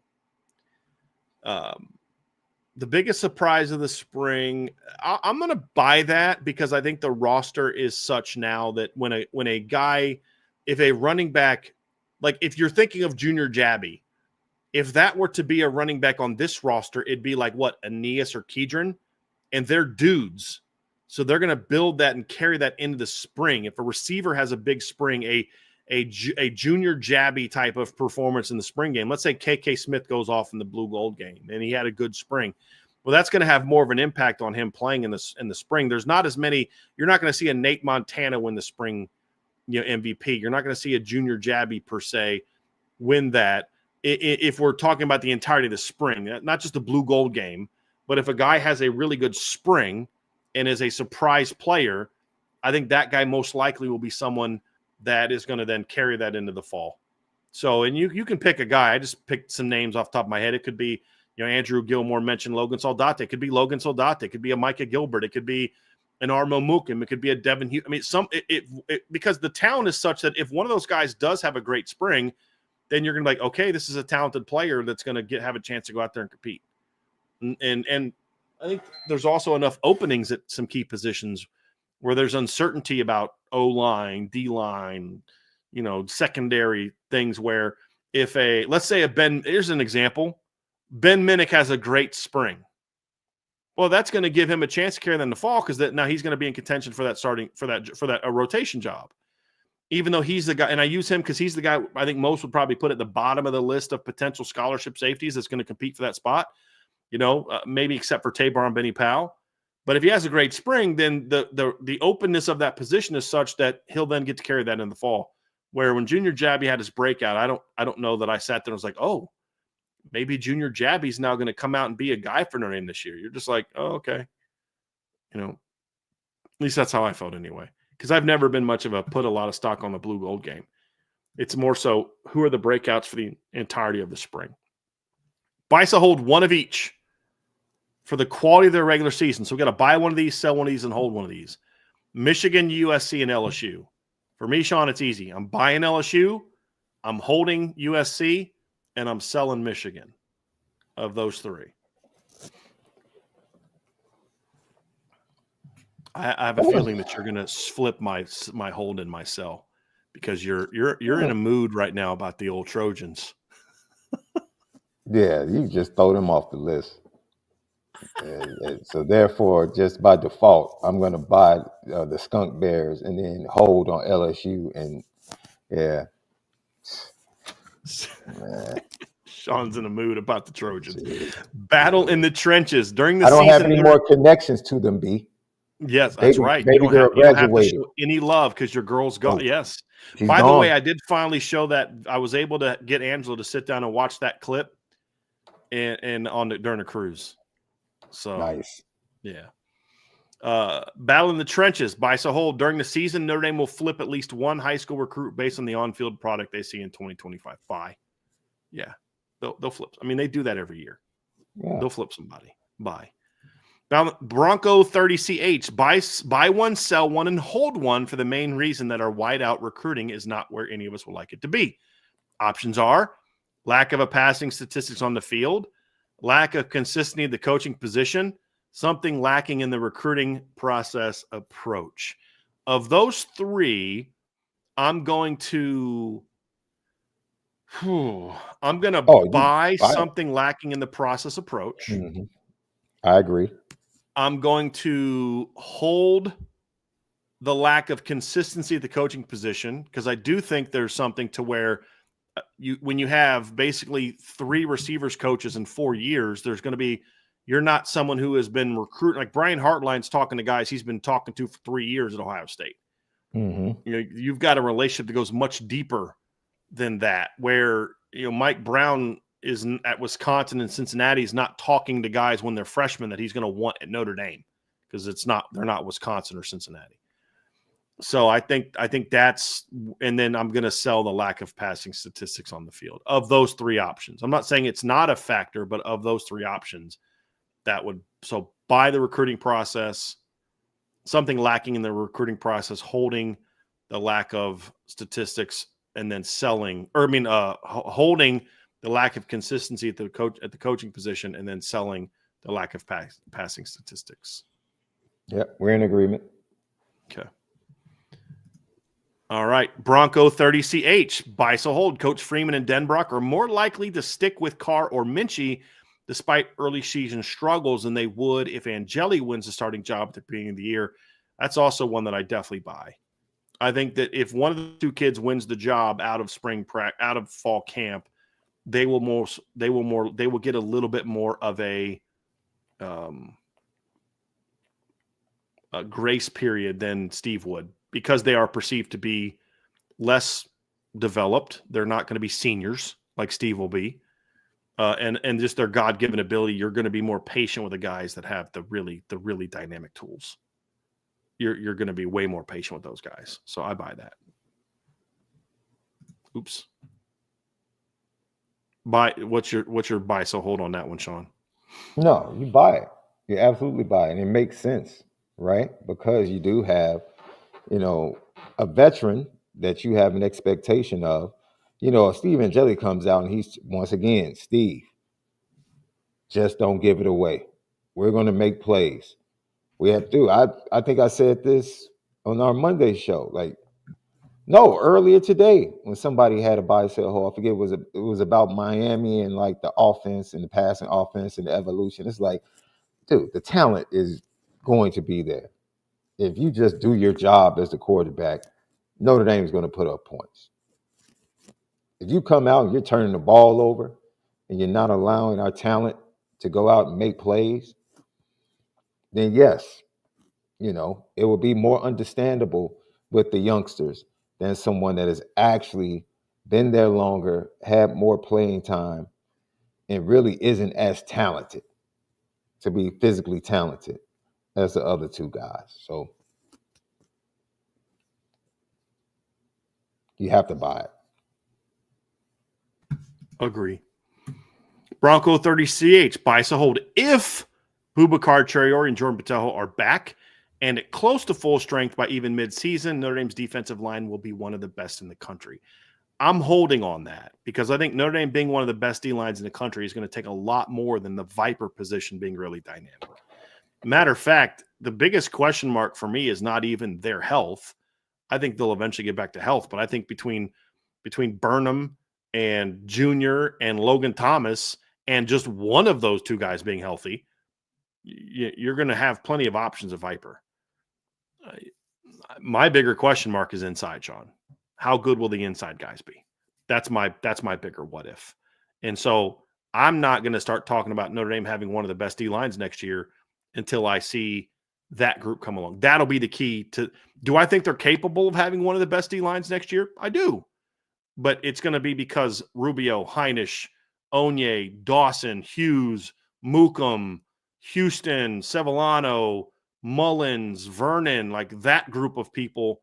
Some guys from that group step up and play at a high level. 3 or 4 of those guys play well. I'm not as worried about the ends. Now, I do think those guys' health will play a factor in it. But even if those guys are really good at the edge, Sean, you and I both know you play good teams. If you're soft up the middle, I don't care how good your pass rushers are, because you know what the best way to neutralize a great pass rush? Run the ball down the team's throat. Mm-hmm. And that's what you do if you're not good up the middle. Yeah. You know what? I think I said this because I had to think about it. If Notre Dame doesn't have these guys for the first month, do I still feel as confident going up against Miami and Texas A&M? And after thinking about it, I was like, yes, as a team, I do.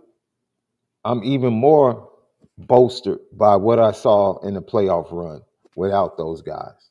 And adding more talent in the elevation of the guys, the youngsters that you talk about, Logan Thomas getting more snaps, being able to come after the quarterback and use his speed, his length. Absolutely. They could be one of the best in the country. I am worried about, this is what I'm worried about. Because it's always 2 to 3 games where you're just sitting there and you're saying, like, come on, man, what are we doing against the run? What's going on? And Marcus Freeman characterizes it, we played football today when we have to get upfield and be disruptive. All right. But does that change, B? We talked about the size of that D-line now is totally different than it's been in the past. So now are they equipped as a D-line to be able to play both ways, be disruptive, but then take on blocks and allow the linebackers now to go make plays? It's going to be very interesting. So when you say one of the best, are we just looking at stats or being really good at what you're being asked to do? For me, it's the level of dominance. That's what it means to me. It's the level of dominance. It doesn't mean you're top 5 in sacks or tackles for loss. Georgia had a great D-line in 2021. It wasn't in the top 10 in tackles for loss and sacks, because that's not what their defense is built to do. You know, Georgia's not a team that their system is built to rack up a ton of sacks as a team. It's just not what they do. I mean, I'll give you some. Actually, their 2021 team was in the top 10 in sacks. They finished 6th in sacks. In 2022, they were not. That's the year that's more relevant. They finished 49th in the country in 2022 in sacks as a defense and won the national championship. So it's just not. It's not who they are. It's not what they're built to do. If you look at Georgia, sacks is one. Where's this other one? In 2021, this is the number that I was thinking of. Tackles for loss in 2021, when they had that great defensive line, they finished 37th in tackles for loss per game. That's just not what their defense is built to do. It's not meant to be. So if you look at the top teams in the country that year, Oklahoma State was 1, in Central Michigan, Pitt, Alabama, Tennessee, those teams, LSU, those teams were built to be that sort of disruptive type of thing. So it's if you're going to look at Georgia's 2021 defensive line and say it's going to be based off production, you're not going to have them as a top 5 unit. They didn't finish in the top 5 in sacks. They finished 6th, and they didn't even finish in the top 35 in tackles for loss as a defense. Are you going to take any other D-line over Georgia's that year? Heck to the no. All right? Just nah, you're not. Because it's about dominance. It's about being elite at what you're being asked to do schematically. And they are multiple. Kirby Smart has always had multiple defenses depending upon the opponent, right? So you talk about they don't do that, but when they face Texas, their DNs, all of a sudden they do. Because they're soft, and the way we beat them is by pressuring the quarterback and creating turnovers. So that is the game plan this week. Right. Go hunt. and that's what they did. So I think those are the best defensive lines that, man, Yeah. they can really do everything based upon the game plan and the opponent and the opposing offense. Evidence of that is in 2021 when I just told you they finished 37th in tackles for loss per game, which is not a great number. They finished second in the country in yards allowed per carry, 2.56. Didn't do that with a bunch of negatives like Pitt did, who finished third. You did that because you were just teams are going for 1-0 at a time, and you're just dominating line of scrimmage, and that's the key. It's watching film and saying they dominated. That's what it is. It does, and that may not always manifest with 13 tackles for loss and 5 sacks. It just means you dominated the point of attack. There were times the 2012 defensive line would dominate the opponent and have a couple sacks and 4 or 5 tackles for loss. Not a dominant performance, but just an overall level of dominance. I mean, that's what I care about. That's what I mean it. Under Coach Freeman, the Irish buy so hold from Bronco 30CH. Under Coach Freeman, the Irish will ever have a consensus top 5 recruiting class per industry rankings. I'm going to buy that they will, because eventually, if Marcus Freeman's the coach we hope he is, they will start getting the bumps from the recruiting services. They will be the ones that get the guys who were more of a top 50 guy that gets bumped into the top 50 because he's going to Notre Dame. I think eventually they come around to that. And then on top of them starting to win some of the battles against the real top 50, guys, which will eventually happen, they will do that. But as I've said before, I don't really care about that. An inflated top 5 doesn't help you any better than a real number 6 or a real number 7.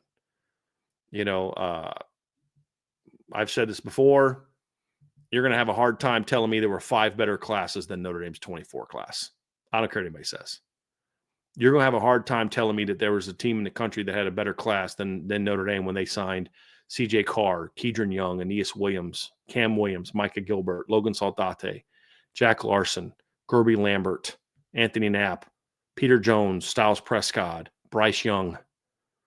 Kingston Viliama-Asa, Leonard Moore, Bronte Johnson, Bodie Cahoon. You're going to have a hard time convincing me that anybody else had a better class than that. Carson Hobbs. You're going to have a tough time that there's 5 better classes than that group. I know the rankings didn't say so, but I don't care. I've said this to you guys, I don't care. So I think they've already had a top 5 class, but he said consensus top 5 class. So do you agree with me, Sean? Do you buy the fact that if Notre Dame's the team that we think they're going to be, they win a title, they're constantly in the semifinals, win a title, play for a couple titles 4 or 5 years from now, that all of a sudden now it's the Notre Dame players that are getting those artificial bumps? And they get a couple guys that are overinflated. Yeah, I think that's in the blueprint. I think that was always in the blueprint, right? They knew what they had to do to get to this point. And they knew eventually the door was going to open where they would really have a much better shot at going after those top 50 players that are consensus 5 stars. And then that leads to the bump, like you talked about, because of the on-field success. We talked about he was not ranked by the Athletic. He's ranked 6th, talking about Marcus Freeman now. Should be ranked 5th. It's an argument that he could be ranked higher. I don't know why they had that guy at number 2, but that's a whole – but – we'll save that for Monday. But that's it's a good topic on Monday. But that is going to be our topic on Monday. We talked about that earlier. But no, I think it happens. They literally were on the verge of making it happen year 1. They just didn't hold on to Keon and Peyton. I mean, that's they just didn't close, with 2 5-star athletes. So here's what I'm referring to. If Notre Dame's 24 class signed in 2028, after Notre Dame has played for the title 3 times, won it once, also made another semifinal appearance, that class is top 5, where it should be. Because guys will get ranked properly, and a couple guys will get an artificial bump. A couple guys that should be in the top 150 all of a sudden get bumped up to top 100 or top 50 because they committed to Notre Dame. That's what I'm referring to. You'll get proper rankings from the players that should be properly ranked, Leonard Moore, and some of those guys that get artificial bumps are getting the proper artificial bump. And this is the argument I've made about Georgia and Alabama. And so are you saying those guys aren't as good as they are? No, I'm saying they are as good as the ranking showed. But what I'm saying is they only properly ranked them because they committed to Georgia and Alabama. You had them ranked wrong. They commit to Bama, and then you jump them up 120 spots. Whereas if they would have stayed at Kentucky or signed with Vanderbilt or Georgia Tech, they might have still been the same exact college player, but they would have been ranked 170 because they didn't commit to Alabama or Georgia. That's an artificial bump. Sometimes the artificial bump is done and you get it right because you were wrong about the player being outside the top 100. Other times the artificial bump is purely artificial because that guy's not that good, but because he picked Bama or Georgia or Ohio State, he got an artificial bump. It's the combination of both that vaults you up into the top 5. And that's what will happen if Notre Dame becomes the IT program over the next 5 years, which they have a shot to be, or one of the IT programs. I think Oregon's starting to get a little bit of that. Now, they're recruiting very well, period. But, and again, the artificial bump isn't always a negative thing. Sometimes the artificial bump is you're finally getting it right on this kid. Like if Mike Mickens is at Notre Dame in 3 more years, you're going to start seeing once kids commit to Notre Dame at cornerback, if they're not ranked high, they'll be ranked high. Because they're going to be like, yeah, okay, he knows what he's doing. That should have already happened, but it'll start to happen even more in a few years if he stayed at Notre Dame. That's what. Well, the love he got from the recruiting sites and the best recruiters. Maybe this is the year in 26 that it starts to happen. Which is funny because the 25 DBs, they dropped all of them. Right. And then you name them a top recruiter. Like, go figure. It's whatever. But to your point, yes, down the 26 class, 27 class, maybe then they start recognizing, like, if Mike Mickens thinks this guy can play, then we're going to give him that bump. Bicel Hold from Bronco 30CH. If Notre Dame does not have a top 5 to 10 2026 recruiting class, by your estimation, it will be a disappointment considering they couldn't properly capitalize on the momentum they gained last season. I agree with that. Maybe not top 5, but top 10. If they don't have a top 10 class this year, by my estimation, Sean's estimation, that'll be disappointing. Because when I evaluate a top 10 class, Sean, it's not always about size. If you only sign 17 players because that's all you needed, and you hit all your needs and you land impact players and you land impact depth, that's a top 10 class. Well, this team had 30. Yeah, they needed 30. We didn't need 30. We needed 17. That's a top 10 class. And that's one of the flaws in the ranking system, that if you only sign 17 kids because you only needed 17 kids, you're going to have a hard time being ranked where you should because this other team signed 30. Well, they needed 30. We didn't. Because they can't hold on to their players. We did. And so even evaluating that, so size won't matter as much, because I don't think this will be a huge class, then yes, I do believe that it'll be a top 10 class. It should be a top 10 class. And if it's not, I'll be disappointed. I look at it like this. The 2026 class, for me, I expect the defensive crop to be what it always is. I expect the linebacker crop to be what it always is. We already have our quarterback. Pretty happy with that. I expect the running back crop to be at exactly what it is. The O-line crop already is looking like what we expect in a Notre Dame offensive line class. This class in 26 comes down to two spots. Let's be honest. Whether or not it takes a bump up or it's pretty much status quo for what they've been doing. D-line receiver. Defensive line and wide receiver. Because everything else, we fully expect it to be what Notre Dame has always done. That's what they have always done. Yep. You know, and Dylan Faison is a nice, if he can be who his brother is.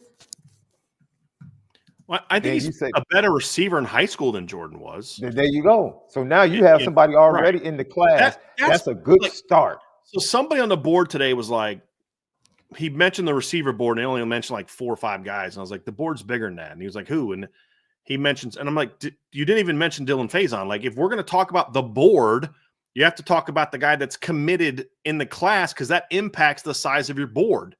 They already have a really good player in the class at wide receiver, a guy that I rank as a minimum top 250 guy right now, and Dylan Faison. That kind of matters. You have him in the class.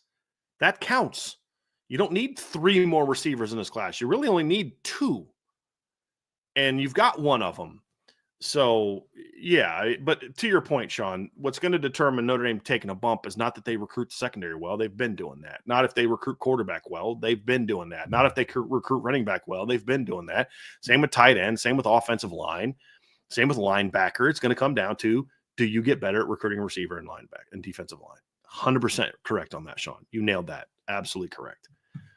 All right, next one from BK's personal chef, Buy So Hold. The Notre Dame coaching staff decides to run packages for safeties based on individual strengths, including at least 4 safeties and starter-like snap minutes. Obviously, each player needs to be productive at all safety tasks, but packages are made for players with specific strengths, coverage, ball hawking, thumping, down the line, etc.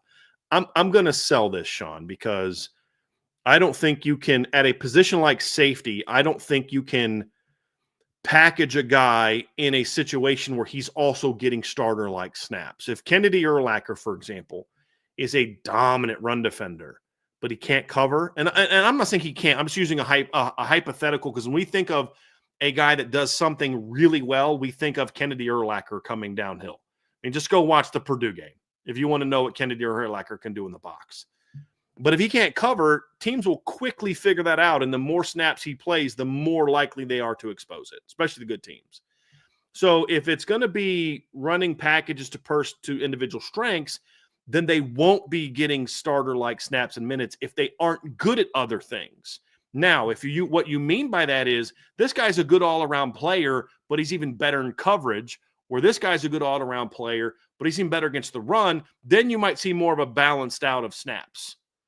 But if it's like individual strengths where it's more limited skill set, then I don't think you're going to be able to have that type of situation, especially if your team's really good on offense, because you're going to need the coverage guys a lot more than the thumpers if your offense is as good as we think it's going to be, because by the third quarter, teams are going to be throwing a lot. So that's another factor too. So I'm going to sell this. I like where your head's at, and I do think we're going to see a 4-man rotation. But I don't think we're going to see a 4-man rotation where the snaps are relatively balanced out. I don't see that.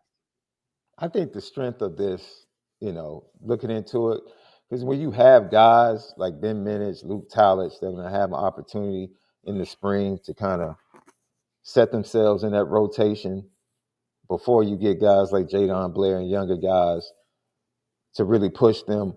I really think it comes down to this is one of the things I'm going to be watching, man. Like Al Golden, when he came in, one of the first practices, he would stand behind the safeties and scream, communicate, because what he was trying to get down early in the process of them trying to absorb his defense is you have to be able to talk to each other and know responsibilities. And so now I want to see what Chris Ash prioritizes for those safeties. I'm sure there's going to be a lot of similarities, but he might have some nuances. We talked about it. He might see some things on film. He might ask more of the safeties in certain ways. He might ask more of the linebackers that takes a little bit off of the safety's plate. Who knows what he wants? But for me, those guys on the back end, do they have to do something that kind of slows them down a little bit because they're thinking a little bit more, having to learn something that Chris Ash has given them? Or is it continuity and Chris Ash is kind of like, yo, I'm going to let you guys do what you've been doing, and then here and there, I'm just going to teach and critique a little bit. That's going to be important to me, because I think that's what's needed for these guys to really take off and play well during the spring. That's what I'm hoping Chris Ash does, rather than come in tinkering. Do that tinkering in between fall and spring. Let these kids come out and compete, and that's what I expect. The strength is the depth. The strength is the depth, and then the differences in the skill sets. Because you can bring Kennedy Urlacher can be that goal line, inside the 5 safety. Like, hey, this is our goal line package. He's a heat-seeking missile. Like, let him go and destroy. And it's beautiful to have somebody like that for situational football. That's a good problem. The hope, Sean, is that he can become a better all-around player. That's always the hope. But if he can't, then what you do is you just say, okay, then when you play teams where his skill set is needed, then you play him more in those games. But that over, like, to your point, long term over the course of the season, that doesn't mean he's going to be playing the same number of snaps as the other three safeties. But you'll see that against Army or Navy or teams like that. I could see him. I could see Kennedy Urlacher being a guy that maybe doesn't play a ton of snaps if he doesn't improve his coverage skills, but I could see him then putting him in the middle of that defense and just saying, you're running to the pitch all day. Mm-hmm. I can see that. But I think Kennedy has a chance to become a good all-around safety. I'm just using him as an example because he's the one guy more than any other of the non-starters that has a very unique, strong skill set. So he's just the best example to use in a situation like this. But I'm not saying that Kennedy won't be able to cover down the road. I think that highlights Mike Mickens. And what I mean by that, when you get a kid like that, or you get young players, and you can speak to this as a coach, B. You get young players, don't focus so much on what they can't do. Get them up to speed so they can play as fast as they can and build around what they can do. And then you can start to add the other areas. You're not ignoring that, but get them comfortable to whereas when you put them on the field, they can play with. You saw Kennedy Urlacher play with confidence. You saw him play with confidence. It was easy to see where he needed to be improved, but he didn't come out there overthinking it and overthinking the game when he was out there. He saw and he went. And there was time, what was that, the Purdue game when he blew up his own teammate? Like, that was a kid that was playing with confidence, knew what he saw, played to his strength. And now you give him time to go back and build, think about coverage, think about other things. But one thing he can do, he clearly recognizes, especially like coming downhill, whether it's the screen game or the run game, recognition, pre-snap, man. And then making the play, tackles for loss, strength. Now coverage. That's something you can improve. We can go over guys that improved, whether it's linebacker, safety, cornerback, in a particular area that they weren't good at. Who am I thinking about? Asmar Bilal.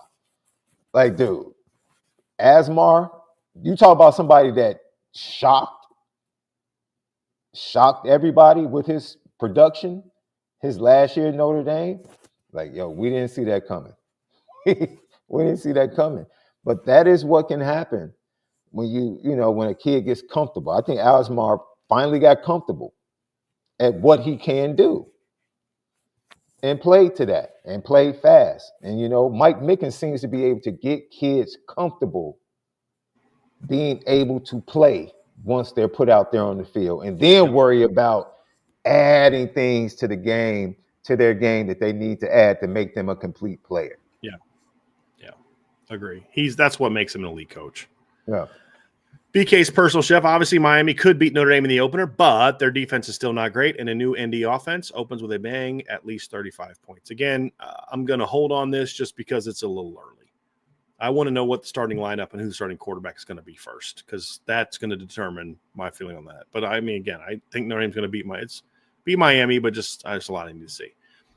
Bison hold. Notre Dame gives Carson Beck the Caleb Williams 2023 treatment to the tune of 2+ turnovers, at least 2 picks, and less than 17 offensive points with the first team Notre Dame defense in the game. I'm going to tell you something, Sean. I won't be shocked if Miami decides not to play Carson Beck in the opener. I'm being serious. Like, this is a really talented athletic defense. And you're talking about a guy that's going to be 8 months removed from a surgery on his elbow.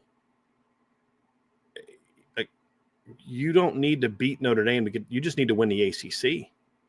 And if Carson Beck goes out there and gets dominated in the opener against Notre Dame or gets hurt or just plays really poorly, Caleb Williams never recovered from that, dude. He was never the same quarterback after that, ever. And that's a very real. I mean, I buy this as a possibility. You know, I mean, this is certainly a possibility. I don't think Miami's going to score a lot on Notre Dame. My concern is more about what's the Notre Dame offense going to do in the opener. But yeah, I mean, I don't know that it's a given he'll be healthy enough to start in the opener. I mean, is it? I don't think that it is. No, I think So. We'll see. If the defense for Miami had a lot of issues with speed. Mm-hmm. They're big. They had a big linebacker core, but they really weren't good in coverage. They weren't good. They tried to funnel you because they had really good ends. They tried to funnel everything inside to the linebackers because they really couldn't. That's why Georgia Tech was getting the edge against them. Like,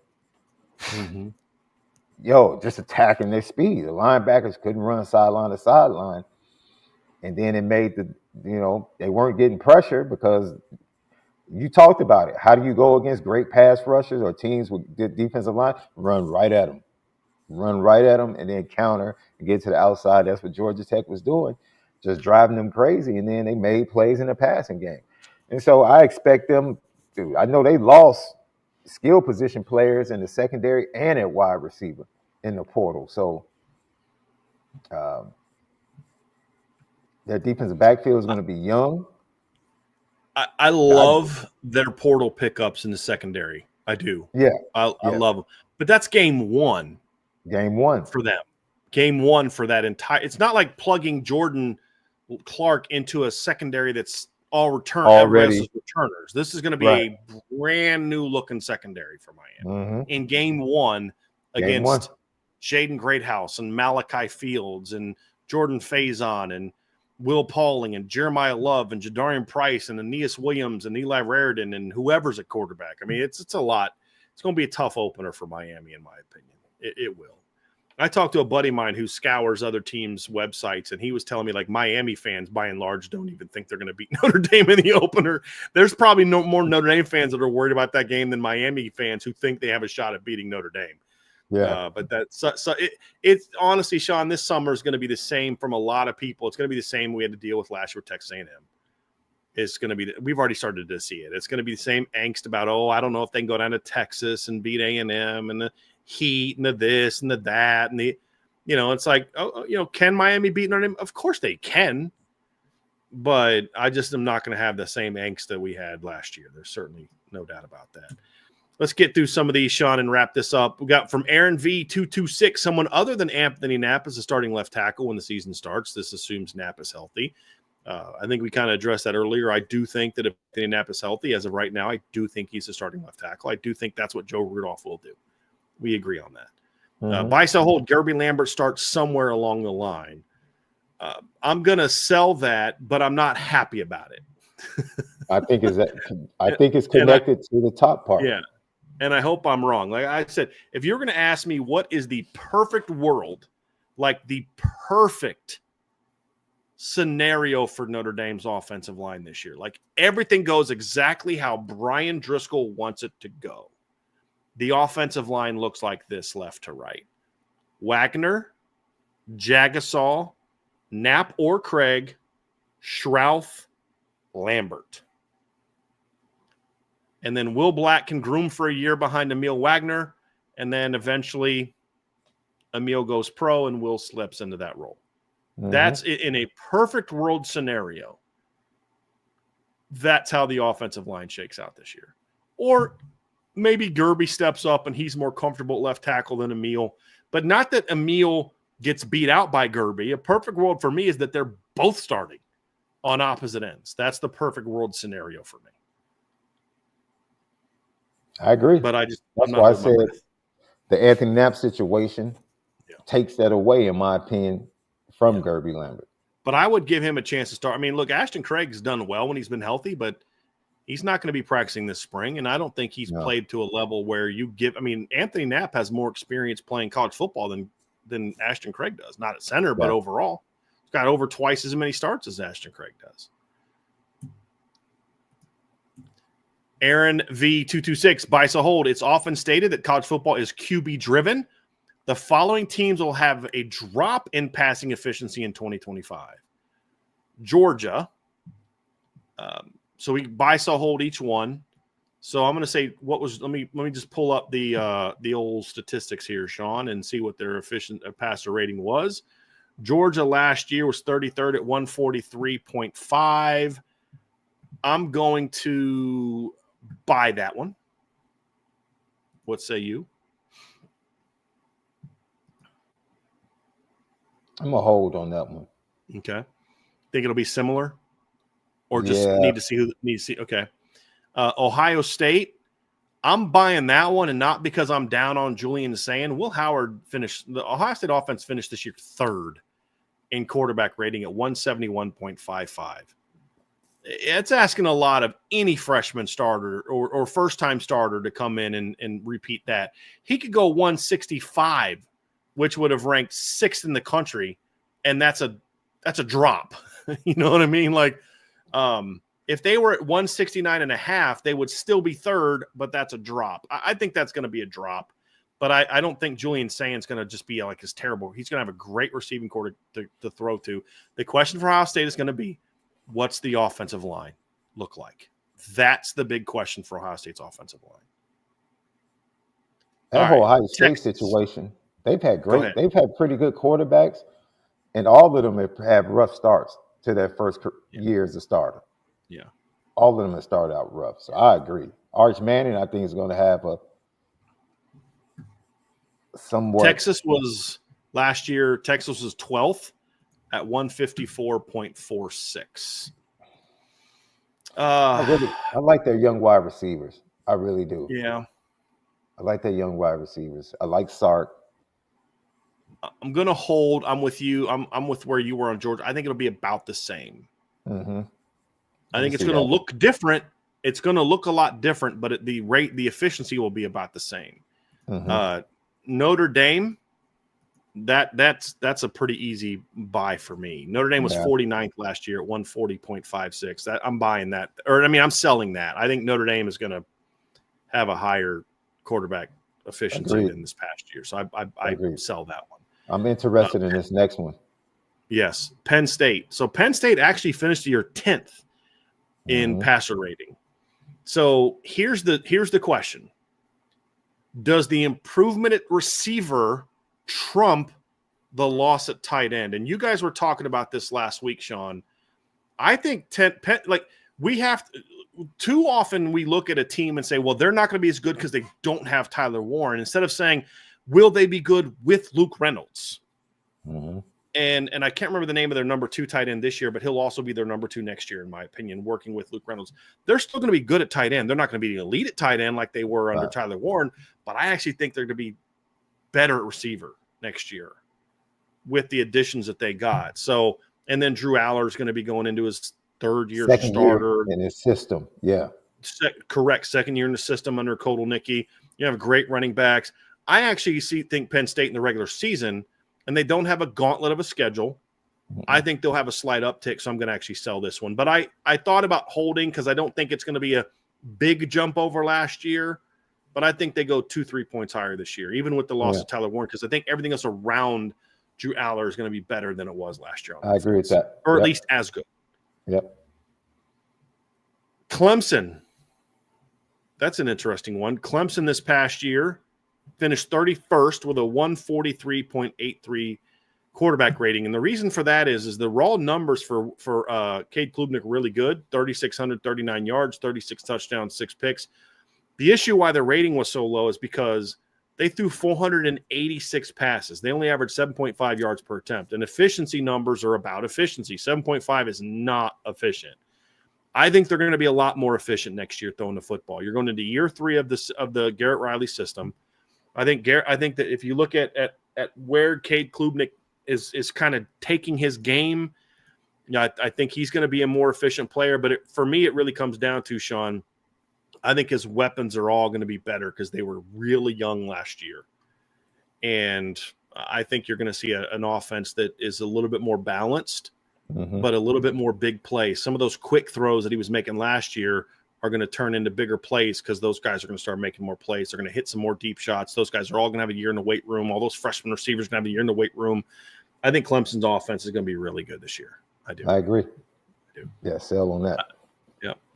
So I think and then Oregon, I think that's an easy buy. And that's not a knock on Dante Moore. That's Dante Moore stepping in as a replacement. No Tez Johnson. They lose their running back. I know the kid from Tulane can play. They do have Evan Stewart come back. Like, they're not going to be bad at those positions. They lost their top 2 or 3 tight ends. The Ferguson kid was a really good football player. They lose their starting left tackle. And then you're going to ask Dante Moore to step into that.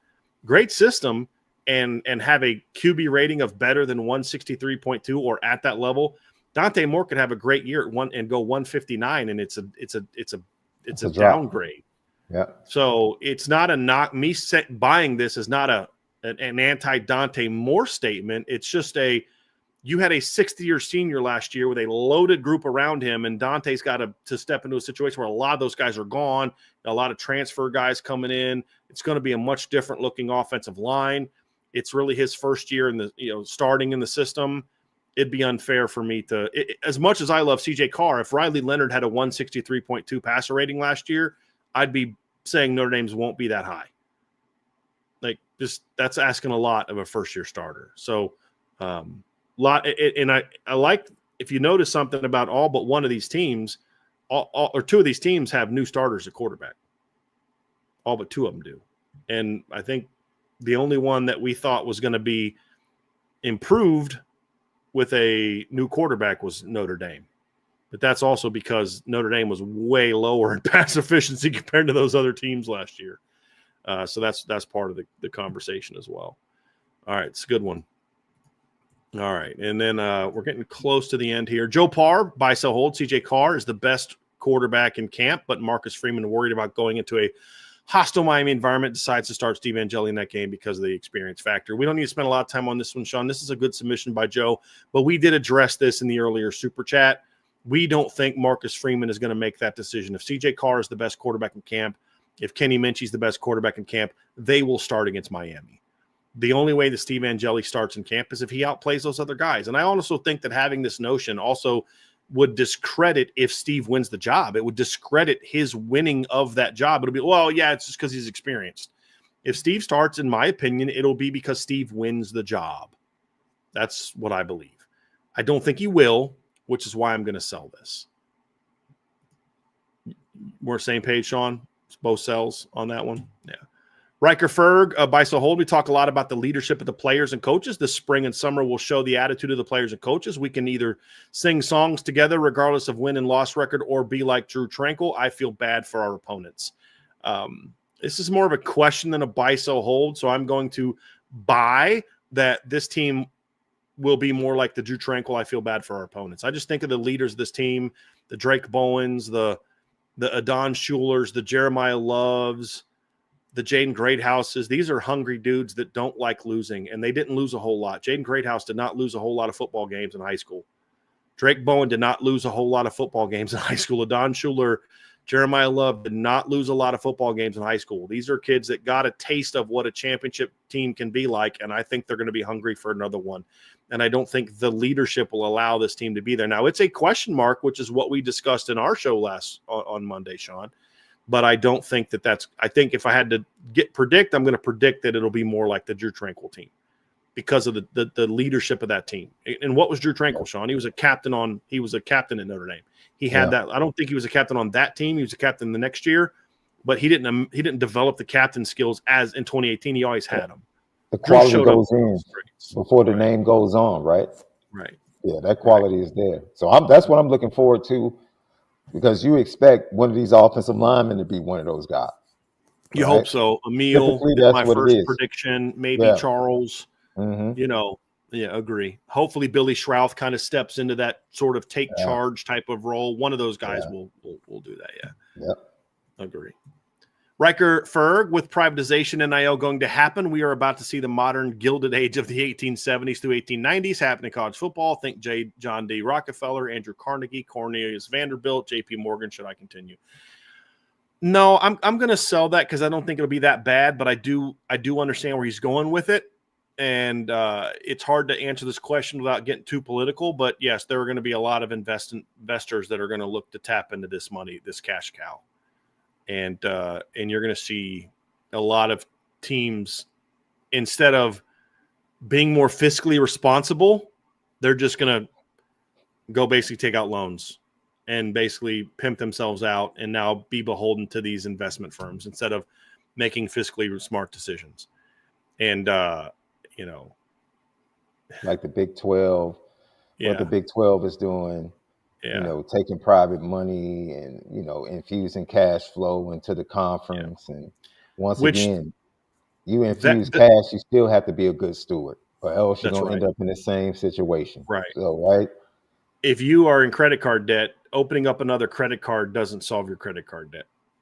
Opening up another credit card and putting all your debt into that one credit card doesn't solve your debt. You just moved your problem from one card to another. Absolutely. I'm very interested in what Penn State is doing, and if that becomes a trend, right? Giving naming rights to Beaver Stadium. Right. Now the NFL has been doing that for a while. Yes. Yeah. Now that, especially I could see, does Michigan follow suit? Yeah. There's other like Neyland Stadium. Do they do that? Big arenas. I'm interested in seeing if that opens up a trend. Yeah. I really hope not. I hope that they do it in a different way. Yeah. That'll bother me, to be honest with you. That'll bother me a whole lot. Like if I got to say no, some random now, if you want to pay $50 million to guarantee that Lou Holtz's name is on there, or Rockney Field or something, okay, fine.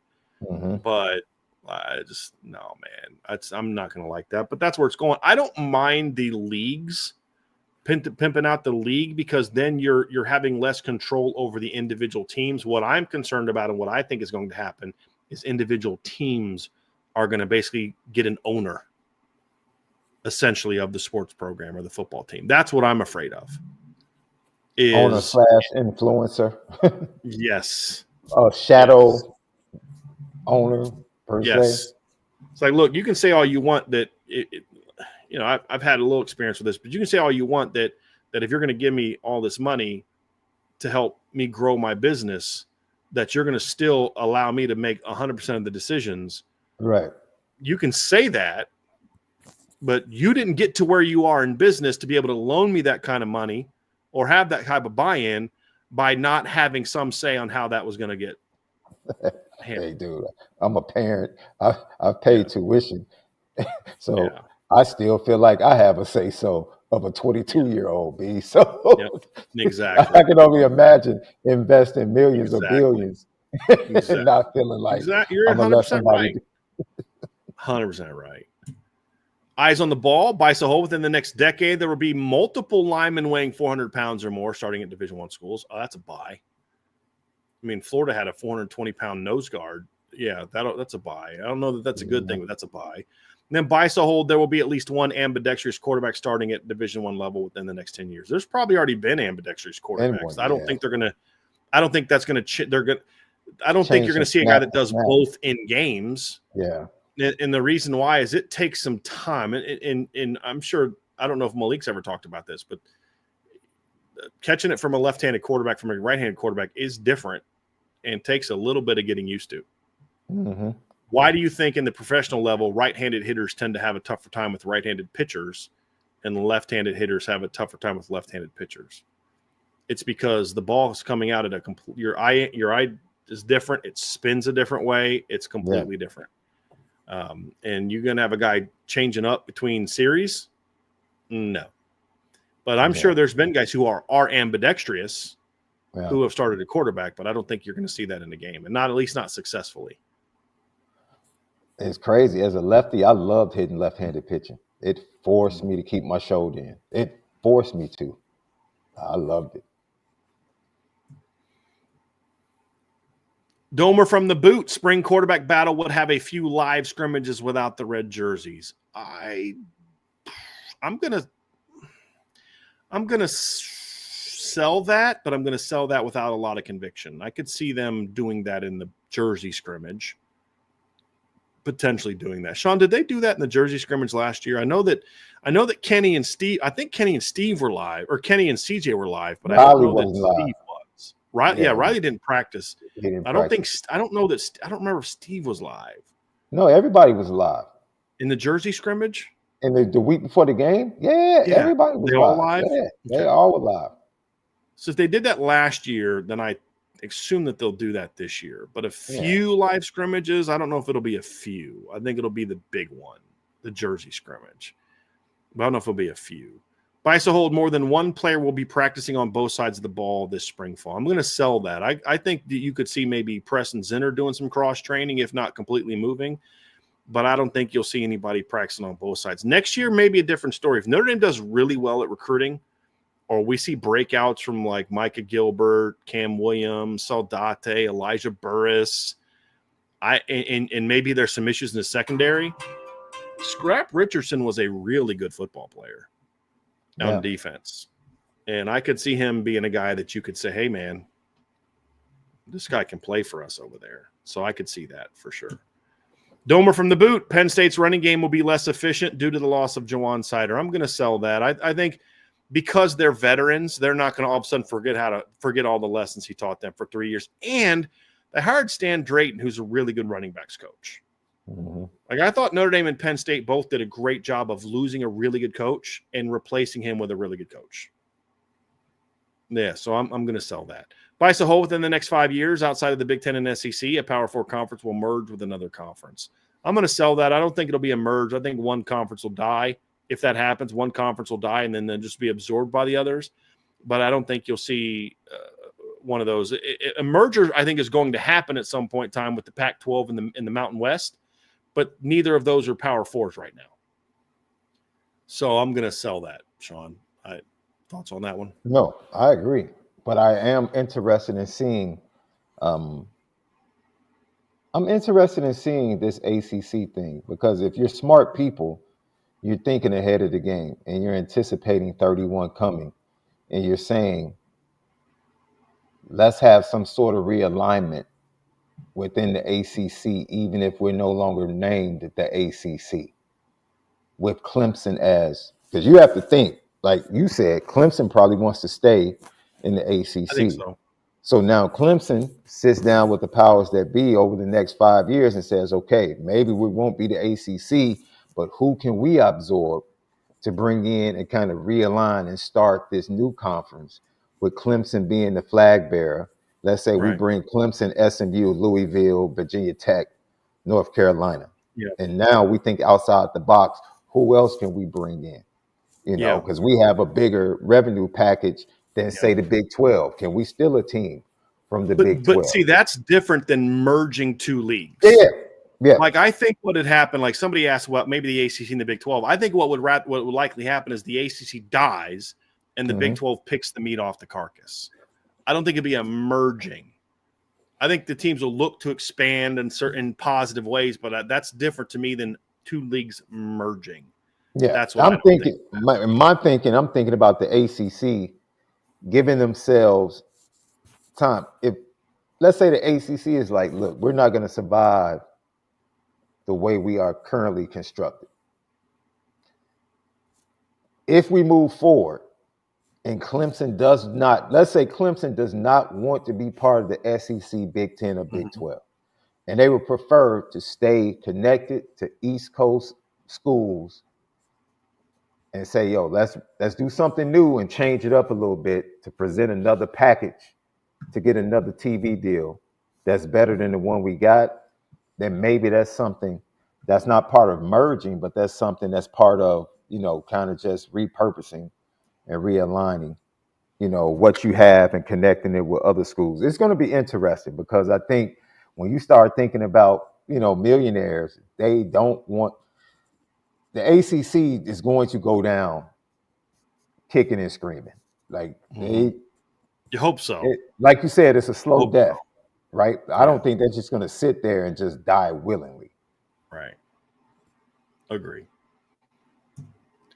J.D. McMillan, Mike Denbrock will try and veto the starting offensive line lineup. I'm going to sell that because if Mike Denbrock wants to veto it, it's not a try. He will.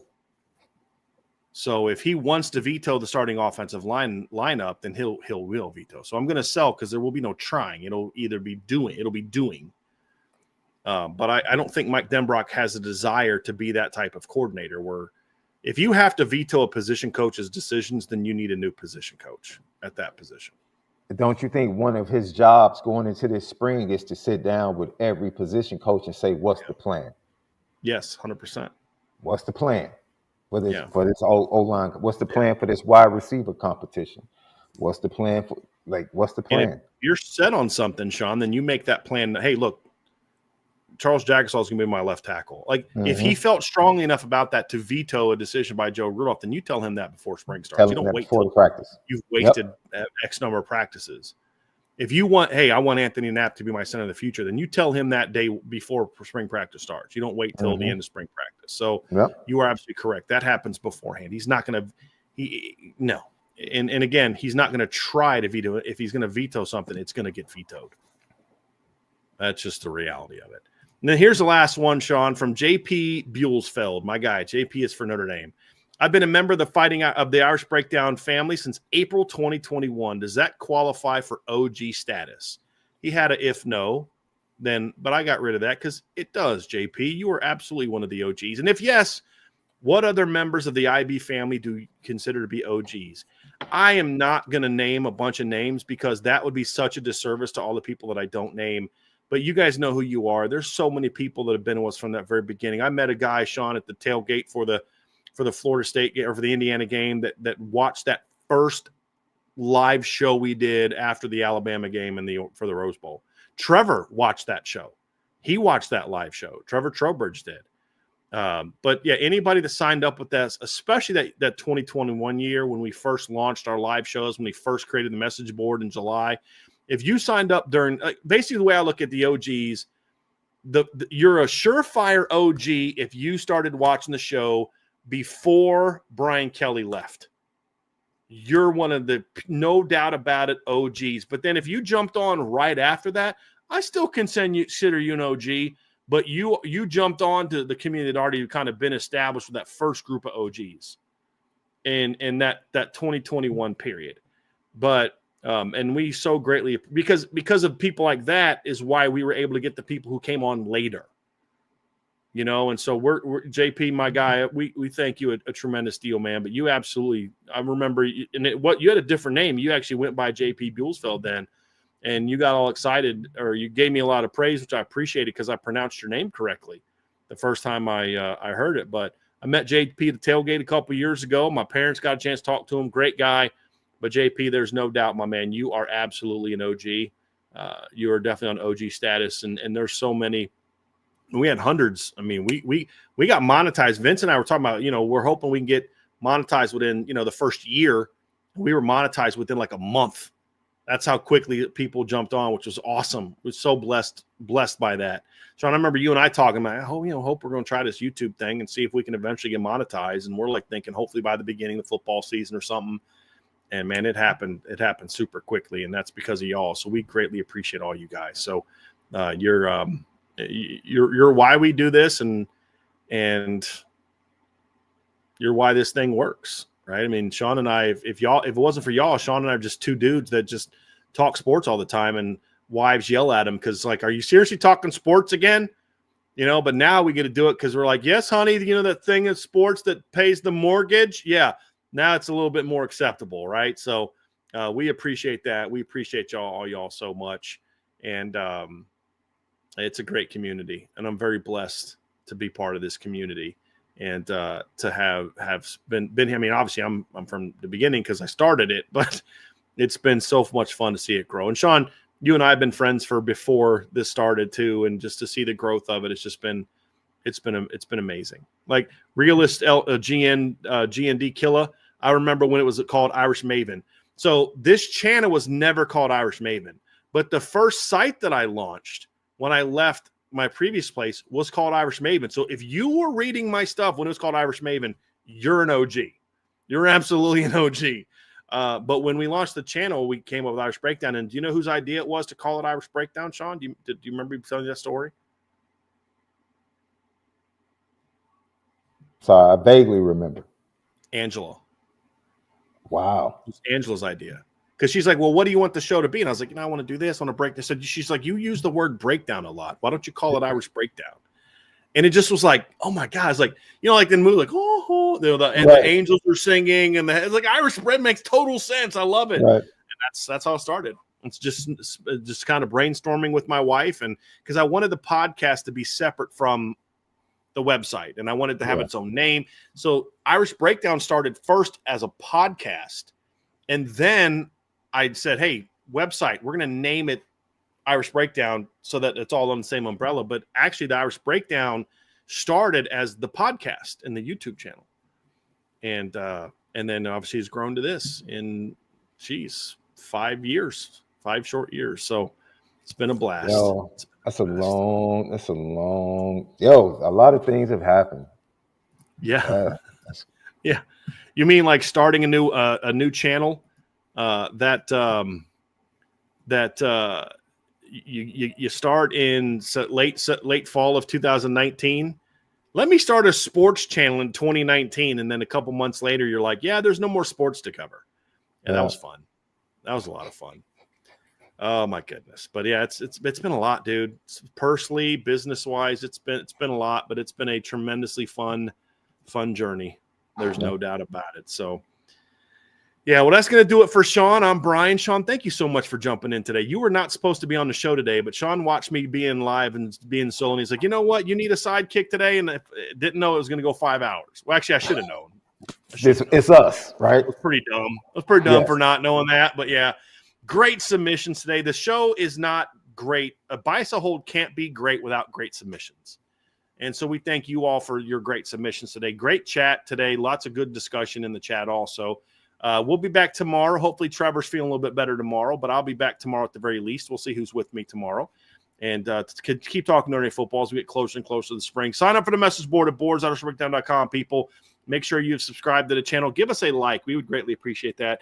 Make sure you are signed up for or you're subscribed to our podcast app as well, whether it's Spotify or Apple or wherever you watch podcasts or listen to podcasts. Make sure you're signed up for us. And then when you do subscribe to us, if you could go ahead and give us a 5-star review, we would greatly appreciate that as well. For Sean, I'm Brian. Have a great rest of your day, everybody, and we'll talk to you again here very soon on the Irish Breakdown Podcast.